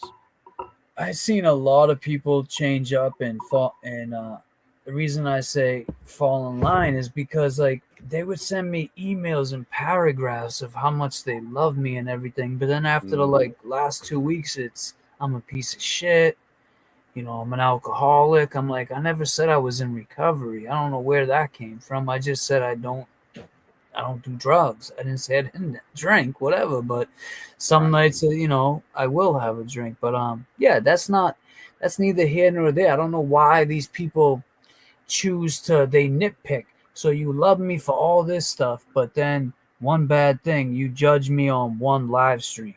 Like I said, I've been doing this now since, I don't know, beginning of first trial. That was what, almost 2.5 years ago, 3 years ago, almost. I mean, it goes back, man. Some of my first videos, I didn't even want to talk. I was because I mean, I came into this at a rough time in my life, so it wasn't really like I wanted to talk. I started eventually coming out of my shell, and then I think that's why now I'm learning it, and I will eventually be able to go out there and have people with me with cameras and holding the camera while I'm interviewing these people and asking them questions that normal people, people won't ask them. I'm gonna ask the tough questions because what's gonna happen if I do? Right. You're gonna get answers. I don't know. Maybe I won't get answers. Maybe I'll get, I can't speak on that. I don't know. Who knows? But I'm going to try. That's for damn sure. If it makes you feel any better, I was also called an alcoholic because half my name is Boozy. Right. And these dipshits don't realize that I did 10 years in the liquor industry. That's part of the reason why it's there. But, they're going to say what they're going to say. Yeah. It's like, I mean, that's all good. They can keep doing that. Like I said, man. How's your liquor collection? It's stupid. I barely drink, and I don't know what I'm going to do with it. Like, I look at it every day, and I'm like, I don't know what I'm going to do with this alcohol. Except when Dust you're at off Matt the Kelly's. bottles, yeah. Except when you're at Matt Kelly's. No, but that's Coronas. That's Corona. Like Corona. Lime. Corona's final. No, I don't know. I feel like I've given out free alcohol for like birthday presents and Christmas gifts for years. I didn't do that. What happened? Really? You I didn't did do that on purpose. Did you Hold do on. that? You got rid of No, I Jane. didn't. Jesus No, Christ almighty. Listen. It was in there. Someone deleted it, probably you. And I went to go look for it because we were I getting didn't close delete to the shit. end. You moved it. No, I Sorry. didn't. It was your fault because it was sitting in there waiting. I didn't delete it. But all right. Anyways, James, Yes. you're going to be live at least once or twice more before the 25th. Yes, right? absolutely. Yep. We'll see you on the 25th. I want a reserved table. You'll be all set up nice. Actually, before you go, you don't mind hanging out real quickly as I run through these, because I did promise a couple people. Go ahead. All right. But also too, John, if you're going through like the what's it called? The thingies? The starred. Yeah. Starred. So Yeah. some of those I noticed are on the other channels too. So just so If you they know. have a Yeah. link. If Okay. they have a link. Yeah, because James Jackson was sharing his as was Mike the Jerk. So Young Jerks. so, Yep. so it could be for one of them, could be for us. I don't know. But Charlie Toomey's a new member. Este's a new member. Bestie. Why don't you pop them up? Esty. All right, let's go. Here we go. There you Charlie go. Toomey became Nice. a YouTube member of someone's show. Esty, you told me to prop him up and you already clicked on it, you bitch. Esty, new member, right? Only Nan. There you go. Became a YouTube member of someone's channel. Gary Titus is a DJ. Gary Titus. Misunderstood became a member of someone's. Go ahead, Eric. Say that name. Eric, what color was Collins Ford? No. Say the name. Huh? Karma Dharma. Karma Dharma. What is it? Karma What is it? Dharma. Karma Dharma. Karma How Dharma. did you come up with that name? That's like asking a dancer, you know, what name you pick. She picks Tiffany Rolls Royce. Karma Dharma. Anyways, what color was Collins Ford Edge? Wasn't it a gray? Black. It was gray. No, it was either black or it was the dark blue. Who had the gray one? Don't know, but that's not what. Please pass the pepper. $1.99. Common Sense Stream. Thank you. We tried. Cute. $9.99. Always grateful for Mike being the first one to start streaming our select board meetings so I could send links to folks outside of Canton. Thank you, Mike, for host. Yeah, I'll tell you. Mike would. Thank God we had Mike, because nobody else was doing it. Listen, we've always had Canton cable. If you live in Canton, and you'd have to know to go to the. It's hard to Community get. TV. It's a pain in the ass. It's a pain in the ass, but I'll tell you, Canton Community. I worked for them. I volunteered all through high school. I would be one of the cameramen on all the select board meetings, and I was back in the days when you had the Billy machines. Titus was my mentor. Yeah, absolutely. Me too. Who are the Prospects. That one? There's a Beckham. There's a Beckham, isn't there? There's a Beckham. Julie Beckham. Her sister is Lauren Beckham, who's on WZLX.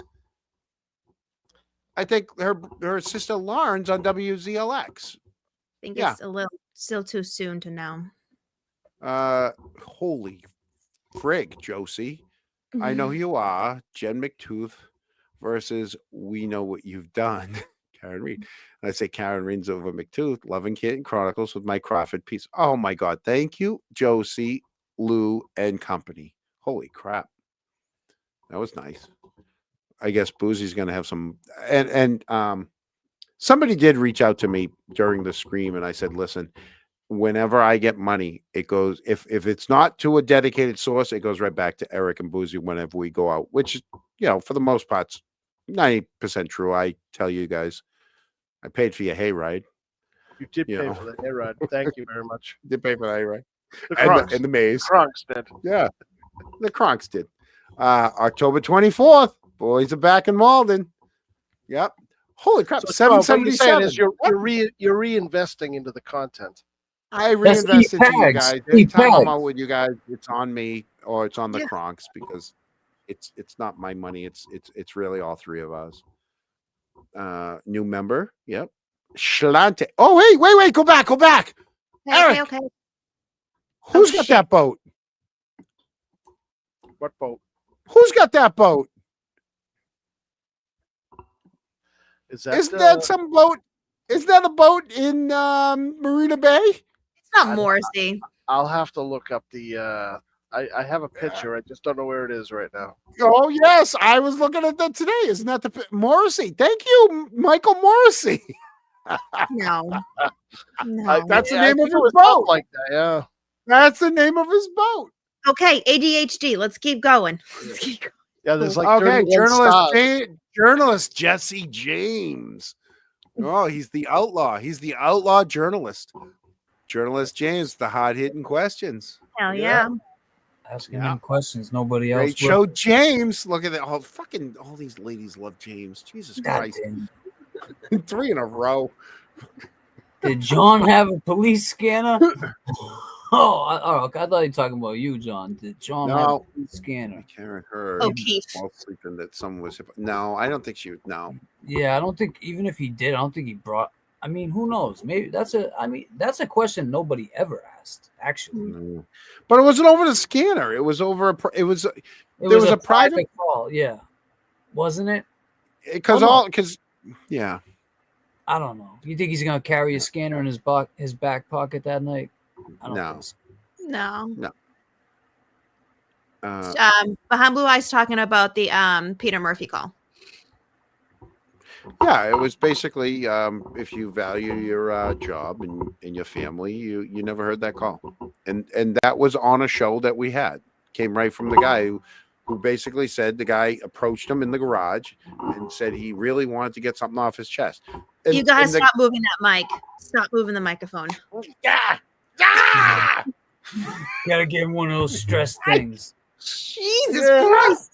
It makes so much noise. You need like a stress That's ball. why you sit like this. Whenever you see me sit like this, it's because I'm too afraid to touch the handle on the mic. So you see me sitting like this, trying so hard. Thank you, Lex, for the 4 10. hours. Thank you, Aaron Murphy. And we got Thank you, Aaron Valerie. Murphy. Journalist James Jackson. And Dude, then she that's goes, I'm telling you, that's sticking. buy some Starbucks. Thank you, Valerie. Hey, look what I got. You got the stress thing? Squeeze it. Squeeze it. Mullins just brought me. Oh, god damn. Christ. Thank you, Scooter.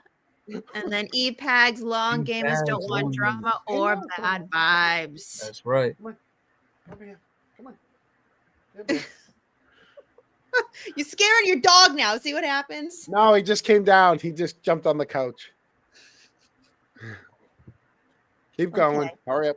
That was it. I finished it? you off. That's it? No worries. All right. Holy crap. 4 freaking hours. Yeah, man. Well, James showed up an hour late. So, Yeah, it was a little late. You're a little late. Hey, listen, I did have an opening for you, so I might as well do it real quickly. Yeah, let me see. Yeah, I might as well do the opening for you. You already did the song. No. I had a whole thing for fucking James. Oh, god damn, I missed it. And one man who knows the reality firsthand is James frickin' Jackson, the man from Malden on a mission, a journalist who's been calling out corruption, not because it's easy, because he refuses to look the other way. Tonight, James joins us to share what it's really like to pay that price, the hate, the threats, the smears, and why he still keeps that mic hot every day. There you go. There's your opening. I like that, John. That sounds great. That sounds great. You might have to be my hype man. You might be my new Flavor Flav. Walk around behind you. Hey, can I walk up behind you and go, James Jackson? That's James Jackson. Yeah, boy. You can be up behind me. Hell yeah. I like You that. know who you're dealing with. That's James Jackson. I like that, man. You did. I like all. And the video you put together, too, was awesome, man. Oh, thank you. So a little tidbit on that friggin' video. So I put that together, and then Eric's like, you did one for James, but you didn't do one for the jerk. I go, I did one for the jerk last year. He used it once, and I didn't save it. He goes, well, you can't play James if you don't play the jerks. And I'm like, oh. So there's like 22 minutes before 7, and I'm like frantically trying to put it all back together. Yeah. And People Eric made stepped it. with me. It made it. It made it, though. Good job. Oh, yeah. It's not. Oh, you didn't see it? No, I didn't see it. I got to see that. That's because we brought we brought the jerk in before we brought James in. Yeah, and then you brought Peter up and didn't have nothing for Peter. I had nothing for Peter. Yeah, Peter, right? sorry. You could have even played some Peter's a Bad frequent Boys, flyer Bad on the Boys. show, I mean, though. anything. No, Right? Shit. I'll have to do one for Peter now. I mean, Yeah. Nan. I gotta see Nan- Young Jerks. Is it No, long? Nan was the first one that we did it for, and I really did like doing it. And then I'm like, did one for Larry Smith from the he was the auditor, and then I was like, well, nobody else in my mind. I'm like, well, nobody else is doing little intros for people, so I do. It's like my thank you to people. Yeah, no, that's it. That's awesome, man. Right. It's like it makes them feel comfortable when they're coming up here too. You know, you saw me in the background. Who saw me? Bruce was dancing. I was like, I was you know what? Mikey C was doing the same thing. I was like, Was these he? guys just love this. Yeah. Well, because he hadn't heard that in over a year. He hadn't played that. Like I had to go back and find that thing, and I'm like, He gained 50,000 subscribers since the last time that thing played. Yeah, that was the other thing. I had made that, and I guess it showed that he had 10,000 subscribers at the time when I made it. Now he's at 60. Wow. Over 60, yeah. I mean, that just goes in to a couple show weeks, you- we're gonna say the same thing about you. So you just, I mean, so right now you're basically saying it. If it wasn't for you, you bet you. It wasn't for us pointing out the fact that he's making bank. No. Hey, listen, no, but my real Mikey is he's a real one, right?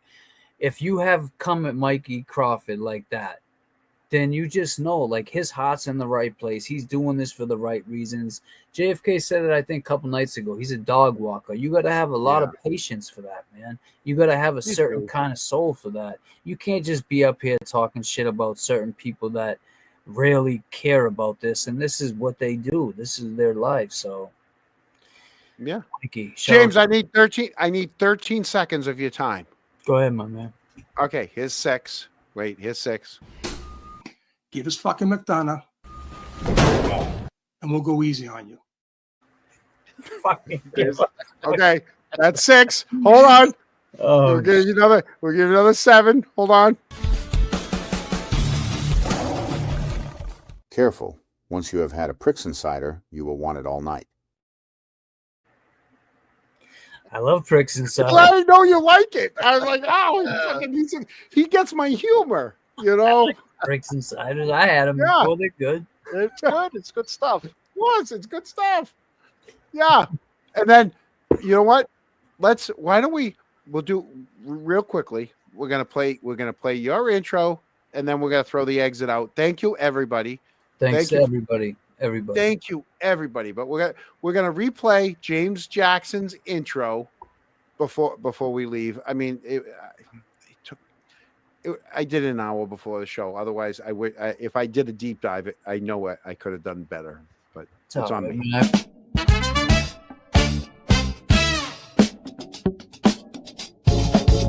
He's the man from Boston on a mission for the truth. Journalist James Jackson, keeping it real, keeping it raw. Journalist, I miss Jackson. James Jackson. There he is. What's up, guys? Hey, James. How you doing, buddy? I'm doing James? good. Eric. Nice to meet you. Nice to meet you. Hey, James. How are you? Hey, John. Even the backup singers in the band get to look at the lyrics. And they get to be on the stage. Journalist James Jackson, keeping it real, keeping it raw. Journalist, I miss You weren't running back. Oh, this kid, huh? Boozy, calm down. Nah, this fucking kid. Journalist James Jackson, keeping it real, keeping it raw. Journalist, I miss Jackson. He's the man from Malden. All I can say is the picture of you, me, and Boozy. She looks like a little peanut between these two I know. twin towers. She was. Hey, but that's good though. We don't want no 6'4". No, I know, but it was because we got to meet you over there in Dedham that day, And it was like, hey, James, let's take a picture. You know, No, but it's like, I was like that too. I'm like, hey, you know, like when I see people that I know are really in this to be in it because that's what their heart, whatever. I seen you guys and I was like, I gotta talk to them. You know, some people will try to like walk past us and certain people, but you can't do that, man. I show respect when respect is due.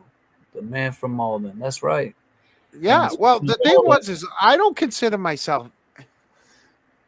I have a lower. I don't have low self-esteem, but I'm nobody in this whole freaking story. I really am. I'm just a fucking guy from Canton who believes that she didn't do it and has been vocal.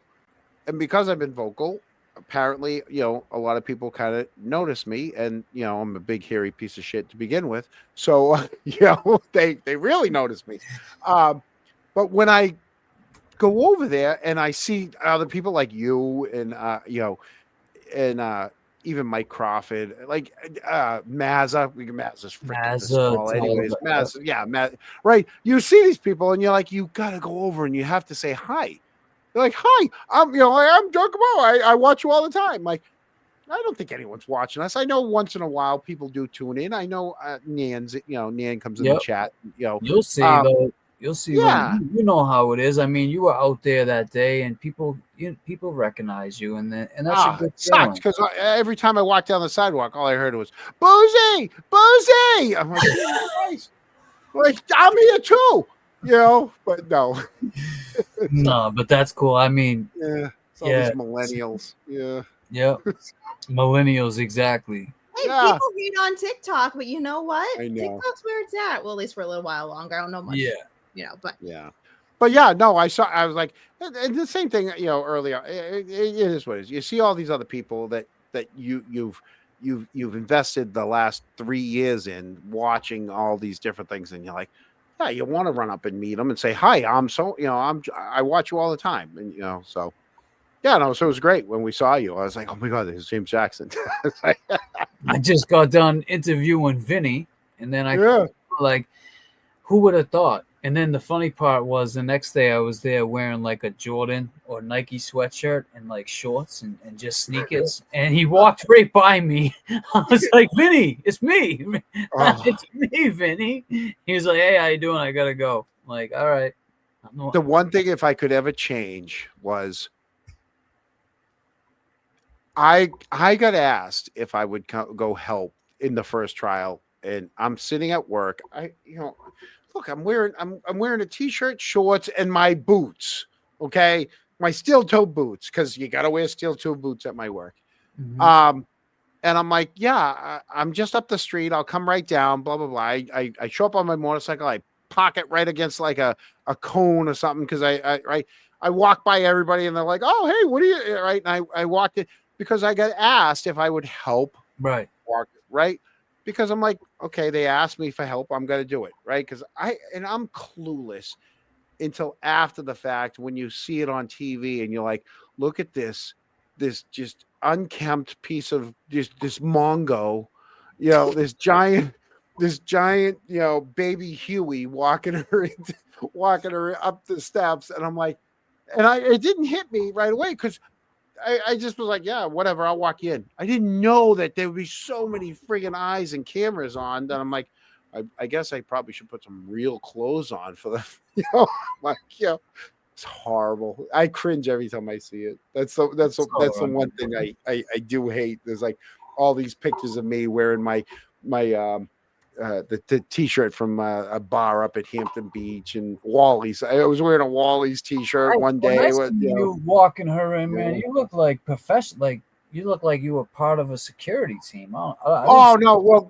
that was actually that was due to a state trooper. The state trooper said, "Listen, can you guys all just wear the same color?" And so that was one of those things. So he knew that's who what was you wanted. Yeah, I mean, should have wore like disclaimer shirts. You know, something. You know, it worked. It worked. So, but hey, here's the thing, guys. Thank you. Holy crap! 4 hours, 13 minutes. Wow. James, thank you from all my heart. Thank you for coming on. You guys, I literally sent a private text off to Eric and Boozy when you and the jerk were going. I'm like, I go, this is fucking awesome. I can just sit back and have some pricks and ciders and let them run the show. It was a great show. Good show. It was. We had a freaking blast, and we can't wait to see you guys on the 25th. Tickets are still on sale. 24th. 24th. Tickets still on sale. Trying to throw them off, John. No, I know. The 25th is, hey, can't. Mullins is 25th. Yeah. There it is right there. Look at that. Look at that. There it is. Go ahead. You know what? Tell us. Go ahead. October 24th, 7-2.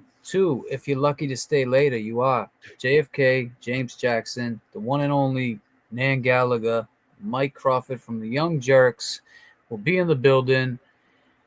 It's at 75 Meridian Street, Malden, Mass. You can Venmo James-Emerald-5 or Cash App money sign James Emerald Jr. Get your tickets now. There's limited seats. There's no more VIP seats. They're taken. No, I got VIP. You got Boozy Beauty will be there all night. Boozy's. I got VIP. Boozy's in general admission. If you want to see John, though, you got to show up early because he's probably going to leave a little early. No, we're not letting him leave. We're holding him hostage. No. So James, don't go anywhere. Don't. We got one thing to tell you afterwards in the green room, but don't go anywhere. We just got to play this. We're gonna see you guys all, guys. Thank you. See you guys next Sunday. Peace and love.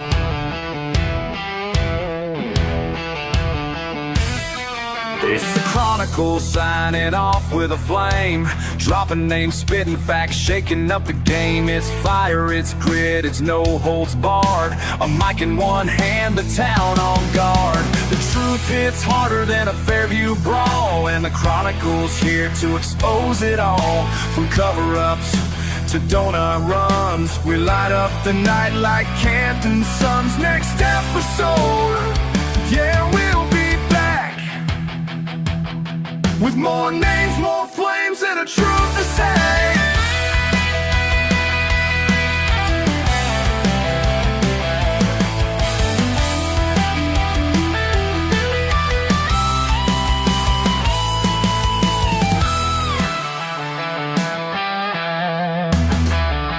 Give us fucking McDonough. We'll go easy.